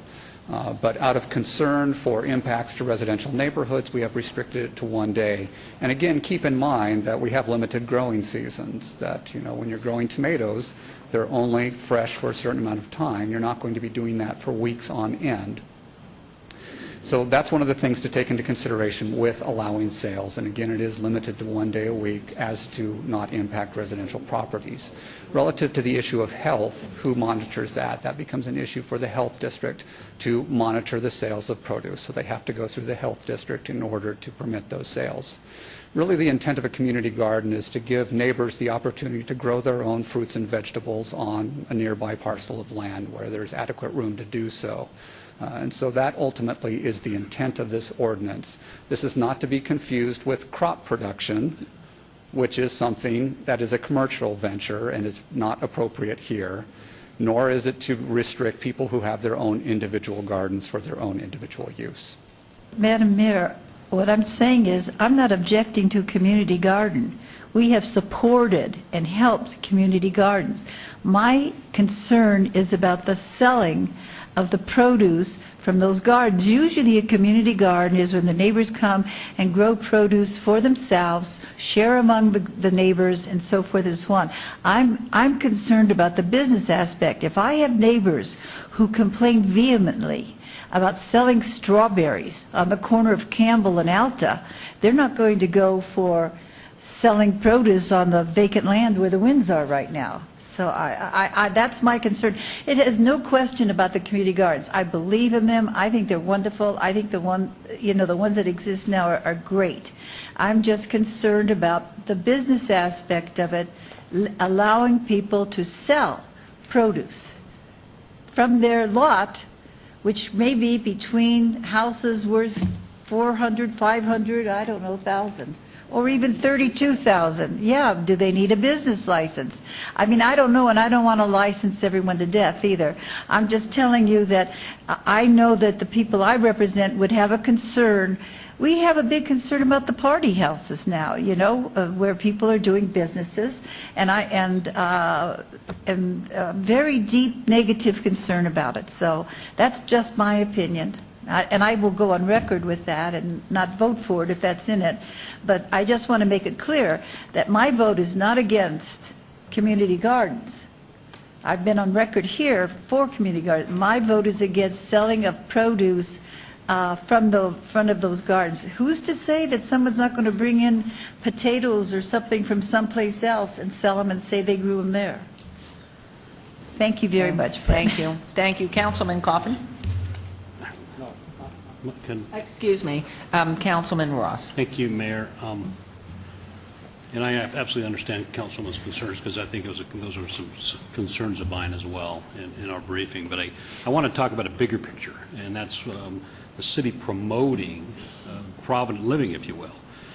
Councilman, you've got the beautiful Provident Community Garden next to your ward. I sure wish you could annex that and put it in the city of Las Vegas. But I think we're making a statement as a city, a local government, to our community that, hey, we want you to grow your own vegetables and fruits. We want you to be reliant and independent and care for yourselves and learn some agricultural skills, for heaven's sakes. And I think that's a statement for me as we have this discussion. So it's brought a broader discussion for me because we're kind of sending that message out there.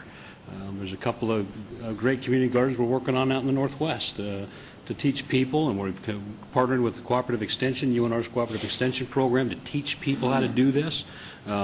The gardens over by Councilwoman's ward, they'll teach you how to do that. Mayor, I think you have a box out there and you're growing stuff, aren't you? I have been eating the produce there that you comes go. out of it, and I am not selling it. And I'm not well, and I want to say a word about selling. You know, a lot of these people that grow stuff, we've got some great farmers markets throughout Southern Nevada, certainly in the city of Las Vegas proper, and I would suggest to the residents who live here in the city of Las Vegas to go to lasvegasnevada.gov and go to any one of our websites and locations and type in those farmers markets and see what comes up, because there's a lot of great produce produced here in Southern Nevada, here in Las Vegas, and I think it's just a great thing to be promoting. And we have a farmer's market down at And then the downtown farmers market, which I haven't attended yet. That's every Friday from like 9 to 2. 9 to 2 in the the afternoon. old RTC. In the old RTC building, and that's significant. And it's at Springs Preserve too, but the question we have now is not producing food. By the way, Covenant does not sell their produce. They share it among a community. That's the whole idea. And that does every single positive thing you mentioned. They do it. It's just, and the others who want to sell it go to a farmer's market. The farmer's market isn't that far away. There are several of them in the city now, and then sell it. I just want to make it clear that this is not a question about community gardens or what you can learn from this. This is can you sell produce in your residential lot, which is surrounded by R1 homes, let's say, or something like that. That's all I'm saying. Thank you. Mayor, if Councilman Barlow? If I may, just so that the councilwoman is aware of this, a number of community growers met with us, and we met for approximately 2 hours on this item, and all of these questions came up. And in your backup, Councilwoman, on page 2 of your backup on line item 27, under conditional use and regulations, line item 3 states that any on-site sale or donation of products is limited to products grown on-site and may not take place within a residential dwelling unit. And so for that, I believe that is where your concern lies, as far as products being brought into a residential parcel and then turn around and being sold, such as the sack of potatoes that you mentioned that could ultimately come forward. If I might answer, Yes, ma'am. Ricky. It's not, you're saying on a residential parcel. That's a place that has a house on it. I have empty lots in between residential parcels. That's my concern. A community garden on a residential lot doesn't have a house on it, and they're selling the food in front of that. And my concern is that, first of all, I don't think we should have businesses within that, but secondly, you're telling me we can't stop them from selling because, they're going to do it anyway. And I'm saying that I'll betcha that somebody's going to start selling things other than those grown, and nobody's going to be able to enforce it. I think the idea is good. I just don't think they can enforce it. But, I'm not going to be labor this. Whatever happens, it's, I'm just going on the record for the people I represent. That's all. Councilman Barlow, do you have a motion? Yes. Yes, Mayor Pro Tem, and I can really appreciate and respect my colleagues, Councilwoman Tarkanian's concerns, and we're going to do all that we can from a code enforcement standpoint to make sure that the policies that we've brought forward are addressed and be as prudent as possible. So having said that, Brad, going back to my condition, I would like to have a staff report returned 1 year from now, providing an update to the mayor and council as to how this is working, or at least some level of update as to the good, the bad, and the indifferent of this ordinance. And that would be my motion at this time. Very good. And so that's to pass as First Amendment? Yes, passes as First Amendment. Thank you. Okay, we have a motion. Go ahead and vote. And please post. Oops. Sorry, I'm so used to voting for his motions. Cross out my yes, so just put a no there. Keep it there. I need it. I wanted to vote no on that. I have to stay. Oh, okay. Oh, don't do that. I have to. I mean, I have to represent, the You word lobby I hard, represent. It's going to pass. Eat a banana. Eat a banana. Let me go on record by saying that the councilwoman most definitely stands behind her principles, and I really appreciate the job that you do serving the constituents of Ward 1. That's very nice. Okay, motion passes. On to item number 41, bill number 2012-2 for possible action establishes the means of allowing the, oh, we did that already. Sorry. All right, item number 42. Bill number 2012-17 for possible action adopts by reference an updated version of the city's Unified Development Code, including corrections and clarifications identified as necessary or appropriate since the adoption of the initial version, proposed by Flynn Fagg, Director of Planning. Councilman Barlow, would you like the bill to be read? You've already read it. Pretty close, but I'll finish the job. Bill number 2012-17, an ordinance to adopt by reference an updated version of the Title 19 of the Municipal Code, known as the Unified Development Code, including corrections and clarifications identified as necessary or appropriate since the adoption of the initial version, and to provide for other related matters. Move for approval. Okay. All right, please vote.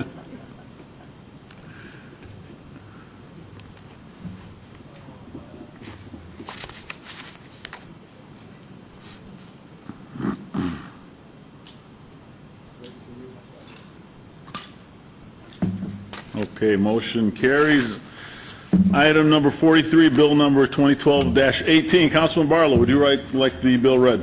Yes, sir. Thank you, Mayor Pro Tem. Thank you, Councilman. Bill number 2012-18, an ordinance amending the supplemental document to the city's administrative code to repeal and replace with provisions pertaining to the Board of Appeals for purposes of establishing term limits for board members and provide for other related matters.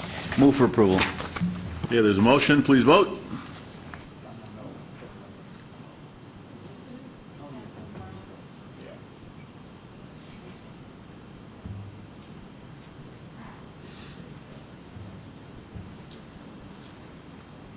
Motion carries. Thank you. Item number 44, bill number 2012-18. Councilman Barlow, would you like the bill to be read? Yes, Mayor Pro Tem. Thank you, Councilman. Bill number 2012-19, an ordinance to amend the Town Center Development Standards Manual regarding the special use permit standards applicable to secondhand dealers to allow the sale of all types of jewelry on a consignment basis, to allow the sale of wearing apparel on both a consignment and non-consignment basis, as well as the purchase and exchange of wearing apparel, and to provide for other related matters. Move for approval. Okay, there's a motion. Please vote.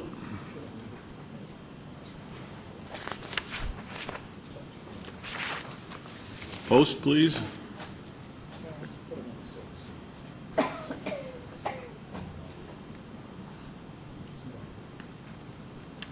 Motion carries. Item number 45, items 45 through 48, bills Z 2012-1 and 2012-20 through 2012-22 are eligible for adoption at a later meeting. We will now move on to item number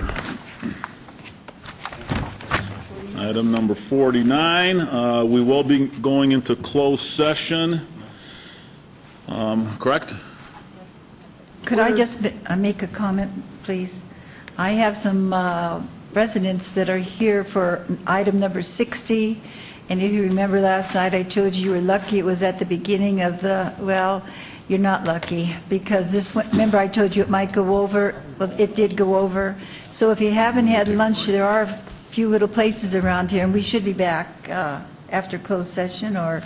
Are we going to have a closed session? Are we going to have lunchtime? Given the lateness of the morning, we'll just delay that discussion until the next meeting. So we'll strike the item today, and I'll repost it for the next meeting. Okay, so we will cancel closed session, and we will reconvene at 2 o'clock? Okay, very good. So thank you, folks. Sorry we're a little bit late. We'll be back at 2 o'clock to start the afternoon session. Thank you.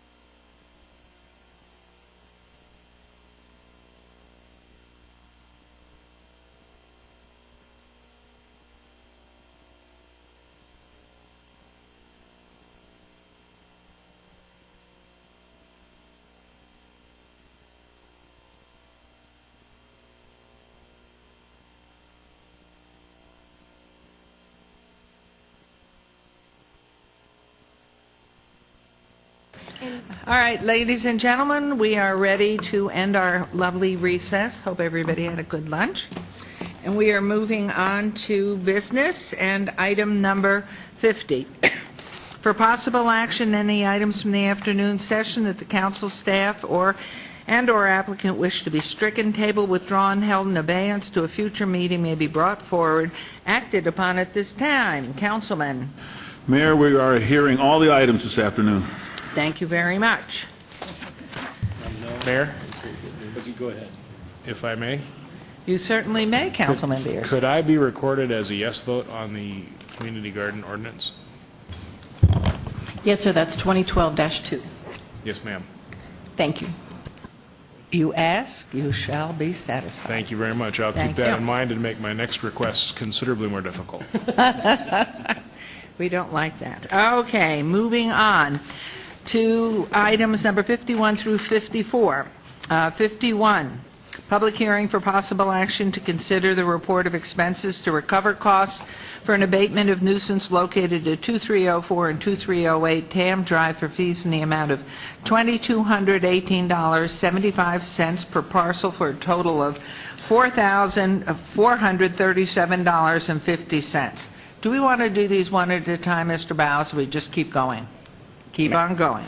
Item number 52, public hearing for possible action to consider the report of expenses to recover costs for abatement of nuisance located at 2312 and 2316 Tam Drive for fees in the amount of $2,218.75 per parcel for a total, same amount, $4,437.50. Item number 53, public hearing for possible action to consider the report of expenses to recover costs for abatement of nuisance located at 2320 and 2400 Tam Drive for fees in the amount of $2,218.75 per parcel for a total of $4,437.50. And I'm wondering why these are all similar, different addresses. Public hearing for possible action to consider the report of expenses to recover costs for abatement of nuisance located in 2404 and 2408 Tam Drive in the amount of $2,218.75 per parcel for a total of $4,437.50. The property owner for all of these parcels is the trustee Clark County Treasurer, care of Corbin Enterprises, LLC. These properties are in Ward 3 and Councilman Coffin's ward. All of these items are public hearings, which I now declare open. Mr. Bowes. Mayor and members of the council, these four agenda items pertain to one apartment complex. The complex consists of 8 buildings. Each building is its own parcel, and that's why you have 8 different items, 8 different properties before you. All 8 apartment buildings fell into disrepair and were declared to be public nuisances. And I'm sorry, Mayor, the main cross streets to the properties, Las Vegas Boulevard and Sahara. The properties fell into disrepair. A notice and order was issued to compel compliance. We did not achieve voluntary compliance from the property owner, so the city was required to spend funds to abate the nuisance conditions.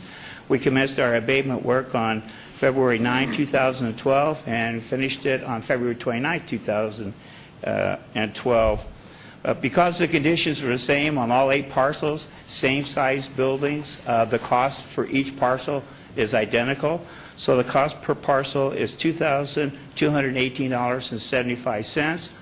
Because of the condition of the property, we went immediately to notice and order, and then at the expiration of the voluntary compliance period, we went immediately to abatement. So there are no civil fines or penalties.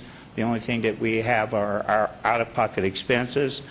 The total out-of-pocket expenses for all 8 parcels is $17,750.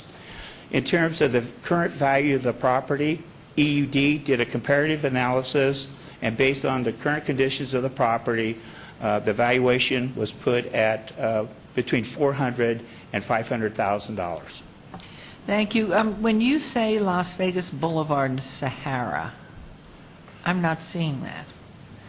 Yes, I mean, where Las Vegas Boulevard and Sahara, on the northeast corner or further down? Yes, please, Mr. Coffin. Your Honor, some historical perspective is really necessary. Mike doesn't have it because he's new to the city. Bill Arndt back there knows he's going to be called upon to explain it, and would we appreciate it very much if you would order him to proceed to the dais in order, because honestly, this was it's not a good story, but it's instructive on how a city can make mistakes in trying to own land. Please, Your Honor, with the indulgence of the council, these are going to take just one exactly similar motion at the end very quickly, but we need a 3-minute Reader's Digest version of how we ended up in this situation. Could I first find out specifically where at Sahara and Las Vegas Boulevard? Well, it's really actually right near Industrial and Sahara. That's much closer. Okay, thank you. Oh, I know where you are then. Thank you. Tam Drive, you know. Yeah. Thank you, Mayor. For the record, Bill Arntz, Director, Economic and Urban Development, and Tam Drive is just southwest of the Stratosphere, so it's just behind the Stratosphere. A little bit of background. The City of Las Vegas had attempted to acquire the property through the Neighborhood Services Department back in 2007, and on December 5th of 2007, the city entered into a settlement agreement with a third party, Corbin Enterprises, LLC, Walt Walters, where we agreed to pay. We signed a promissory note, and we used funds in the amount of $5,250,000 to acquire the property on behalf of the private entity Corbin Enterprises, and then we took back a promissory note for the purchase, a 5-year note with no payments and no interest, and then a balloon payment in 5 years. So the balloon payment, should we have not come to this point, would have become due December of this year. The owner of the property, Walt Walters and Corbin Enterprises LLC, went through bankruptcy, and because of that, they're unable to pay the note. As Mr. Baus indicated, the property is in disarray. There's been extensive vandalism over the past year, including the removal of appliances, tubs, sinks, toilets, hot water heaters and doors. Copper's been stripped out, windows have been broken, and given the current as-is condition of the property, we asked one of our brokers that we have under contract that does our NSP program to come up with a value of the property. They believe the current value of the property as is between $400,000 and $500,000. In addition to that, if the city were to try to exercise and enforce its note, the city would have to pay back taxes to the county treasurer of nearly $202,000, pay sewer fees to the city of $30,000, and then because of the condition of the property, we don't believe it's in a position where it could be renovated. It would likely need to be demolished. To do that, we'd have to do asbestos abatement, and that cost could run as much as $650,000. So in summary, in order for us to exercise our note and protect our position in the note, we might have to spend $900,000 on a property that we believe is worth $500,000. Again, this emanated from an action that Neighborhood Services Department, not my department, took back in 2007. That's the history. I'm sure in the course of something like this, everybody gets thrown under the bus, but I think it's important. You know, it's really instructive because a bold council can make mistakes, but a bold council will, you know, at least will make moves, and sometimes you make mistakes.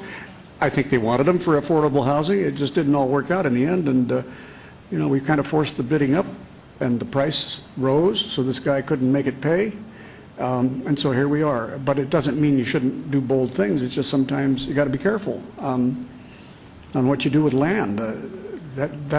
If that's clear to the members of the council, those who weren't here, like me, had to hear it 3 times to understand exactly how it worked. But,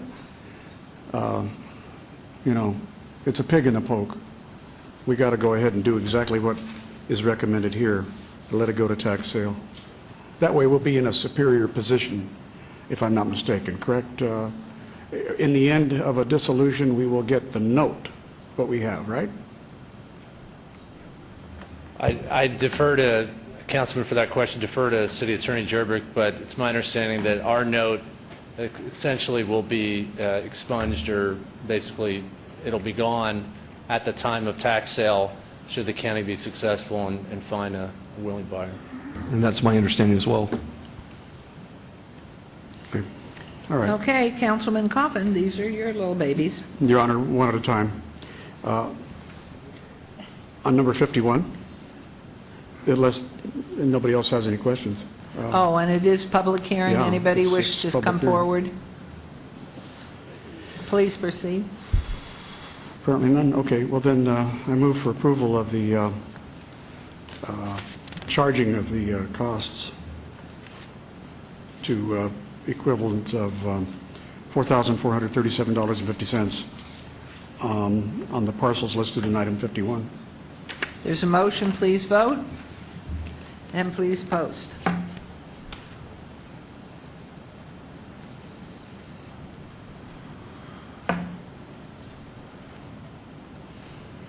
The motion carries. Please continue, Councilman Coffin.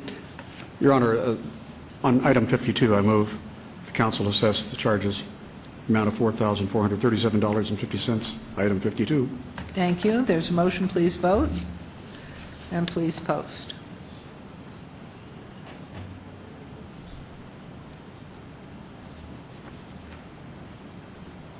Thank you, and on to item number 53, please. Your Honor, I move for the assessment of costs of $4,437.50 on item number 53. Thank you. There's a motion, please vote. Please post. And in conclusion, Now, Your Honor, I move for approval of the assessment of charges in the amount of $4,437.50 on item number 54. thank you very much. There is a motion, that last one carried as well, and now we have a new motion on item 54 to assess. Please vote, and please post.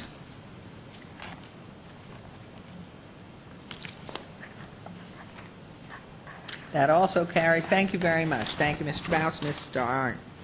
And we will move on to item number 55. Items 55 through 58 on the consent agenda are considered to be routine and are recommended for approval by the Department of Planning. Do I have a motion to approve the consent agenda, items 55 through 58? So moved, Mayor. Thank you. Please vote on the motion. Please post.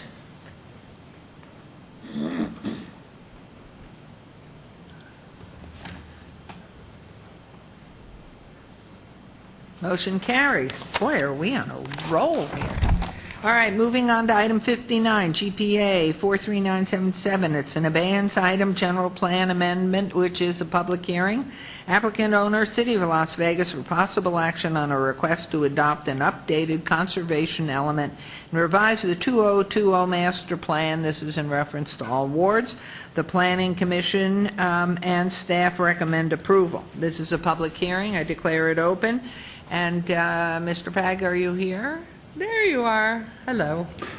If you don't mind, I'll do my presentation from here. Okay. And just very briefly, we had this item before you 2 weeks ago. We had to make some minor changes to incorporate comments from the Department of Air Quality and Environmental Management.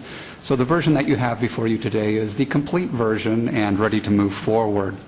The conservation element was originally adopted back in 2002. We did an update in 2005.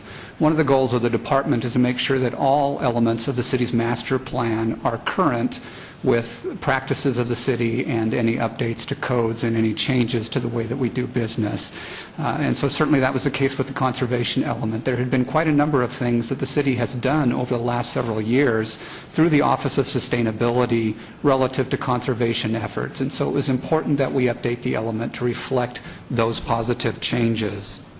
One of the things I just wanted to mention is that, again, our partners in working on this were the Office of Sustainability, who assisted us in writing much of the text. We also worked very closely with the Southern Nevada Water Authority, who assisted us with the water portion of the conservation element, and, of course, the Department of Air Quality and Environmental Management. We took the proposed conservation element to the Southern Nevada Regional Planning Coalition. The planning directors were required to review that for conformance with the regional policy plan. It was found to be consistent. We would request at this time your approval of the updated conservation element. Thank you. This is a public hearing. If anyone would like to come forward. Thank you. Todd Farley, 240 North 19th Street. Just real briefly, the staff and the partners really went out of their way. They did a lot of work on this, and it's a nice job. Thank you. Thank you. Anyone else? Council, any comments? Councilman Beers? Thank you, Madam Mayor. Todd, your perspective on this change post-Academy? I know you went through that Citizens Planning Academy. Prior and I mean, can you feel the difference? Thank you, Mayor. That sounds like a song to me. Can you feel the difference? Anyone else? Comments? Then I would entertain a motion. Mayor, I'll make a motion to follow Planning Commission and staff's recommendation for approval. Thank you. There's a motion. Please vote. Please post.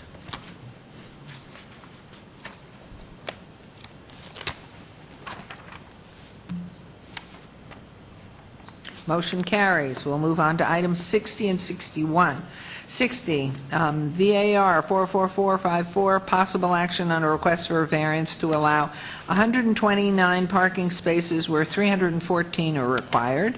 Item number 61, SUP 44453, for possible action on a request for a special use permit for a private school secondary use within an existing community recreation facility with a waiver to allow a secondary school on a non-collector street. If the applicant is Quest Academy and the owner is the Young Men's Christians Association of Southern Nevada, also known as the YMCA. The project is located on 6.02 acres at 4141 Meadows Lane. The Planning Commission recommends approval of both items and staff recommends denial of both items. These items are in Ward 1, Councilwoman Tarkanian, and this is a public hearing which I now declare open. Is the applicant present? And if you would, please state your name. Mike Luby. No, your light's not on. There you go. Nope.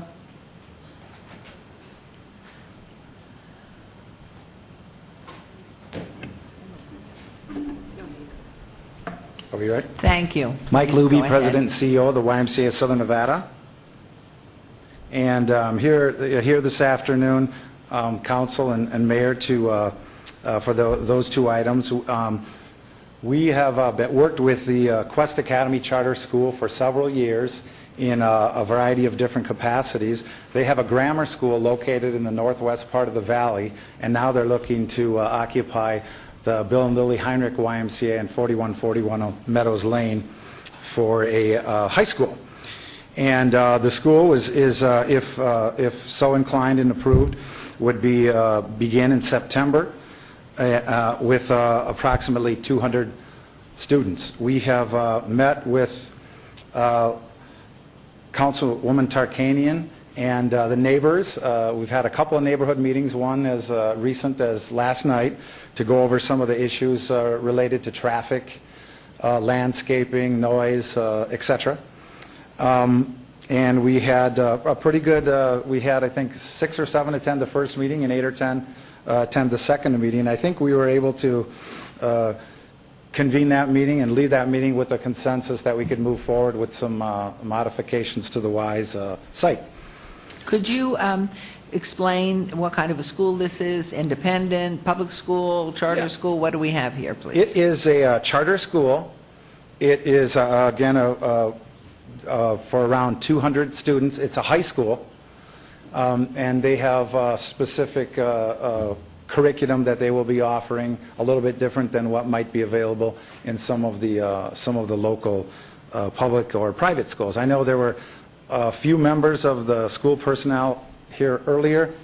I'm not sure if they returned, but that's a little bit about the school.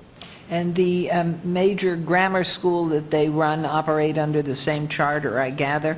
Yes. How many years in existence has that charter school been licensed? They have been around for about 5 years or so. They actually started as a different group. They were under the umbrella in prior years as Imagine School, and then they went and they got their own charter and began working as the Quest Academy. Thank you.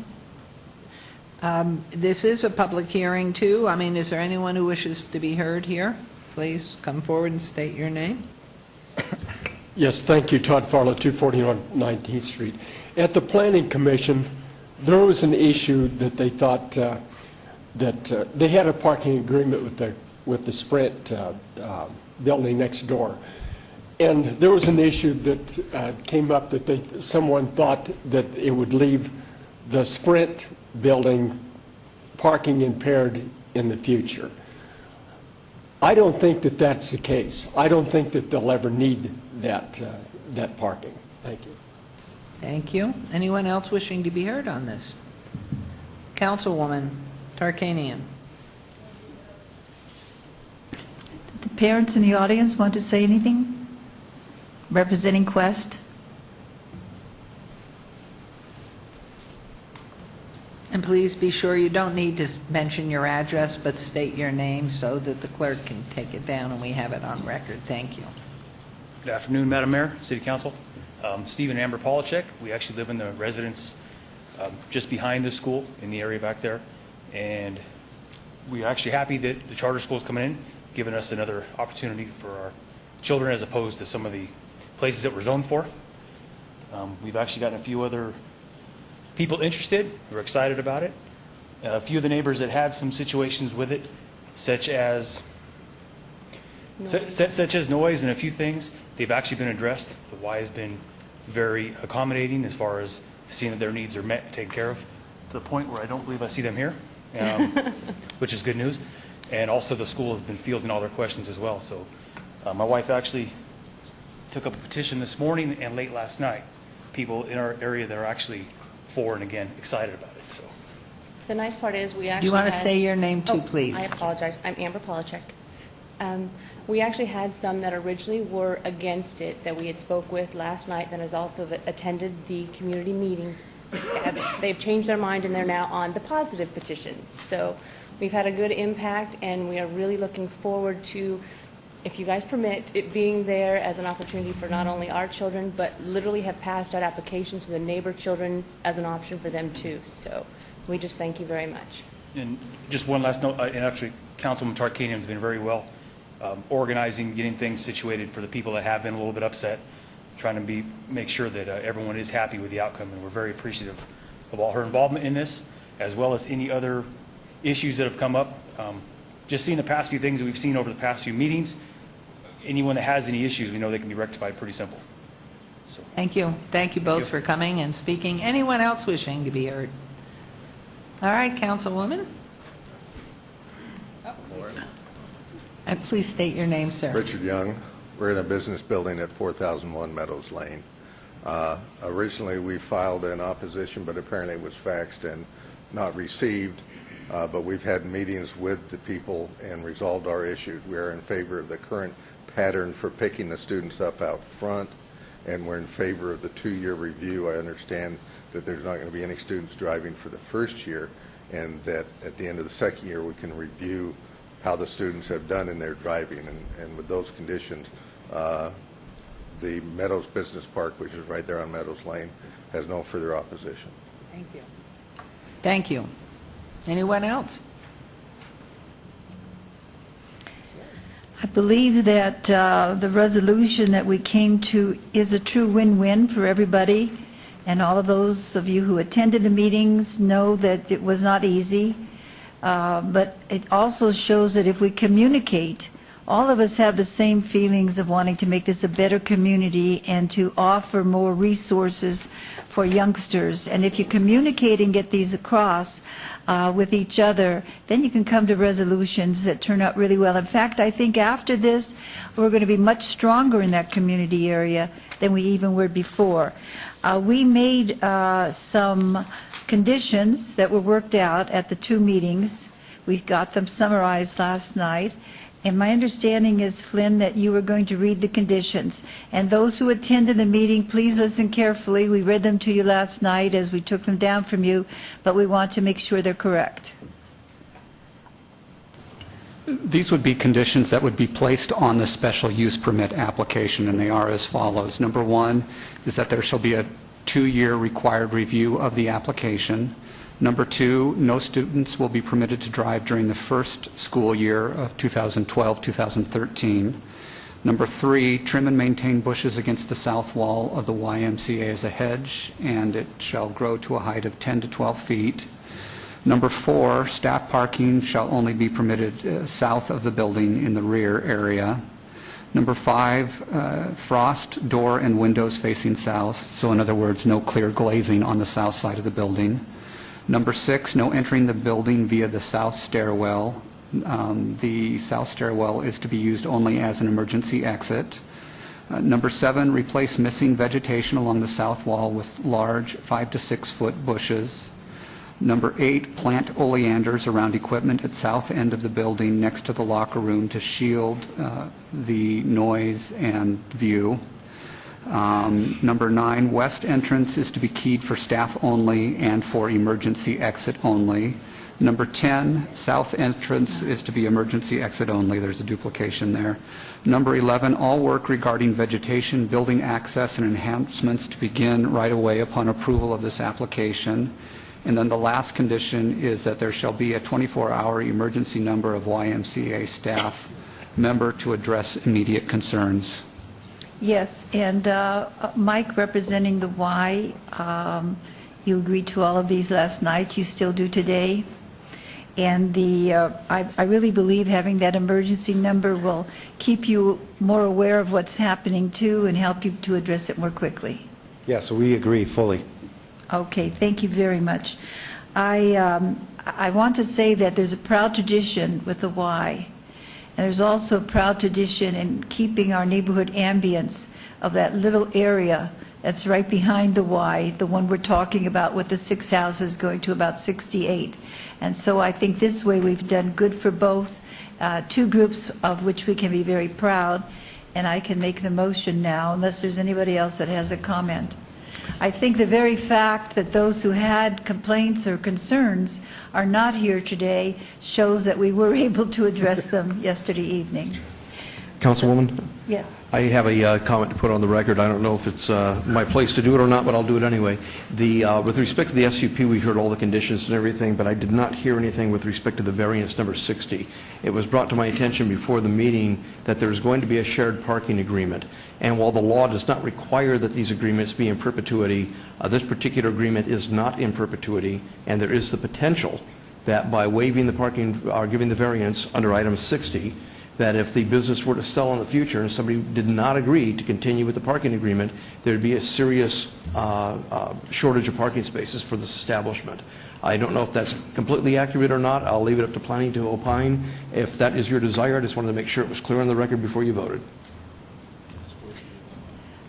The severe parking that might result, a parking problem would address with the Y. But I will tell you, the way the Y is laid out and all that parking that's there between the telephone company and between everything else, businesses, I don't think we'll have a problem because the children will be coming, and that automobile use, which is the addition we're talking about, will only be, because they're not driving, will only be for at the beginning of school and then at the end of school hours.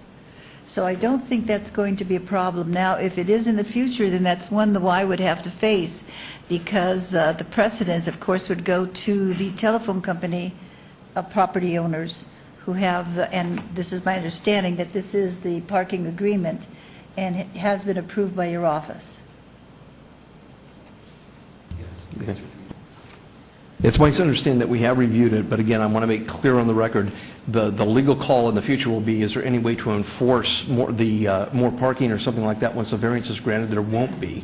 Is the agreement in perpetuity like the staff would normally like to see? No, it's not in perpetuity. Is that a legal requirement that it be in perpetuity? And the answer is no. And so the agreement is legal, but there's a policy implication that comes with it that I wanted to bring to your attention before you voted. Well, if something happens and they don't have enough parking space, on whose shoulders does that fall? It wouldn't fall on the telephone building owners, it would fall on the Y. So that's why he wants to make very sure that you understand this, that if that occurs and you would then be in violation of our parking regulations, you would have to take care of it, either by telling the school it had to leave or by finding some other arrangements. Correct. Is that okay? Well, and knowing students, and this is a 2-year review. Yes. When your 15-year-olds are 16 and driving. And if that Sprint building sells, you are caught. So you can either prohibit driving and leaving cars on campus, or perhaps you can work, you don't want them crossing the street to the Meadows parking lot. So that is, I mean, that's an issue. Well, that is an issue, and that's something. Well, the only thing is, you wouldn't really know in a year because nobody's driving the first year. It's the second year, so that's why it's a 2-year review, because you can't review anything the first year because there isn't anything there to review because they're not driving. You could do it within a month of the first or second of that second Yeah, year. that's exactly, we could do it, say, within 15. 60 days of the second year. We could do that. We could do that, have a review Certainly. at that time. Yep. Our other review wanted to, we could do a review of the parking at that time, but we wanted the 2-year review on other items. Yeah. So do I need to make a change in this motion so we understand that the 2-year review is for the school in general, and then the parking review would be 12 months, let's make it 15 months, that gives 90 days, 15-month review on the parking, which would be 3 months after the start of the academic year after this next year. Am I saying that correctly? Oh, that's wonderful. After all that work and everybody and what you did, and you know what was nice was at the end of the meeting, people on both sides were friendly, cooperative, and working together to make it better. I think that's very important, and I hope that continues, because it's not just the school, it's the whole neighborhood situation. Thank And you. with that happy note, I move to accept on item number 60, move to accept with the condition related to the review at 15 months. Okay. Pardon me. And you agree to those terms, where are you? Yes, I'm so sorry. With those conditions, so they can be recorded. Yes, we concur. Thank you very much. There is a motion, item number 60. Please vote, and please post. And item 61?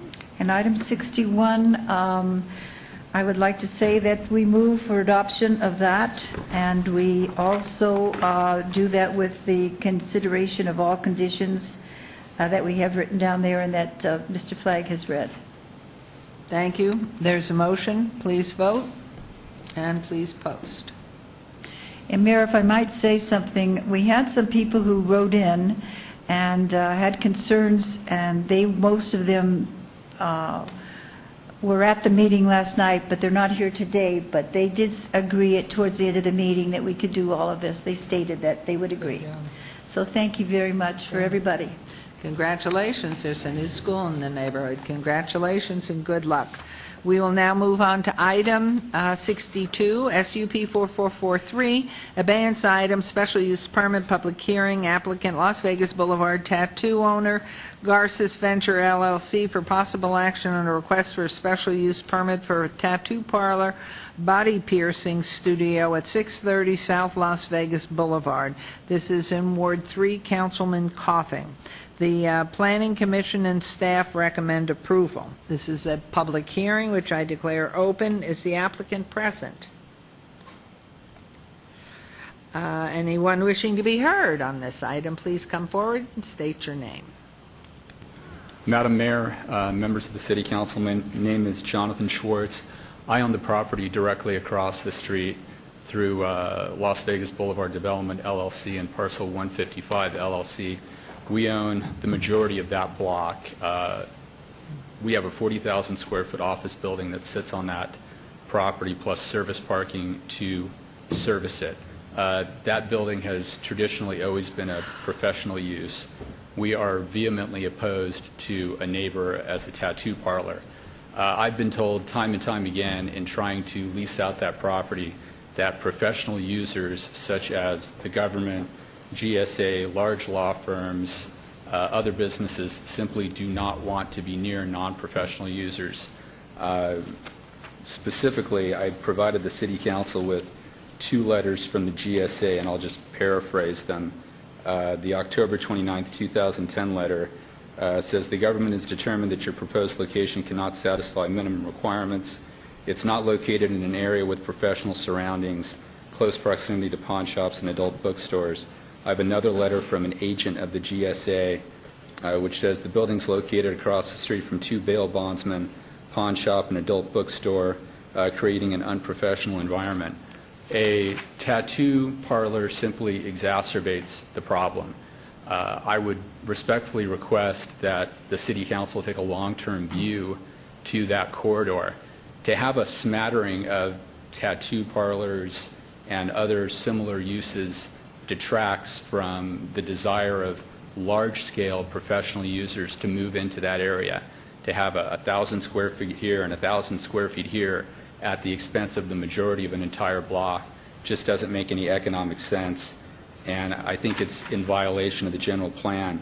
Specifically, there's a 4-part test for receipt of a special use permit, and the applicant doesn't qualify under the first part of the test, which reads as follows: the proposed land use can be conducted in a manner that is harmonious and compatible with existing surrounding land uses and with future surrounding land uses as projected by the general plan. Plainly, the documentation that I've received from the types of users that will occupy my property say that a tattoo parlor is not harmonious, is not compatible with their use. Beyond that, the definition under the Centennial Plan for the office core reads as follows: the office core district, which contains a concentration of legal and court-related professional functions, is the primary focus of the district. To permit a tattoo parlor will violate the very definition for the office core district. So I respectfully request that the City Council deny the special use permit. I have my real estate agent here with me, Carolyn Curtis, who can speak independently. She's been pounding the pavement trying to lease this property for us for 3 years and gets this same response over and over and over again, which is we as professional office users don't want to be near these types of uses. If Carolyn wants to speak to that for a moment. Hi. My name is Carolyn Curtis, and I'm an commercial office leasing agent with Cushman & Wakefield. I've got 19 years of experience of leasing office space in particular, both in Oregon and in Nevada. Yes, you'll know the building. This is the former Development Services Center for the City of Las Vegas.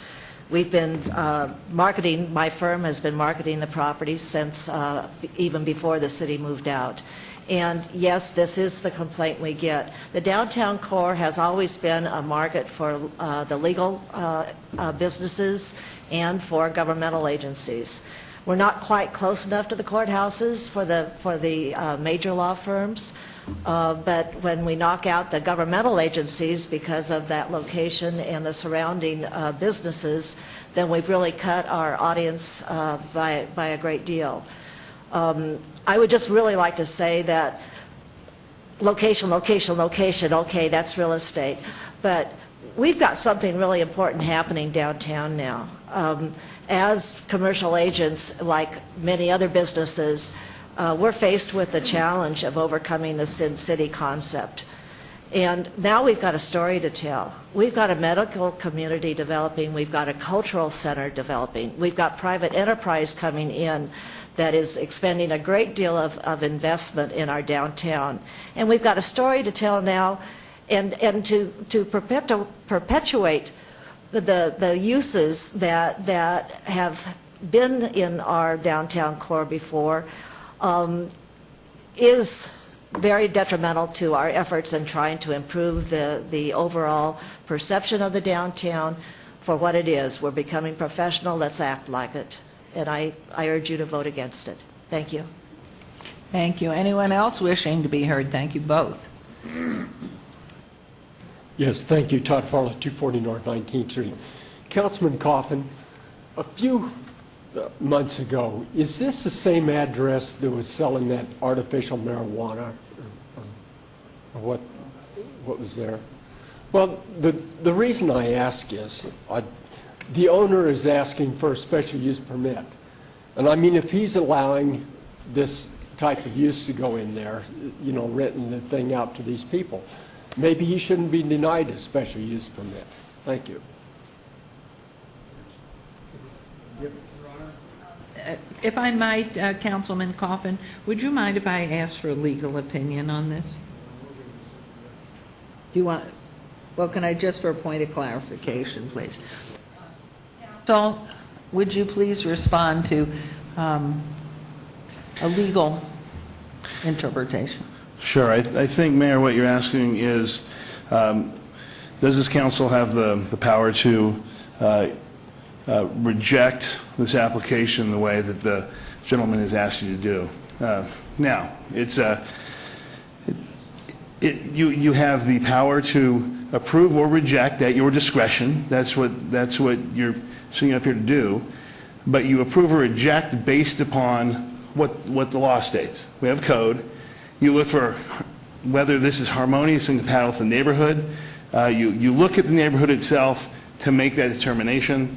I would just point out to you that there are many uses up and down the Las Vegas Boulevard corridor, but it is within your discretion to make those calls.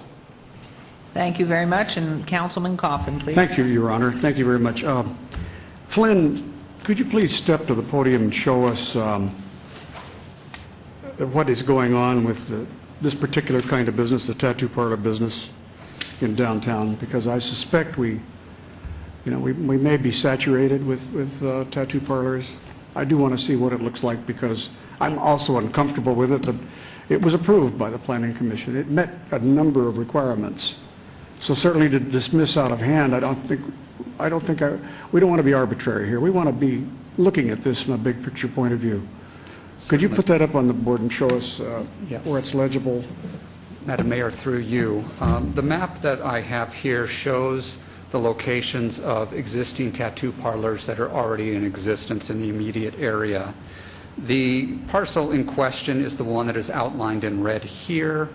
You'll note that there is a tattoo shop 1 block to the south, and then another tattoo shop located 2 blocks to the south. Both on Las Vegas Boulevard? Both on Las Vegas Boulevard. One is on the east side of the boulevard, the other is on the west side of the boulevard.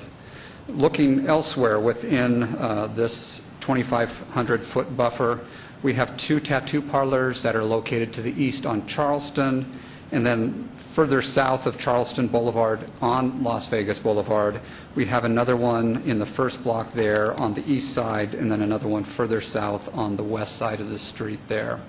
Now, while our code does not indicate that there's any separation distance for tattoo parlors and subsequently any type of saturation, if you will, as the city attorney has counseled, that you have it within your discretion in looking at the conditions in the immediate area to determine if this is too many and inappropriate for that location.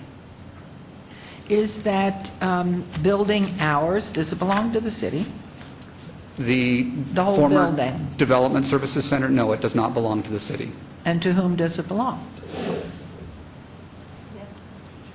Does not an owner of a building, and that's where I come to the legal aspect of it, have a right or no right to determine to whom they rent? Yes, but don't confuse the former Development Services Center with this location. This is 1 block north of the former Development Services Center. Okay, but the building in which this tattoo center wants to be is privately owned by Mr. Swartz, right? No. No. Who owns the building? Let me go back to... Thank you. All right. We've seen this map here. I think it's important, Your Honor, to recognize that what appears to be, in an unbiased fashion, it appears to be a lot of tattoo parlors. And I don't think we're straight-laced around here. We recognize there are all kinds of uses on the boulevard, but at some time or another, you have to respect the view of the boulevard. We have a witness who has testified on the difficulty to rent a high-class or first-class office space. It appears to me that we have reached a point where we've got to say no to tattoo parlors. I know that there is one other application pending for a tattoo parlor on the boulevard, but that is considerably farther south and will be contained within a building which does not front on the boulevard. And I think that I'm going to move to deny on this one, based upon seeing the map and getting a concrete indication that we have too many of them, and they don't fit now what we have a vision for our boulevard, for our city. And I also want to try to send out a signal to planners here to tell anybody that wants to apply for any additional tattoo parlors along the boulevard that they're going to have a hard time, a real hard time coming with any more, based upon what we see here as a condition that exists. So for that, for those reasons that I have stated, Your Honor, I'm going to move denial on item 62. Thank you, Councilman. I still need to have an answer as to who owns the building and all those other pieces. Garces Venture out of Florida owns the building. And why have they been contacted at all about to whom they rent their building? No, we have applicants who come to us requesting approval of a use. Whatever agreement that the property owner has with the applicant is not a matter that we get into. We look solely at land certainly, you use. don't have to sell me on your point. I absolutely agree with you, but I'm looking at it from a different perspective, because we have to be sure in everything that we're voting upon that we are, first of all, abiding by the law. Second of all, by all reasonable accounts, who's responsible for leasing this out? I understand 100% where you're coming from, and were my property your property, I'd be right with you.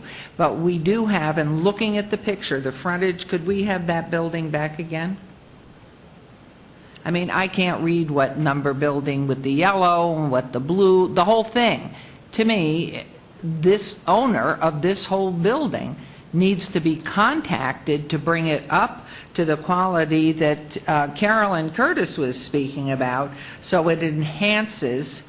And I worry about, in our free country, it's a free world, and for them to be precluded, the people that own the building say, we don't like you, you keep your building poorly, it's not clean.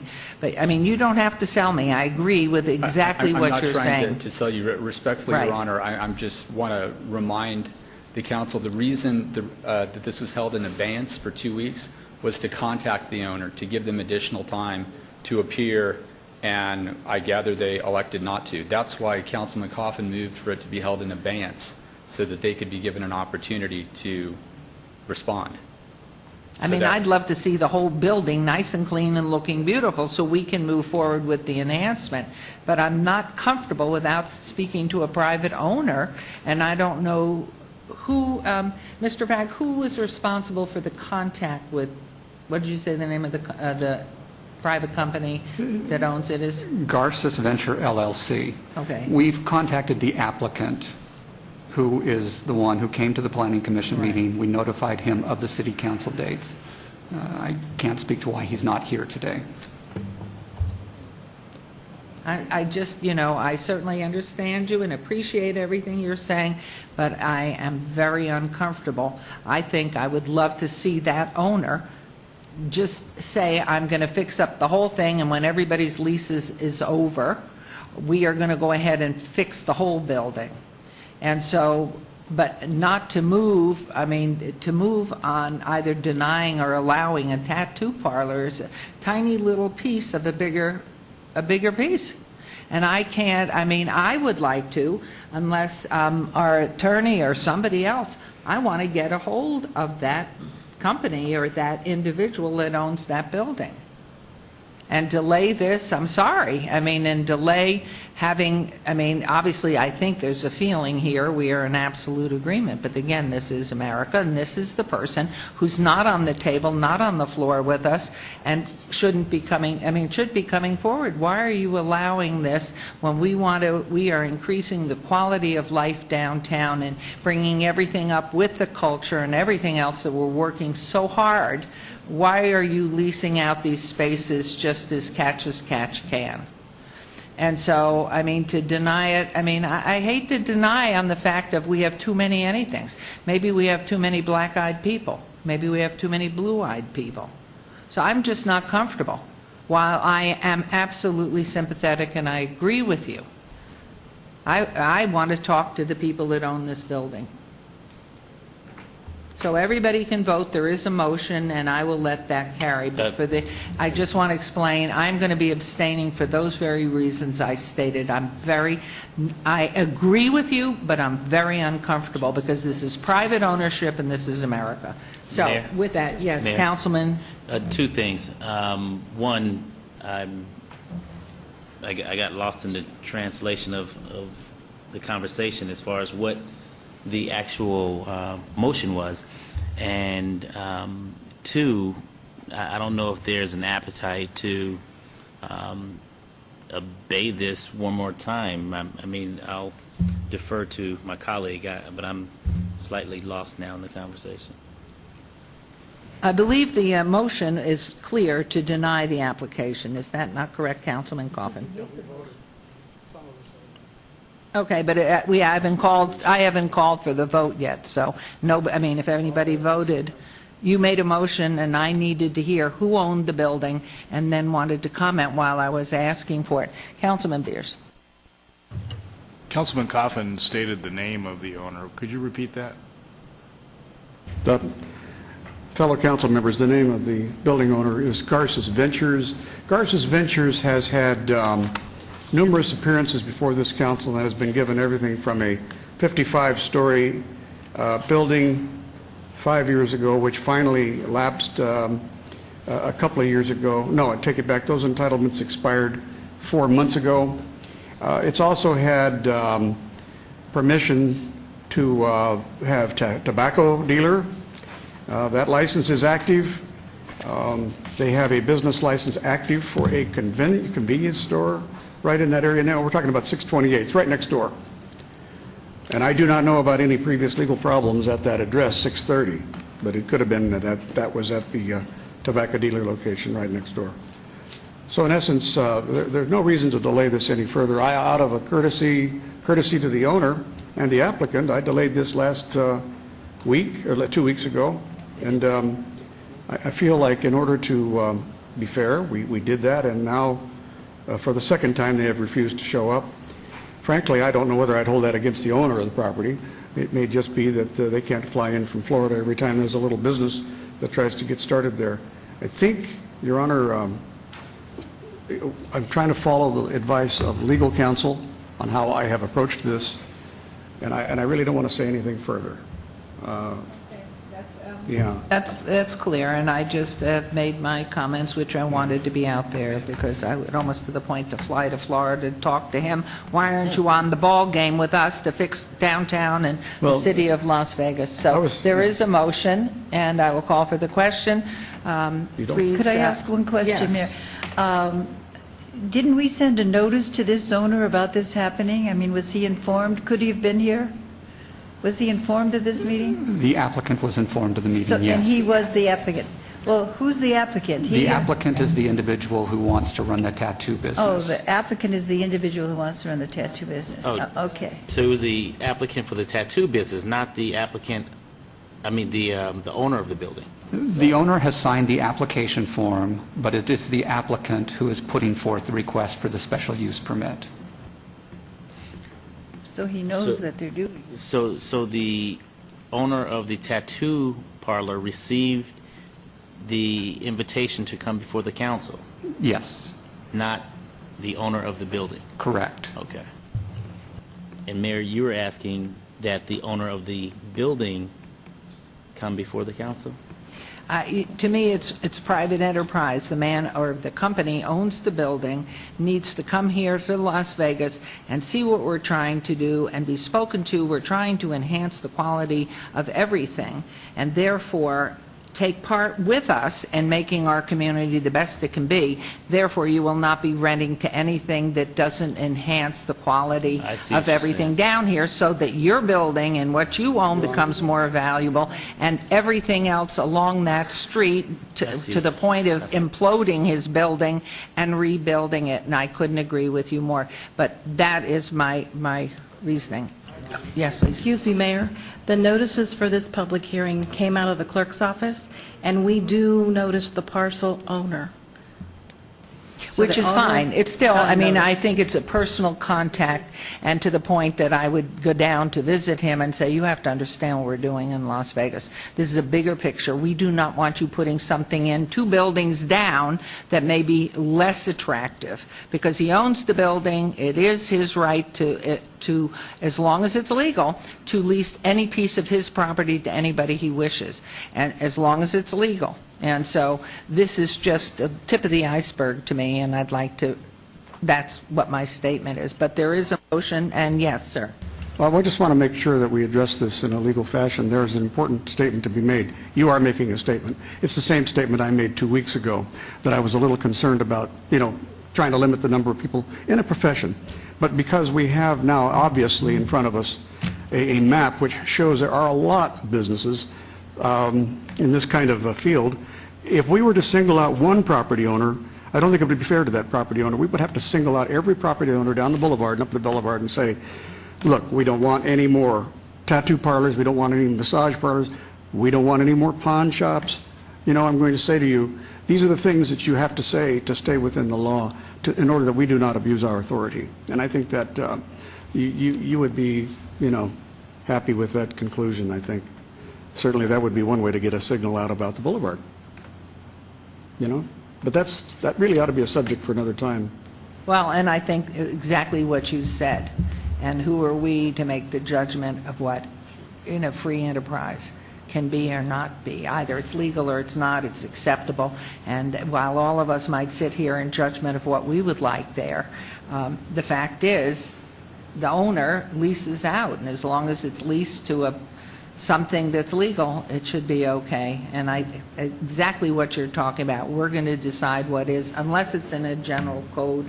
But anyway, there is a motion, and now if you will please vote, and we will go from there. Mayor? I'm sorry, yes, But doesn't our general code say something about that what we just read about, if it's overcrowded or saturated or too many, that doesn't make it automatically legal? My concern is, are we saying anything's legal? Or are we going If I could through jump in, Councilwoman? What? Let me make a couple of real quick comments for the record, and I'll try and move this along for you. One, this use at this site is not legal right now. That's why they're here for a use permit. Without a use permit, this is an illegal use in this building. The standard review generally for a use permit is it harmonious and compatible with surrounding land uses. And that can involve a variety of things. It can involve aesthetics, it can involve saturation, it can involve whether or not the use attracts things to a neighborhood that are good or bad, and once those items are put on the record, those are the reasons for voting up or down on the harmonious compatible standard you use for a use permit. I think the councilman has stated the reasons he believes it's not harmonious and compatible with the neighborhood. Having said the fact that it's an illegal use without the use permit, you've got the reasons stated for the record. I would urge you to vote based on the comments made by the councilman for denial. Very clearly put, thank you. That was very clearly put. So that puts a different light in my mind, but at least the rest of it's on the record. So thank you. It's the special use permit that makes it. Thank you. Thank you. Have a motion, please vote.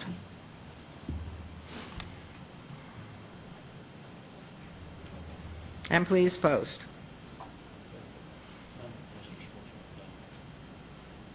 Motion carries, and I along with it. And thank you, Mr. Jerbick, for that. Mr. Ross. Yeah, Mayor, thank you. Mr. Schwartz, I just wanted to let you know we did receive your letter and those copies of those letters from the GSA, the government as well. So your communication to us did not go unheard. We heard you loud and clear. Thank you. Okay, we'll move on to item number 63 through 69. The applicant is Cash America Superpawn. Each item is a review of condition of a previously approved special use permit to amend a condition to read the hours of operation shall be from 9 a.m. to 9 p.m. 7 days a week at the following locations. Number 63, ROC 4490, SUP 4506, owner Cash America, Inc. of Nevada, 7095 North Durango Drive, that's in Ward 6, Councilman Ross. Number 64, ROC 44901, U0091-98, owner TTR Properties LLC, 411 North Rancho Drive, that is also in Ward 6, Councilman Ross. Number 65, ROC 44902, U0075-98, owner LM Jones LLC, 5910 West Lake Mead Boulevard, Ward 5, Councilman Barlow. Number 66 is ROC 44903, SUP 37576, owner Fremont West LLC, 307 South Decatur Boulevard, that's in Ward 1, Councilwoman Tarkanian. Number 67, ROC 44904, SUP 4507, owner Cash America, Inc. of Nevada, 7095 North Durango Drive, Ward 6, Councilman Ross. It's the same as item 63. All right, ROC 44906, SUP 0171-98, owner Parkway Retail Center LLC, 7585 West Washington Avenue, Ward 1, Councilwoman Tarkanian. And number 69, ROC 44907, SUP 4509, owner Cash America of Nevada, 7095 North Durango Drive, that is Ward 6, Councilman Ross. Staff recommends approval of all items. These items are public hearings, which I now declare open. And is the applicant or representative present? And please state your name and who you are representing. Madam Mayor, if I might, before the applicant begins with her presentation, just explain why you have 3 items all at 7095 North Durango. Thank you. That particular location has 3 special use permits. One is for the pawn shop, the other is for related businesses that it has there. I believe secondhand sales is one of them, and there's another one that I can't remember off the top of my head. However, since they are requesting a change to their hours of operation, we need to make a change to all 3 of the special use permits that they have for the business at that location. Thank you very much. Please. Good afternoon. Jennifer Lazovich here today on behalf of Superpon. Before I begin, we would like to withdraw our request for item number 66, since you are going to take these, I believe, in one motion, since you read them all into the record. But the overall goal, Superpon has 23 stores in Las Vegas. Most, if not all of those stores, operate until at least 8 p.m., and then in the holiday season, we always go longer hours, usually until 9 p.m. It gets confusing for our customers because some stores, because of these conditions that were imposed a long time ago, would have those stores close at 7, other stores closed at 8, sometimes they closed at 9. So what we wanted to do is equalize everything across the board, make it the same. We chose to go with 9 to 9 after talking with staff because a number of the conditions read during the holiday season you could extend the hours till 9 o'clock. Well, they put up Christmas trees in October now, so a little confusing on when does holiday start, when does it not. We felt it was just best to go completely from 9 to 9 for all the locations. With respect to item number 66, which we are asking to withdraw without prejudice today, I spoke with Councilwoman Tarkanian. This store is our most recent one that we relocated onto Decatur. It hasn't quite been open a year. We did talk with the neighbors, so they knew we were asking for it, but I think to give Councilwoman Tarkanian some comfort, we're going to let that sit with the existing hours for some period of time. But for all the other ones, we would ask for your approval to go from 9 to 9. And the hours on the one in Councilwoman's on Decatur is to 8? I believe it's till 7, and we have that holiday condition again, where during the holiday season we can stay open till 9. But it would remain from 9 to 7, what it has today. Okay. Councilman Anthony, please. Yeah, thank you. If this passes tonight, does that mean every Cash America store will be open from 9 to 9? Is that correct? Besides Councilwoman Tarkanian's? I believe so, yes. I mean, if you say yes, we can do that, yes. Then all the stores in the city of Las Vegas would have consistent hours. All the ones in the city of Las Vegas Yes. would have the same hours? To be honest, all the ones in the county too. Really, the city of Las Vegas is the one jurisdiction that had hour restrictions on us. Most of our stores, if not all of our stores, have no hour restrictions. So what we're trying to do is equalize it across the whole valley. Some of our stores in the city of Las Vegas had this condition, some didn't. This would allow us to put all of our stores consistently until at least 8 o'clock, and then later, if we need to, during the holiday hours, to go to 9. Okay. Yep. Anyone else comment? Councilman Beers? Thank you, Madam Mayor. Had your client investigated eliminating the hour restrictions that the city of Las Vegas has placed on these special use permits? Yes, I suppose that would have been another request that we could have gone to. I think when we talked about it, we probably thought that if the hours were in place for a reason, that the council as a whole may be more apt to just allow us to go until 9 o'clock, which we knew gave us as late as we needed. To be honest, having hour restrictions at all is, just kind of curtails their operations. But we came before you with something we felt was reasonable and asked for the 9 to 9 so that you wouldn't think we were being unreasonable. But I like where you're going with that. Any other Thank you, questions, Madam Mayor. comments? This is a public hearing. Anybody want to make comment here? Okay, we'll take them one by one. Councilman Ross. Thank you, Mayor, and even though Ms. Lazovich is here representing Cash America, in the audience with us today is the very brave Caroline Sioka, and I say very brave because she jumped off the stratosphere and didn't scream when she did, all in the name of scouting, to raise money for the inner city scout units to benefit the Jump for Scouting. So, Caroline, I couldn't let you get out of here without making that public. Anyway, back to the agenda item. I see where Councilman Beers is going with this on the hours of restricted hours, and he makes a good point that I didn't think of, just removing them entirely. But I think if Cash America, if you sold one of these locations to me or sold the license to me, and I'm not as great as an operator as Cash America has been with these locations, it could be quite challenging with hours of operation. Because if I wanted to stay open 24 hours a day, out here, the picture you see now is the one on North Durango, that might be challenging for some of the residents who live in that area. So I think I understand that, but I also see where Councilman Beers is going. On agenda item 63, Your Honor and council members, I'm going to move to follow staff's recommendation for approval. Thank you very much. There's a motion. Please vote. And please post.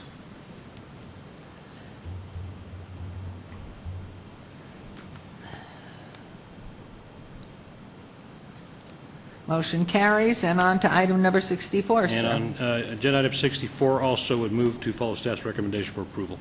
Thank you. There's a motion. Please vote. Please post. We'll continue on and let Councilman Barlow come to 65. Number 66, do we have to vote on its withdrawal? We do. Councilwoman, would you please make that motion to withdraw, permit the withdrawal of item number 66? I move to permit the withdrawal of item 66.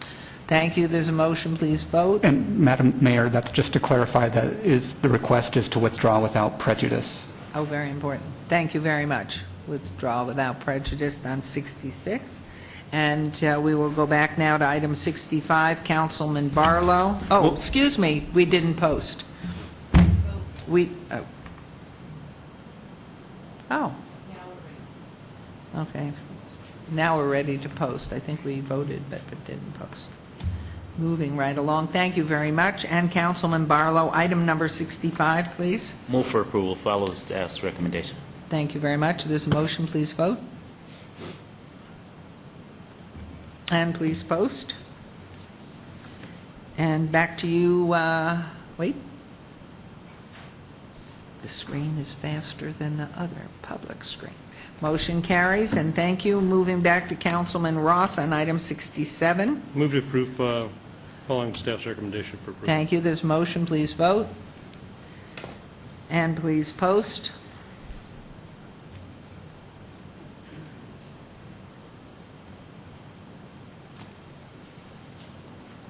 And that motion also carries. And item number 68, Councilwoman Tarkanian, please.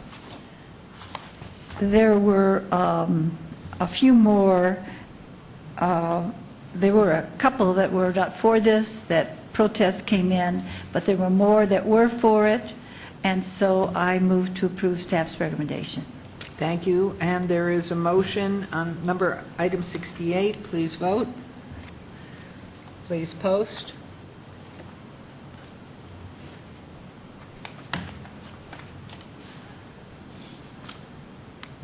Thank you. That motion carries. And the final one, item 69, Councilman Ross. Thank you, Mayor. I neglected to state that on agenda items 63, 64, 67, and 69, there were also protests and supports sent in, both of equal numbers, pretty much a couple here and a couple there, but I just want to make that note for the record. But on agenda item number 69, I will move to follow staff's recommendation for approval. Thank you. There's a motion. Please vote. And please post.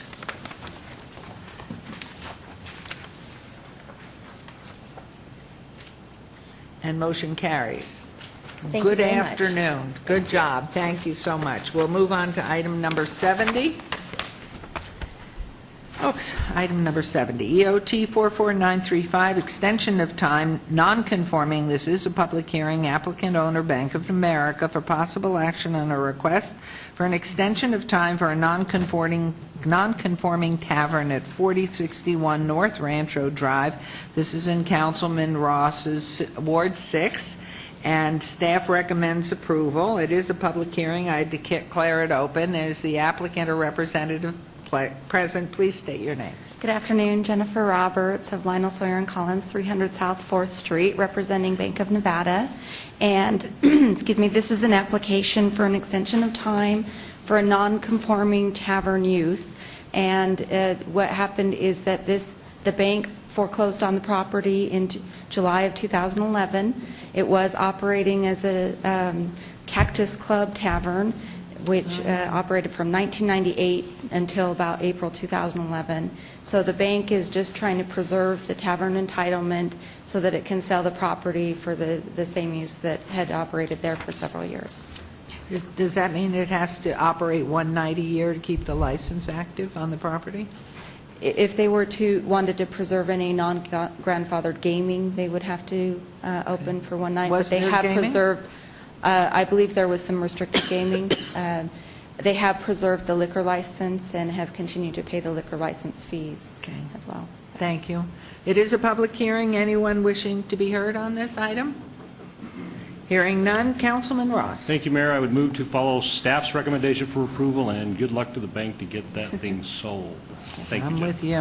Thanks. Thank you. There's a motion. Please vote. Please post. That's a pretty little building.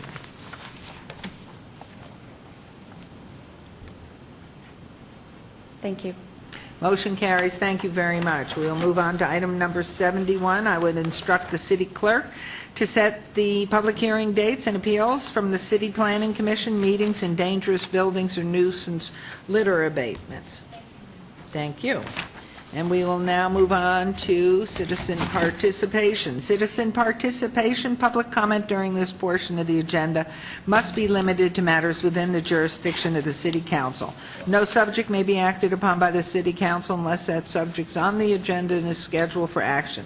If you wish to be heard, please come to the podium, give your name for the record. The amount of discussion on any single subject, as well as the amount of time any single speaker is allowed, may be limited. Are there members of the public who wish to speak under this portion of the agenda? Please state your name. Yes, thank you. Todd Farlow, 240 North 19th Street. Your Honor, sometimes people say why I get upset on certain things. Item number 36 was one of those items I got upset on. I want to go back a long, long time, and I wish Mark Vincent was here on this too. Whether you know it or not, the city of Las Vegas put a lot of money into that Hunt Ridge Theater when the roof fell in on that thing. We've got a lot of money, I mean several $1 million into this thing. Long time ago, when those people came before the council asking for the money, the council at that time wanted the Hunt Ridge Theater to keep that venue. They want either a theater or a music venue. That was the intent of the council. And anybody, I wish you would go back in the records and review the conversation at the council meeting at that time. But they did. They put the several $1 million into it. Now, a few months ago, we had the owner of the property came and they wanted to put a used furniture store in there. Here we are sitting with this marvelous venue. It needs fixing up, yeah, but we've got all this money into it, and now we've got the venues sitting out there at the junkyard out there where the people don't want it, and the Hunt Ridge, they want to use that as a used furniture store. It just doesn't make sense. And especially, we have a stake in this. We've got several $1 million. I've heard that the owner wants to kick this can down the road for a couple more years, and so the restrictions don't apply anymore, and he can unload this property for some enormous amount of money. I don't know whether that's true or not, but I'm just stating that the intent of the council, I wish you'd go back and read what the intent of the council was on the reason to save that building. The other thing is, it's on 2 major bus lines. With one transfer, all those kids that we're talking about, under 21 venue, with one transfer, it's right on Charleston. They can go from all over the city. They can be right down there. The Metro loves the location because it's easy to please. We have all of these things in one place, and here they come, and they want to make it something that the council did not want them to do. And it's just not right. Thank you very much. Thank you. I think we all heard you make a suggestion of that, and I think it's a good suggestion. Hopefully something will come of it, because we do remember the days when that Hunt Ridge Theater was the theater, and it was great. Thank you very much. Anyone else wishing to be heard? Hearing none, we'll move on to item number 73. City Council member recognition. Comments made by individual City Council members during this portion of the agenda will not be acted upon by the City Council unless that subject is on the agenda and scheduled for action. Is there any member of the Council who wishes to speak under this portion of the agenda? And I will start from the left. Councilman Coffin. Any comments? No, thank you very much. Councilman Barlow. Yes, I would just like to invite the community once again to my monthly Coffee with the Councilman taking place on tomorrow, May 3rd, at Starbucks at the corner of Rancho and Bonanza. And you're invited to be there from 9 a.m. to 10 a.m. Look forward to seeing you there. Thank you. Thank you, Councilman. Councilwoman Tarkanian. I wanted to announce Opportunity Village Thrift Store is having their grand opening on Friday, May 4th at Meadows Lane and Decatur. And secondly, Rancho Bonito volunteers are planning to paint their perimeter walls on Oki and Rancho beginning on Friday, May 4th, and those of us who drive by there are very pleased. Thirdly, in celebration of Bike Month, I'll be attending a 3-foot law awareness ride event on Saturday, May 12th, hosted by the RTC. And for additional information, please call 702-676-1915. And I'll be speaking at the RTC opening of the Sahara Express on Monday, May 14th at 10 o'clock a.m. at Mariana's Supermarket on Sahara. And that's a big day for all of us who go along that Sahara corridor. It's a big day for the opening of that. Thank you. Wonderful news. Thank you very much. Mayor Pro Tem. Thank you, Mayor. One of the things I try to do in my ward is spend as much time as I can at the elementary and middle schools, just to, get to know the principal and the teachers and the parents. And some of that is actual special events, or other times I'll just pop in to see how they're doing. And I meet some great teachers in my ward that teach the kids in elementary and middle school. And I thought, what can I do to recognize these teachers, to let them know that I think they're doing a great job. So last year I came up with this idea to have what's called a teacher award ceremony. We had the first one last year, and we're having the second one this year. And the way it works is we ask the students in the elementary and middle schools to nominate who they think is a great teacher. Those nominations are given to a panel made up of Clark County School District members and City of Las Vegas members, and then they select a teacher who kind of represents the best values of being a great teacher in our Clark County School District, and we have done that, and we're going to have the ceremony on May 10th, which is a Thursday at 6:30 p.m. at Becker Middle School. Anyone is allowed to attend that, and I encourage you to attend. But what I wanted to do was recognize the individual teachers that were selected as the Featured Teacher Award. I also want to thank the United Way of Southern Nevada. They partner up to actually come up with it's a glass apple with some engravings on it that is given to each of the teachers. So with that, the Richard Bryan Elementary School, Tilson Crew, Connors Elementary School, Karen Williams, Ruth Deskin Elementary School, Amanda Halligan, Dorothy Eisenberg Elementary School, Charles Cox, Gerheim Elementary School, Linda Bartonette, Mark Carey Elementary School, Bridget Rice, Lummis Elementary School, Sheila Scarborough, Sheila Tarr Elementary School, Linda Murphy, Ernest Becker Middle School, Kathleen Bandhauer, Justice Myron Levitt Middle School, Byron Brock,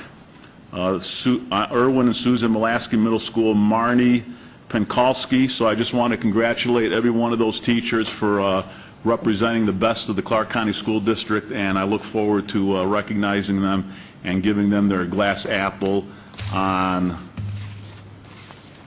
May 10th, 6:30 at Becker Middle School. Thank you, Mayor. Wonderful, great idea, and well done, beautiful. Councilman Ross. Thank you, Mayor. Mayor Pro Tem, that's a great thing that you're doing there. Wonderful teachers in our community. Well, Mayor and council members and folks, I've got a couple of great fun things to announce and then a serious thing, but I would be remiss if I did not recognize my son Matthew and his wife Mallory had their second daughter born Sunday evening. That would be my 9th grandchild. Her name is Olive Joy Ross, 7 pounds, 12 ounces, 19 1/4 inches long, and I'm hoping for red hair. Yeah. Oh, Joy. J-O-I, as a matter of fact. So, Olive Joy Ross, 7 pounds, 12 ounces. Congratulations to Matt and Mallory. They went home today.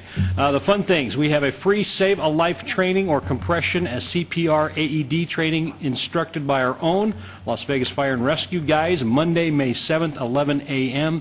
at Centennial Hills Active Adult Center. And then we have a wonderful shredding event Saturday, May 12th, starting at 10 a.m. to noon. It's at the Centennial Hills Active Adult Center also. All of this information is found on the LasVegasNevada.gov's website, so if you don't see it here, you need any more information. Then on a more serious note, in our attempt to continue our partnership with Nevada Child Seekers, we do have another missing child. We have a young lady named Brianna Sovereign. She is 15 years old, 5'2", 100 pounds, brown eyes, black hair. She is Hispanic. She was last seen April 6th. She does have piercings and tattoos. She was last seen in the area of East Pebble Road and Pollock Drive. Brianna was last seen wearing a red hooded sweatshirt and black leggings. She may be carrying a pinstripe backpack with personal belongings. Brianna has nose piercing, belly piercing, tongue piercing, ear piercing, and a tattoo of a scorpion sign on her upper back. If you have any information about this young lady, please contact Nevada Child Seekers at 458-7009 or the Las Vegas Metropolitan Police Department Missing Persons Unit at 828-3111. Thank you, Mayor and Council. Thank you, Councilman. Councilman Beers. Well, thank you, Mayor. First of all, I wanted to thank you for hosting the Saturday morning walk at the big soccer park up there on West Washington, just west of Buffalo. Technically not in my district, on the border with Councilman Anthony, but I did come out and get walked for 1 3/4 by my dog Shelby. Shelby the Sheltie. Wanted to bring to everyone's attention the American Cancer Society Relay for Life taking place on May 19th. Kim Mears is coordinating this event, and we couldn't resist the rhyming power of Team Mears Beers. So recruitment is underway. We're looking for 10 or 15 people who would like to participate in this rather interesting all-night marathon walk. Kind of an interesting event. And then finally, I think we're going to get out of here just in time to stop by the Farmers Market, which is at Trent Park at 4 o'clock until 8 o'clock tonight. I'm out after kale, so if anyone is watching, leave the kale alone. Thank you, Mayor. You are adding a new glimmer to our council. I love this. But as Councilman Anthony said to me, is he joking or is he serious? I can't quite tell. So it's wonderful. Well, Madam Mayor, for my day job, I am an accountant, and we don't joke. I hope not, that you got the serious stuff. Let the federal government misuse the dollars that you make us pay to the government. Anyway, I just want to add that Saturday morning, of course, is the Susan Coleman Walk downtown on Freeman. I believe I know I have to be there at 7, but I don't think it gets underway much before 7:30 or 8. And so anyone else with comments or questions? Hearing none, this meeting is adjourned, and thank you very much. Long morning, but not long afternoon. And thank you, City Clerk.